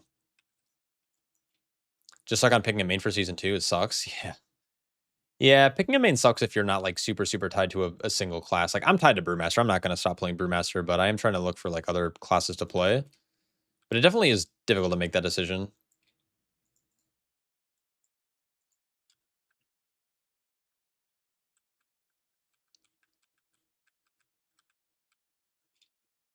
Yeah, Eldismere UI is something that I've been meaning to try to swap to because I think he's been grinding, dude. He's been grinding all season. Like I was a little skeptical because we had the Quasi situation happen at the start where like people kind of like jumped on him and then Quasi like ended up quitting and now he makes like Pokepia content. But I was just like, I don't want to like I like Ellesmere. He's a very good player, very smart guy. But I was like, I don't know if it's gonna be one of those cases where he's just like doing this for like clout, or if he's doing it just as like a little side project, then he's gonna give up on it. But the dude's been grinding all season, so I think I'm gonna give it a shot here soon. I just don't like to do add-ons on PTR because it normally will make the experience for me worse than better. Like an Affliction and Shadow Priest, but I'm more of a melee guy. Well, if you, I mean, I don't know. Sometimes it's good to get out of your comfort zone and just like send something that you've been enjoying, like Affliction or Shadow Priest, right? Like that's dope.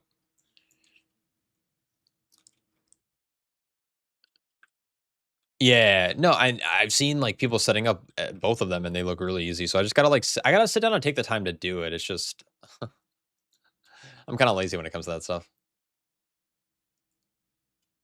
Today's update: the guy stayed up till noon before going to bed. Who? Wait, who stayed up that late? Shit.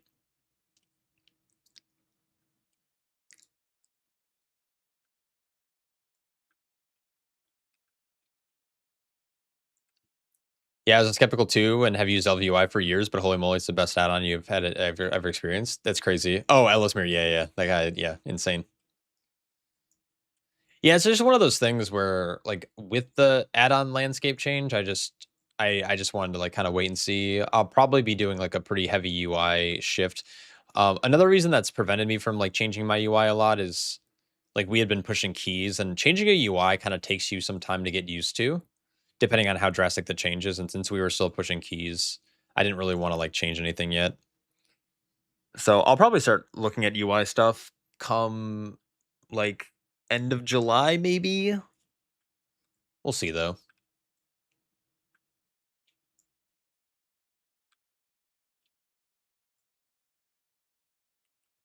Just need to dedicate a stream to it, so you'll do it. Yeah, but is that fun? I mean, I guess I'm just sitting here yapping and I'm not really doing anything, but is it fun to just watch me set up a UI? Like, I don't think that's fun. I don't know.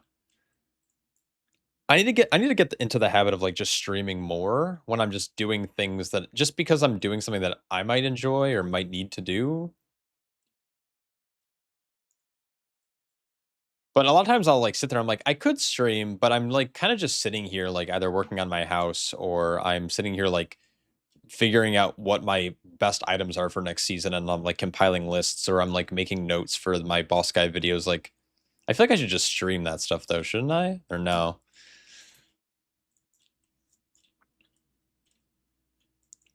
Low key though, total side note, this is the KSM mount. This thing is so sick.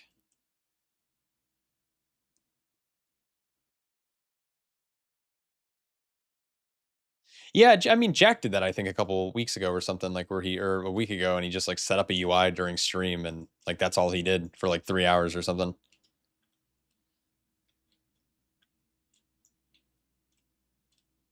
There are a lot of people I watch, and I always switch years when I see you pop on. I like your content and takes. Oh, thanks, Griggs. I appreciate you, dude.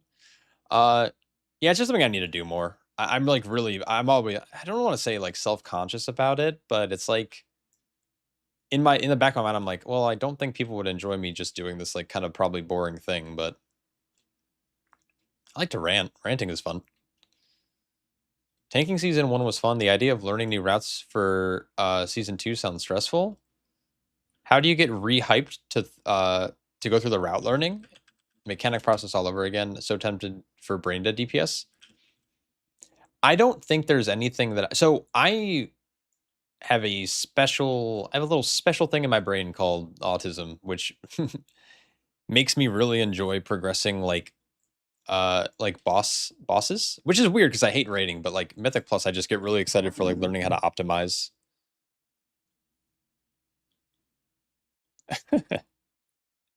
Promote your UI progress and title and put it behind a paywall.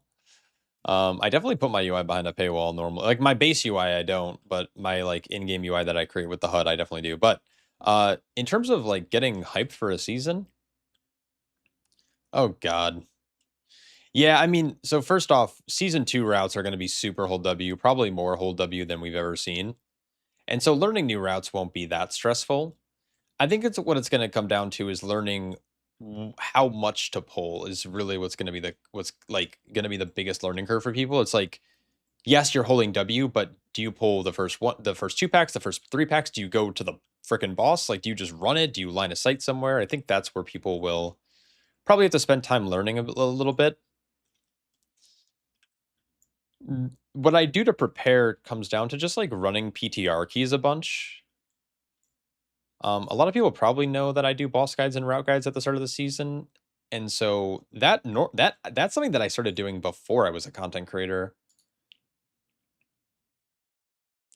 So it's like one of those things where it's like if you have the time and you want to like get ahead of the curve, you can definitely just spend time on PTR where like there are some people on PTR who treat it like live, and that's never fun. But there a lot more people on PTR are a little bit more willing to like experiment and figure out routes, and they're not going to flame you because it doesn't matter. Like the IO is fake. You can set it to whatever key you want.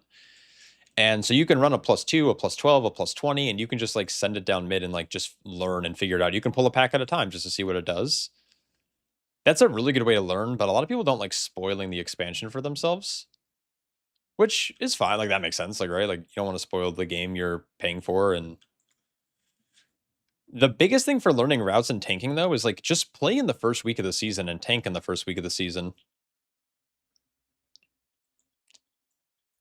I think some people start tanking later in the season, like maybe the second week, maybe the fourth week, maybe the sixth week. Maybe because like queues start to get harder to get into. And then it's like all of a sudden you're behind the curve and learning what to do. But if you play earlier in the season, especially in like the first week, that's when everyone's like pushing up their +2s and their +4s and their play. Well, that's like, and that's when Lindormi's guidance is active, right? And so it's probably easier to learn in the first week just by tanking on live. So there's probably not a lot you have to prepare for.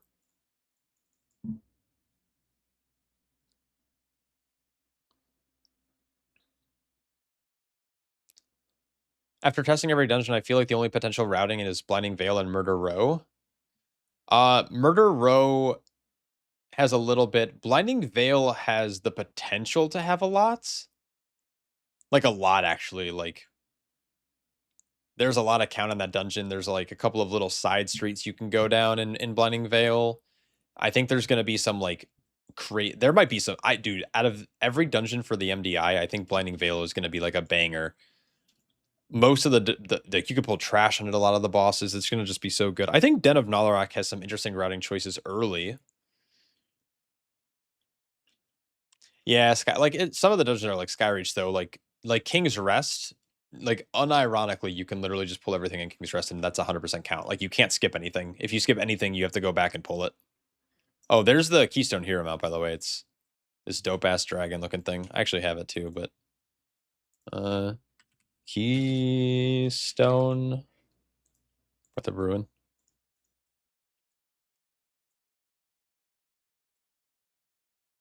Yeah, you can skip Golems and Murder Row, which I think will be, I think, kind of expected for people to do.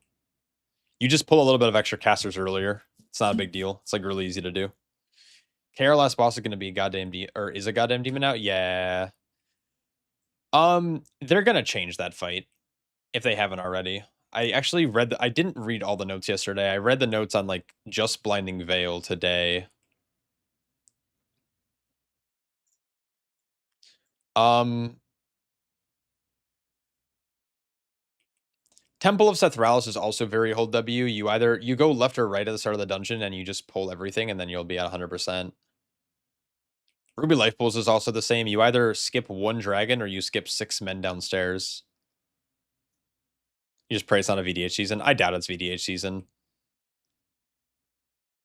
VDH still has an issue where like you could just get unlucky and not have mitigation.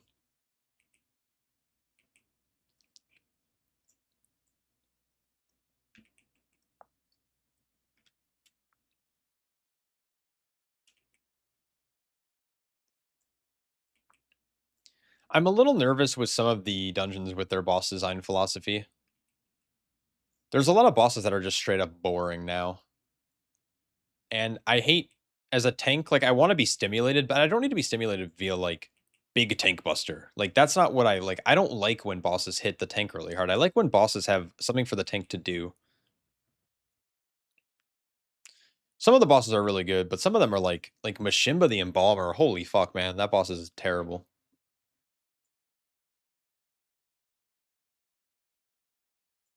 If people skip the 6 Miles versus Thunderhead, they're lolling my key. Yeah, I mean, the thing is, like, I don't think Thunderhead is that bad up until, like, a higher key level, and I'd imagine they probably might nerf him.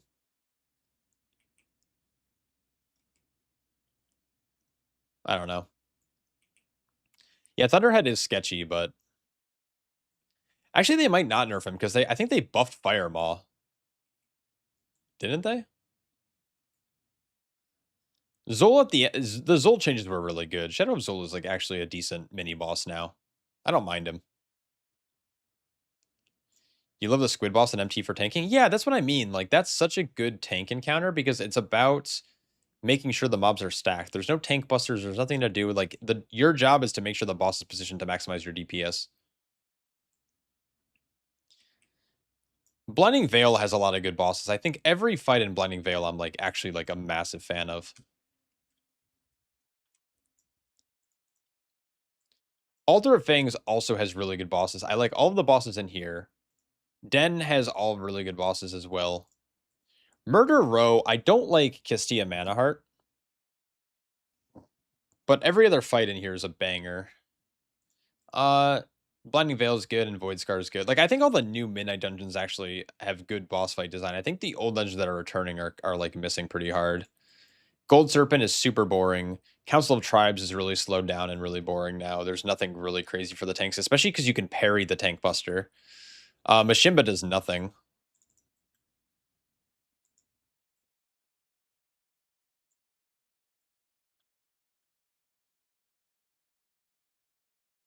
I mean, maybe did they change this boss? Like Awakening Slam is new,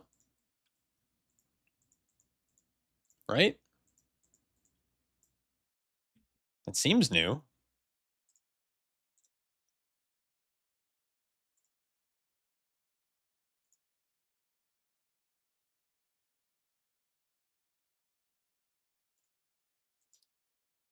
Maybe I should look. Yeah, he is defeated by pings.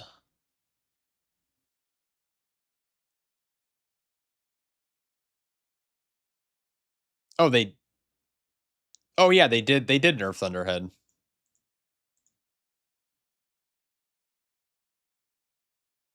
and then they. Wait. Yeah, they increased max stacks, but they reduced the damage of each stack that he's doing. So they buffed Flame Goulet and they nerfed Thunderhead. That's good. Uh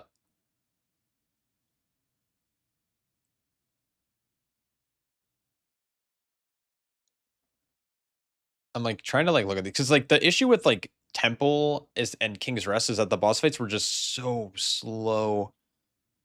Did they change Merekta at all though? Merekta was like the only fight here that I thought was good. It was doing less damage than intended. Ugh. They upped it to 3. Okay.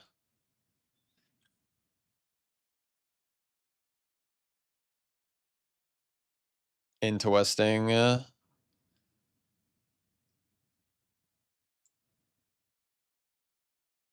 Okay, so there's just like adds a hit now in the fight. Okay, yeah, this fight was actually a shit show. It was just you. It was an AFK simulator, actually.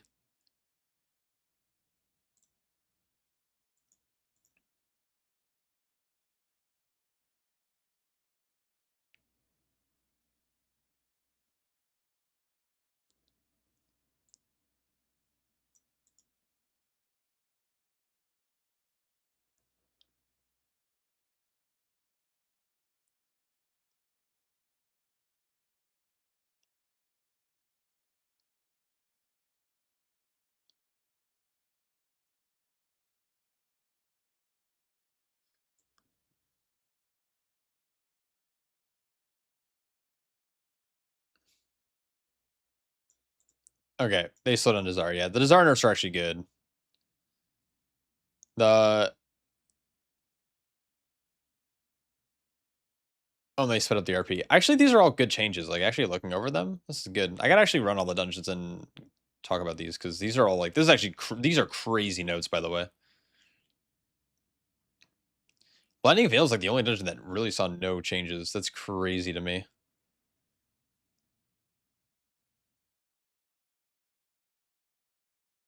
W. Yeah, we like this. Big changes.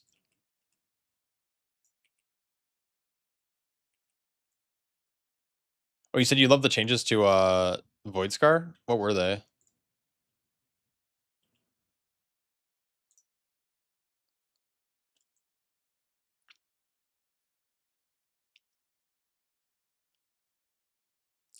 Oh, the Void Fissures last a lot longer. Dope.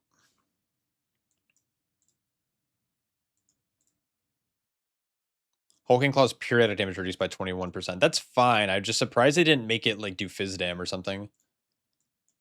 Because I feel like they could have made this dot like high. Actually, they could have buffed this dot, but make the initial hit physical. Like, why does it do all pure magic?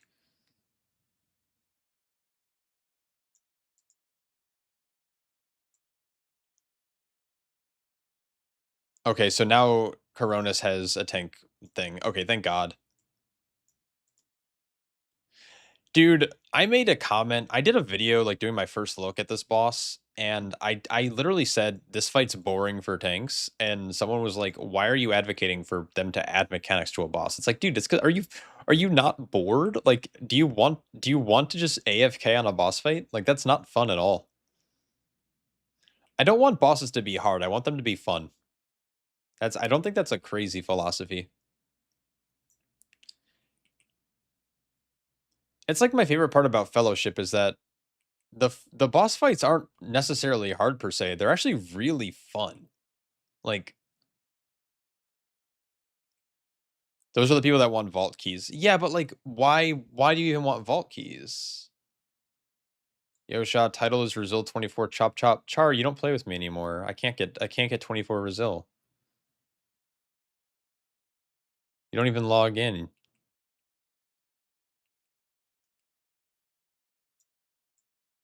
Are you not into trains?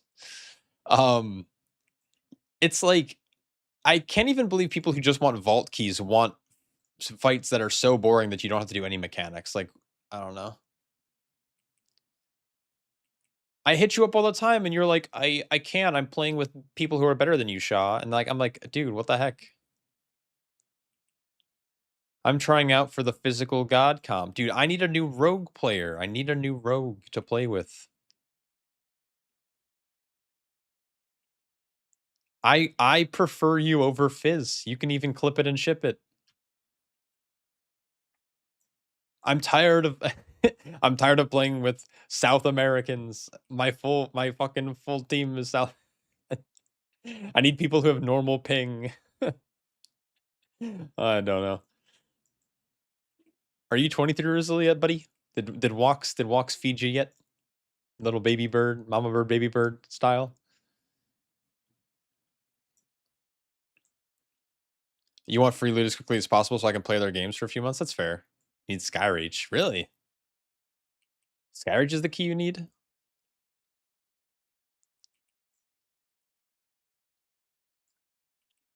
If I find a Skyreach, I'll let you know. Skyreach is good. Yeah, it's one bang. Unless yeah, the skip can get funky. I've seen skips fuck up before, but if you just told W, that's a free key. Should have one banged up, unfortunate ending. Oh, was it with the walks group? Oh, you held W? Oh, you straight up didn't even yeah, okay. W is also good. I like W routes.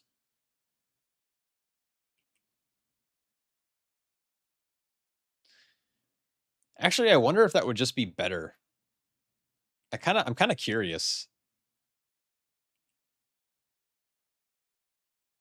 You just had a chakram bleed with a dreadwind overlap? Oh shit. Yeah, we don't do oh, at the start of the key or at the end of the key?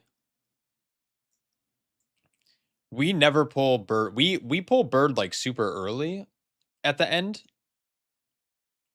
You're shit posting too hard? Ah, that'll do it.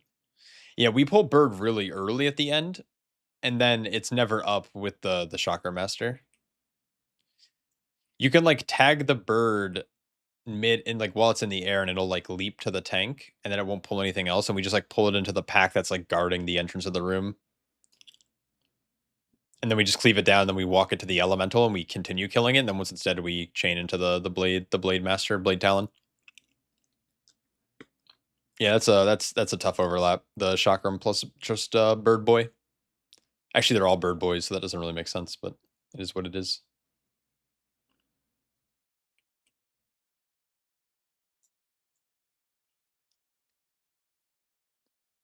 Scourge Bleed gives you nightmares. So many kiting. It's yeah. If you're any tank that's not brewmaster, you have to kite a lot. if you're a brewmaster, there's a really cool talent you can take called One with the Wind in that place, and it makes you basically immune to ever going above like more than, I don't know, 2 stacks, 4 stacks. I think in our 23 I ran that talent. I never had to kite, or I kited once, but I think it was I was kiting because I was like taking damage from other shit.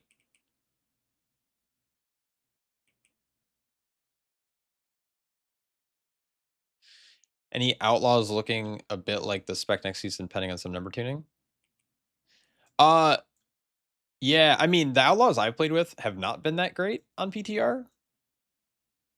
I'm hoping that they get better tuning adjustments, but maybe I'm just playing with bad outlaws. I don't know. Arms is looking cracked, so I don't know. I think Arms is so cracked that Outlaw could be like doing tank damage, and I think it's still a good comp. You know,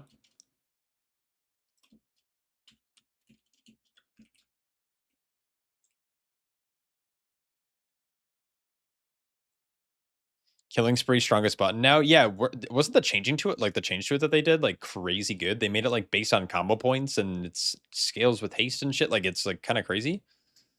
Anti funnel. Do you mean it doesn't do funnel at all, or it kills funnel?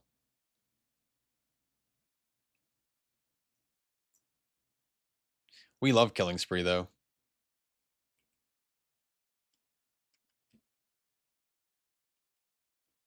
Oh, we love random. We love random damage, not prio damage. That's very good.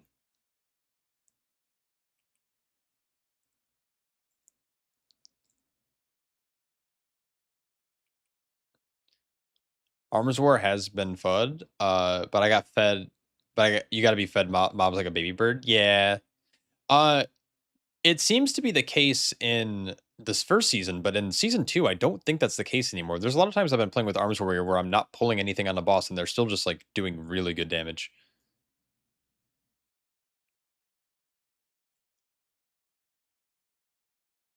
What's the point of canceling Killing Spree? Don't you want to channel for like? Don't you want it to do its full damage?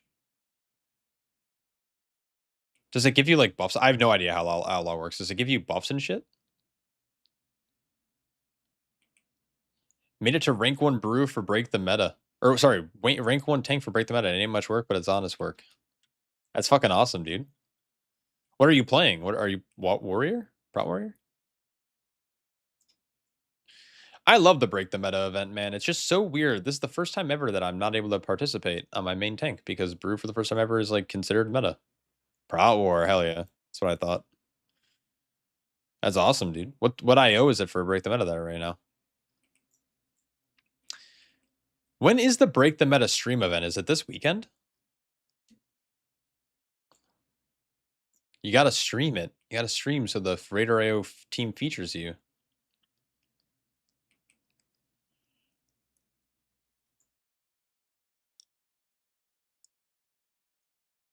Killer Spree gives you Trickster hero talent stuff that increases finisher damage by 3 to 15%. Oh, shit. Okay, so you just, like, straight up okay. Oh, you have been. That's big, that's big. Yeah, I'm excited to watch that event this year. They got some good casters. They got Tactics is, back on the desk. I love Tactics. I forgot who else is on it. Raider IO does a good job at, like, getting just community people to do their casting. And I guess I did a pretty bad job because they didn't ask me to come back. So, GG. Force is doing break the meta. Oh, wow. 3587. Oh, that's pretty fucking dope. Haven't played retail other than the season 1, the War Within, since Shadowland CN. This is the most fun I've had playing retail since Legion. Did Bear and Bruce start because of you and Awu? Been loving the content? No, no. Well, yeah, I definitely paid Blizzard to make Brew good for a couple weeks, and then Awu paid them more money to make Bear good. That's for sure happened.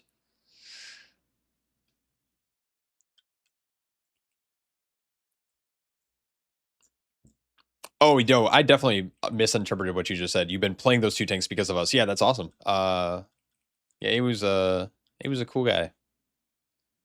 Though he made me look like an asshole on his podcast, so it's all good. BDK arc. I hope so, dude. Wait, is Forrest playing BDK or are you just saying BDK arc in general? That's what I'm gonna do. Yeah, Midnight Season 1 is a banger. I thought Midnight Season 1 was one of the best Mythic Plus seasons they've ever had. I thought the replayability of most of the dungeons was great. The dungeon designs were pretty awesome. I like the bosses for the most part. There's a couple of cringe things that I'm not a fan of, but for the most part, big W. Oh, Force is doing BDK for Break the Meta. That's actually dope as shit. BDK is so cool. Sucks that I'm bad at it.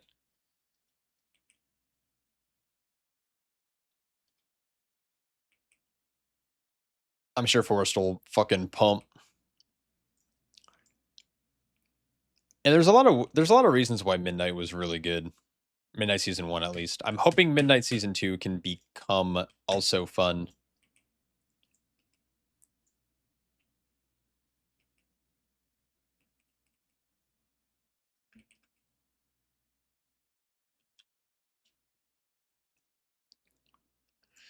Yeah, no, I had some crazy hot takes on his like podcast, which also are just like my general takes. I don't know. But to be fair, he did tell me to bring some hot takes for his for clickbait or for thumbnail bait. The route variability and environment changes in MC were super fun at the start. Yeah. Yeah, like the routing for like Pit and Mayasara, while it can be overwhelming for some tank players, like it was a lot of cool like figuring that out. We love clickbait. Yeah. I have very unique takes with this game that I think deviate from what a lot of people would say or agree with. So I don't know. It's kind of just me. Yeah, yeah. I have some interesting takes. Now, to be fair, sometimes I'm being like a little sarcastic and I don't say it, and like I'm just like kind of making jokes, and it's like, oh, people are like, wow, it's like you actually think that? It's like, no, like obviously not, but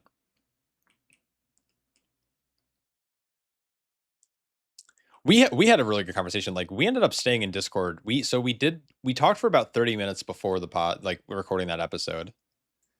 And then we had like another 2-hour conversation after that podcast that was also 2 hours long. Like we just like literally hung out for like almost 5 hours just talking about WoW and shit. It's very good.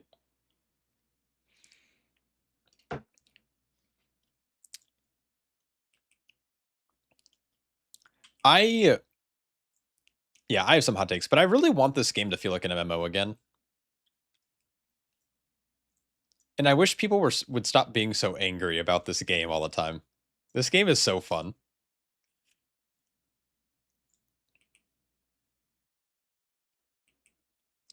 I think the funniest comment I don't even think it's a hot take, but I think the only thing I said was like list your own key, and I remember reading like 20 comments about people calling me out of touch, and it was like, dude, I don't know what to do.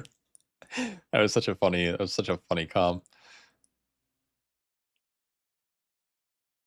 You suck at one-on-one conversation? Need a third wheel or to be the third wheel for real? Uh I mean, I don't think you I don't think you're bad at one-on-ones. I The thing is, I think when the discussion is like inquisitive in nature, it's really easy to have a one-on-one.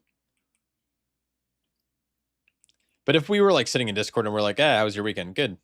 "Cool." And then we're like doing a key, it's like we don't talk for like 5 minutes. Like, yeah, obviously one-on-one conversations feel like weird. But I feel like if you're talking about the game and like I'm sure you could probably yap about Rogue for a while.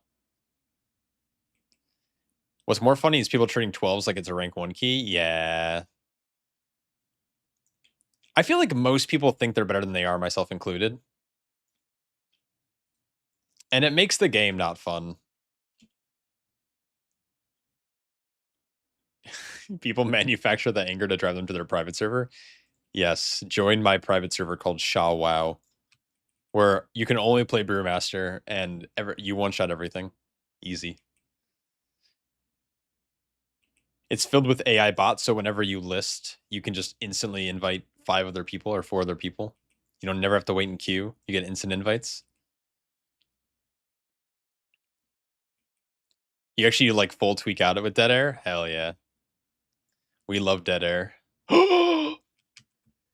Dead air goes crazy.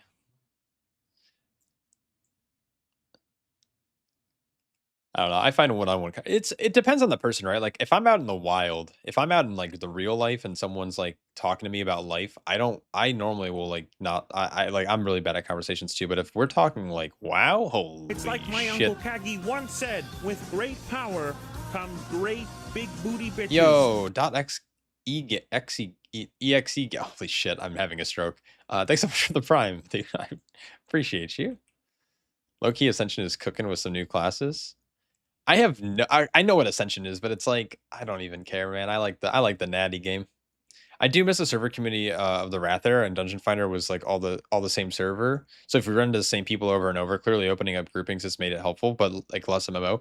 Yeah, I'm not a fan of, like, sitting in, like I'm not a fan of sitting in a major city, queuing for dungeon, then porting to the dungeon, and then, like, running the dungeon, breaking the key, and then porting back to the major city. Like, you don't even travel, like, it's crazy to me that this game now exists in the way that it does, like, I'm like, not even the whole group finder thing and, like, being restricted to just your server, but it was even, like, no one goes out in the world anymore, at least in the Mythic Plus competitive scene.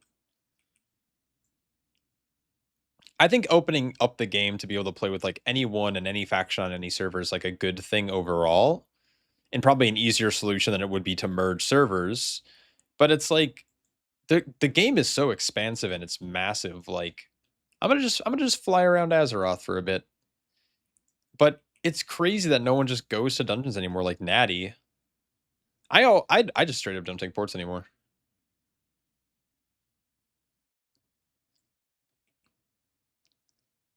I miss when the game felt like an MMO. And what's interesting is like you can definitely sit in well, I don't know. In at like in the high end of Mythic Plus, like this is kind of weird, and this is I'm speaking like anecdotally or subjectively, but I feel like there's like a community of high end pushers that kind of all know each other, and it's a little gatekeepy for sure. But that feels way more like an MMO than it does like just being out in the wild and like out in the streets, like pugging random like weekly keys or like even if you're pushing like 15s or 18s or whatever, right? You kind of just you'll never run into the same person again, but at least in the high end, like when I list my key, I recognize a lot of names that queue up and I know whether they're a good player or a bad player based on previous experiences. And that feeling is so much better than it is for most people, which is just like queue roulette. Plus 4 weekly no leaver, helping a friend competitive Discord required, big boys only, hype. Hell yeah, dude. That's what I'm gonna start labeling all my keys as. I tried every key now. Murder Row may be a banger next year. I think Murder Row is going to be pretty. I think any of the new Midnight Dungeons are going to be good. I think all 5 of them. Could you imagine a Dead Mines or Wailing Caverns Mythic Plus? I'd like a Dead Mines Mythic Plus, like ironically.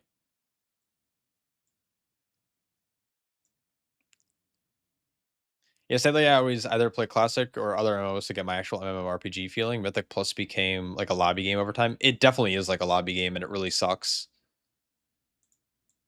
If I didn't play with the people I play with, I don't even know if I'd play WoW.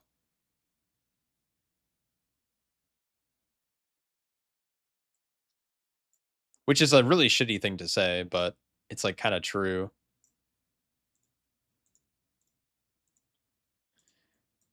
Like, the world dude, man. I almost wish WoW would just, like, kinda go back, you know? Like, just fucking make it so Horde and Alliance can't play with each other and make it so, like, remove flying mounts, dude, make it you have to run every fucking dungeon. And I don't know I know that's kind of why Classic exists and stuff, but even Classic is moving in that direction. Like, I don't know. Everything is so optimized. Go get your Blood Sale Admiral hat. I could.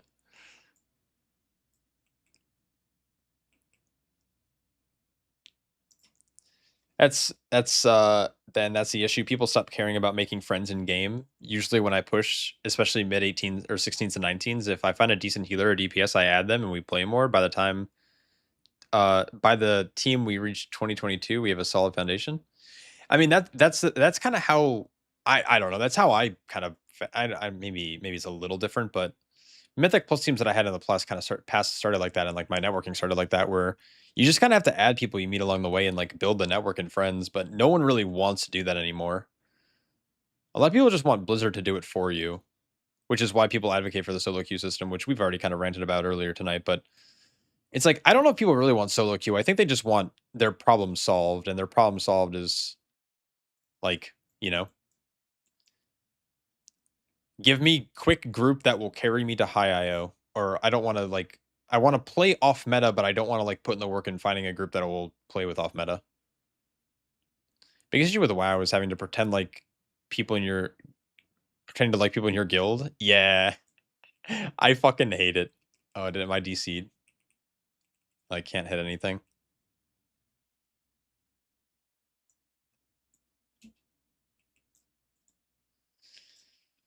The best part of the season has been making friends. It's hard to push 22 with pugs. I mean, I think making friends in this game is like kind of dope.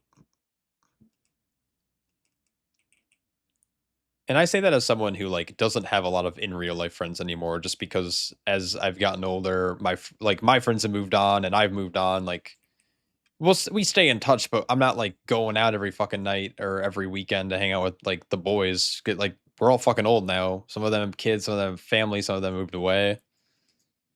And so WoW has been the way that I've networked and like met people, and you know, it's a big W.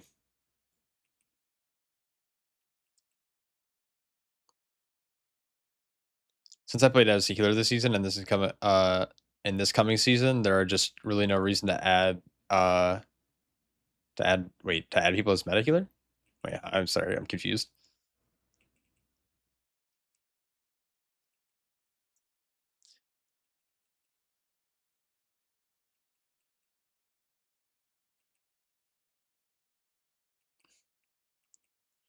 Yeah, never add healers actually. Here, head to bed. I'll wake up, probably like rank 50 or something. Nah, no, be proud of your rank 1, and it's okay if you go to bed and it's gone tomorrow. But you grinded, and you'll keep grinding. Time to find you a wife, Shaw. Yeah, yeah, we'll see. I'm too obsessed with video games to find a lady. That's my take. That's actually my excuse.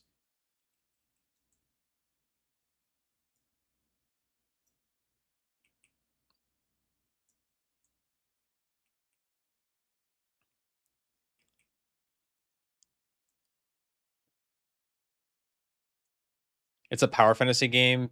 People going to have power fantasies and they want to feel powerful. Yeah, sure. WoW is Shaw's lady. Exactly, exactly.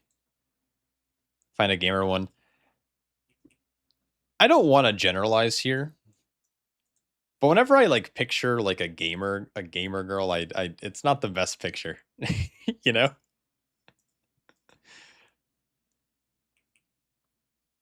A high mythic plus Betty. That sounds like a recipe for disaster, dude.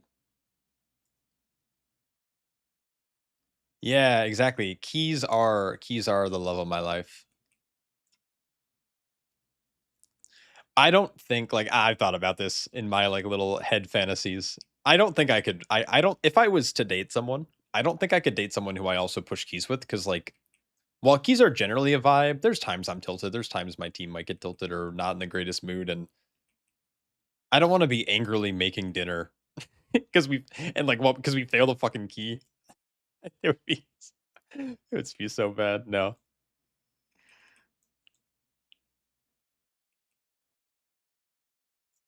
It doesn't sound like a good idea.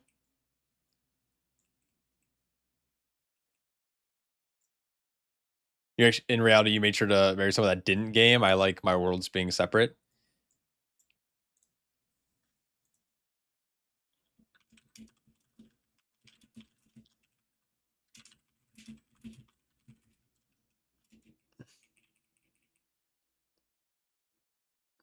High elo power couple, that'd be kinda crazy. Nah, I don't know. I couldn't do an E relationship, dude. I don't think I could. But who knows? Maybe. I'm a little helpless or romantic, actually.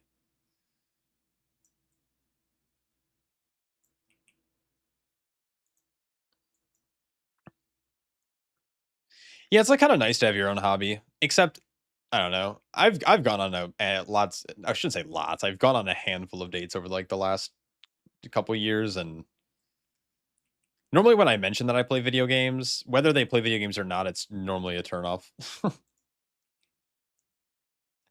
I don't know if it's where I live or what, but It's like, "Oh, that's what you do with your free time? Oh, you don't make a lot of money?" It's like, "Yeah. Yeah. Yeah, I need a sugar mama. I need, like, a 65-year-old who just wants to knit and, like, hang out and, like, make sure I'm, like, well fed." I think that's the secret.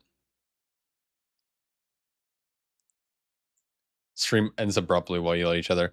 Nah, it's like one of those things where I feel like I can't really think of a lot of WoW couples that were like that, but I feel like 2 like, WoW streamers dating in a spotlight is just, like, never good. It never ends well.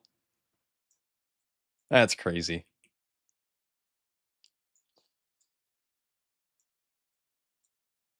No, I just plan on dying alone. It's easy. Easy fucking peasy.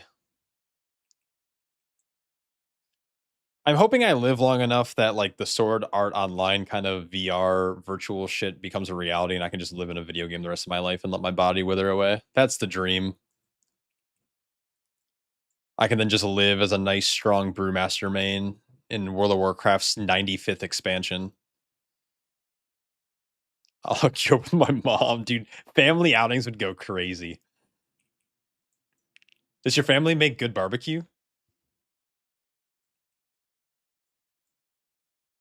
Well-fed buff wife. My wife and I did arenas BGs together in TBC and Wrath. She hasn't played since 2010. Oh shit. Yeah, I love a good family barbecue. Yeah, just send me your mom's number. Drop it in chat real quick. The raging we did back then was crazy. Agree not to PvP with the wife. Yeah. I'd like to think I'm pretty chill, but I don't know. Probably be some disagreements about when to use fucking a healing CD or something. Oh god. What's the area code?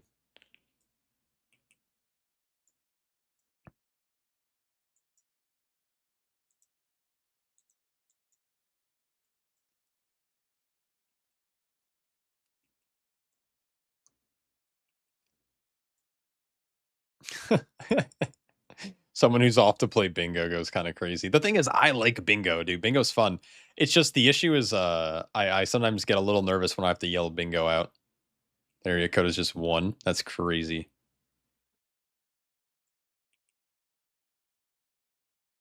Nah, we'll be out here. We'll be out here playing WoW for a while longer.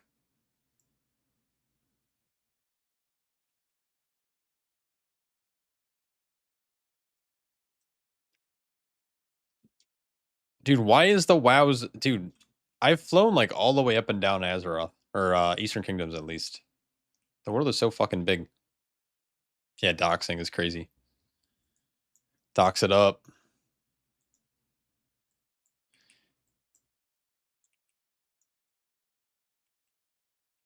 Just guess the rest. What the fuck? Oh god, I just what's 5 to the power of 5? Like what's the amount of different numbers that could possibly be? I'll just go down the list. I feel like it's not that crazy. It's probably what like maybe 1,000 different numbers. That's like an afternoon. I can get through that. I can just set it up on a caller, like an auto caller, and just fucking go down the list. Yo, is this Griggs 929's mom? It's gonna be pretty easy. If they sound like they can get scammed by like an Indian scam artist, like like a fake Amazon employee, I think I could do it. It's basically the same thing. Just gotta like convince her to hang out. Going back to TBC after playing retail is wild. Double space bar. Think I take off flying dragon riding. To only go 60% on your poverty pigeon. Yeah, we love poverty pigeons. I think I feel like dragon riding or sky riding is a really cool feature that they added to the game. It does make the world feel a little bit smaller, but I like the dynamic element is really fun. Like flying actually feels like more controlled now. It's not just like before you would just like go to Stormwind, you'd hold spacebar, go up to like a high enough level, and then you can like literally AFK hold W for like 5 minutes and then end up in Eastern Kingdoms or something. But now you kind of have to like at least I mean you can obviously go back to the old way of doing it, but like skywriting is just like so interactive. I love it. This was like not a thing back in the day. I mean, back in the day you used to just do laps in Ouroboros, but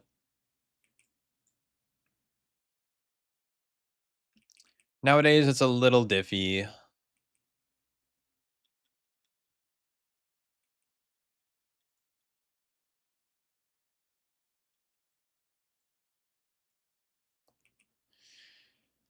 Alright, we made it to Stormwind. Stormwind, Silvermoon, holy cow. Orbo Slap Counter add-on was OP? Yeah, it was so good. And then Blizzard nerfed add-ons because of it. Or removed add-ons. Wait, what, was that yeah. That sounds like that sounds lore accurate. Oh, it's nice knowing y'all. Never mind.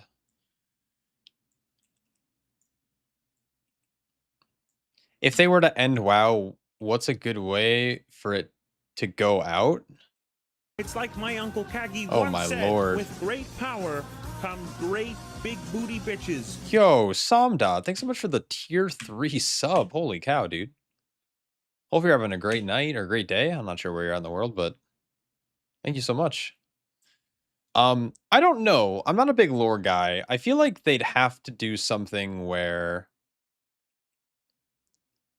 I don't know. I feel like we've defeated everything that like could cosmically threaten us. I feel like they could do something really cool with like the Legion coming back like one final time and like we actually lose and like a lot of the big heroes go get fucked. Got you, dog. Love your content. Oh, thanks, man. Appreciate you a bunch.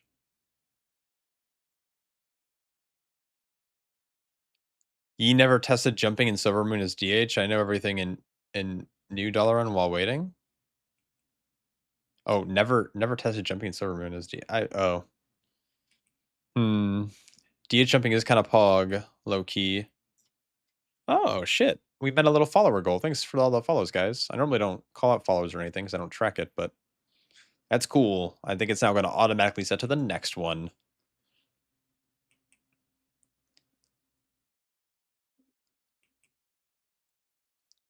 I don't know. It's like my Uncle Kagi once said, with great power comes great big booty bitches. Yo, Amine, thanks so much. Thanks for coming over to Twitch to throw a prime. Appreciate you. I know you were hanging out on YouTube, unless it's the same name but different person. Like, yeah, I feel like any kind of world-threatening thing was already kind of done. I don't know. And like we know that Midnight isn't the last expansion, so whatever the fuck this thing is in the sky and the Sunwell and or the Sunwell no longer existing, like that's not really going to be that catastrophic, right? But I feel like a scourge, like a second scourge or like some type of Legion invasion would be a cool way to go out. Like, and I think that would be fairly like it would be an homage to kind of where WoW's come from and gone to, and I don't know. I'm not a big lore guy. I like lore, like watching lore content on YouTube, but it goes in one year out the other so quickly.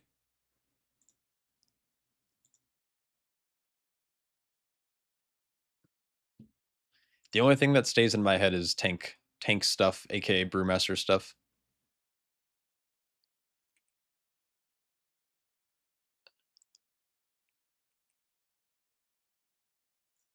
A second Lich King would go kind of crazy.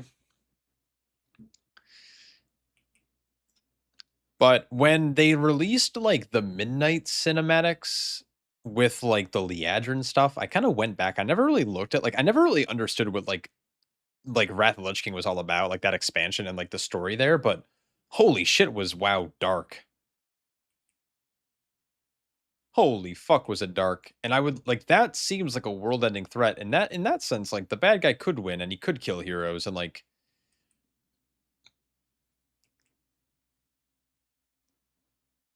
I guess I'm a Twitch watcher now. Pivot.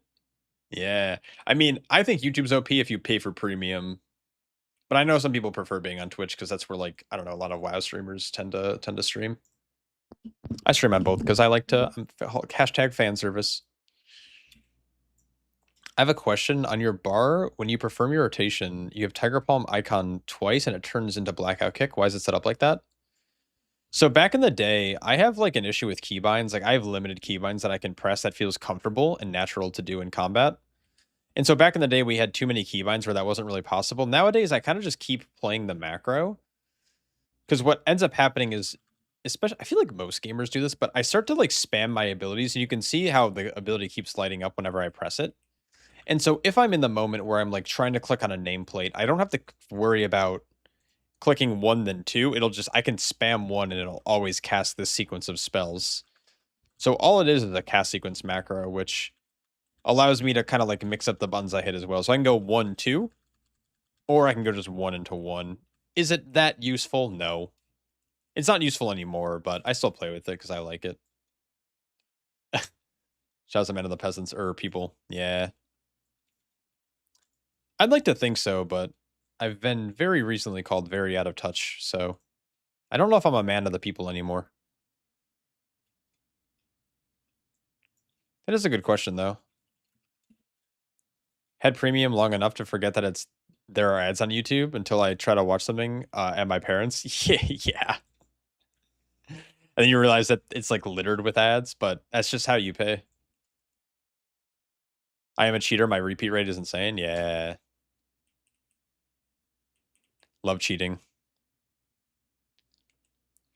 Yeah, YouTube Premium's OP. It's like one of the only services I pay for. I don't really pay for like any streaming services. I think the only other thing I pay for is Spotify Premium, like YouTube Premium and Spotify Premium. I feel like with how much I listen to like YouTube music over Spotify, I could maybe swap, but I mostly only listen to Spotify now when I stream. If I'm not streaming, I'm normally listening to like YouTube. Either I'm watching videos or I'm watching like YouTube music.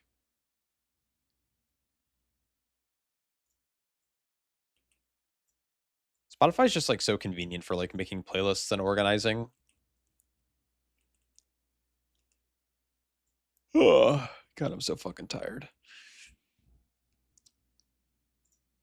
I'll probably end stream here soon. It's been a lot of fun, but I'm getting tired and I gotta be up early to make YouTube content for you guys.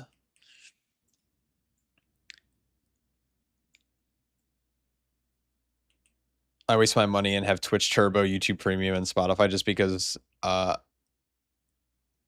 just detest ads interrupting you. That's fair. Yeah.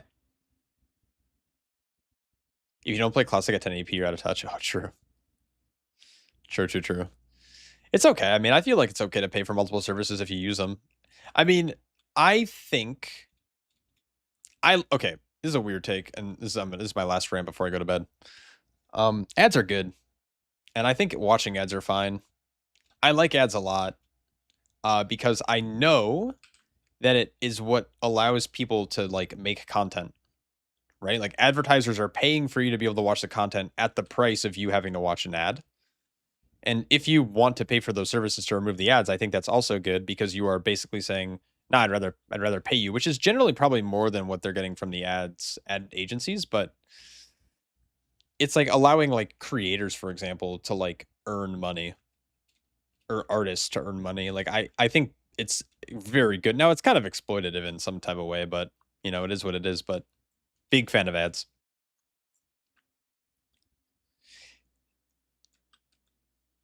Because, like, if you're watching on YouTube or Twitch right now, and, like, this goes for any streamer or content creator, like, if you're watching them, like, you're supporting them and they're making money because you're watching, and you don't have to necessarily pay the company money or the creator money to, like, get the content that they're providing.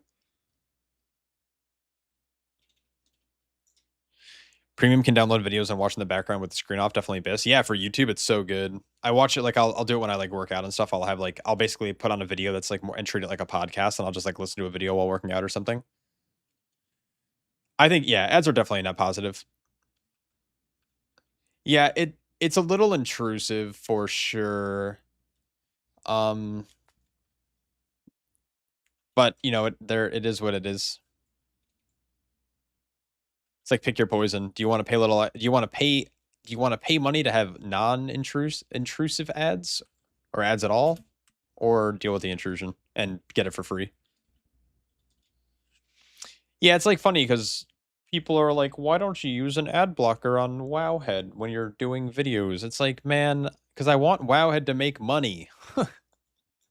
I want Wowhead to be able to make money so they can keep making content for me to make videos about and to get news about the game. Ad blockers are very bad.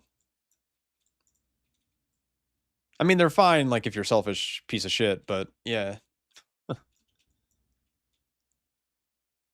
If ads bother you, I can, buy the creator coffee and remove them. Yeah, exactly. Like, I think it's good, and I say that as someone who's definitely makes a little bit of money from streaming, and I appreciate everything, but it's, like, funny. It's a chaotic good. Ad blocker is a must on ESPN. I mean, you do what you need to do for ESPN, but ESPN makes such a shitload of money from other shit, but like, if you have, like, a favorite creator of a favorite site and you're using ad blocker, you're kinda being a piece of shit. That's, like, my general opinion, but, like, for those bigger corporations, sure, use that as many ad blockers as you want. Go for it. Fucking dub it up.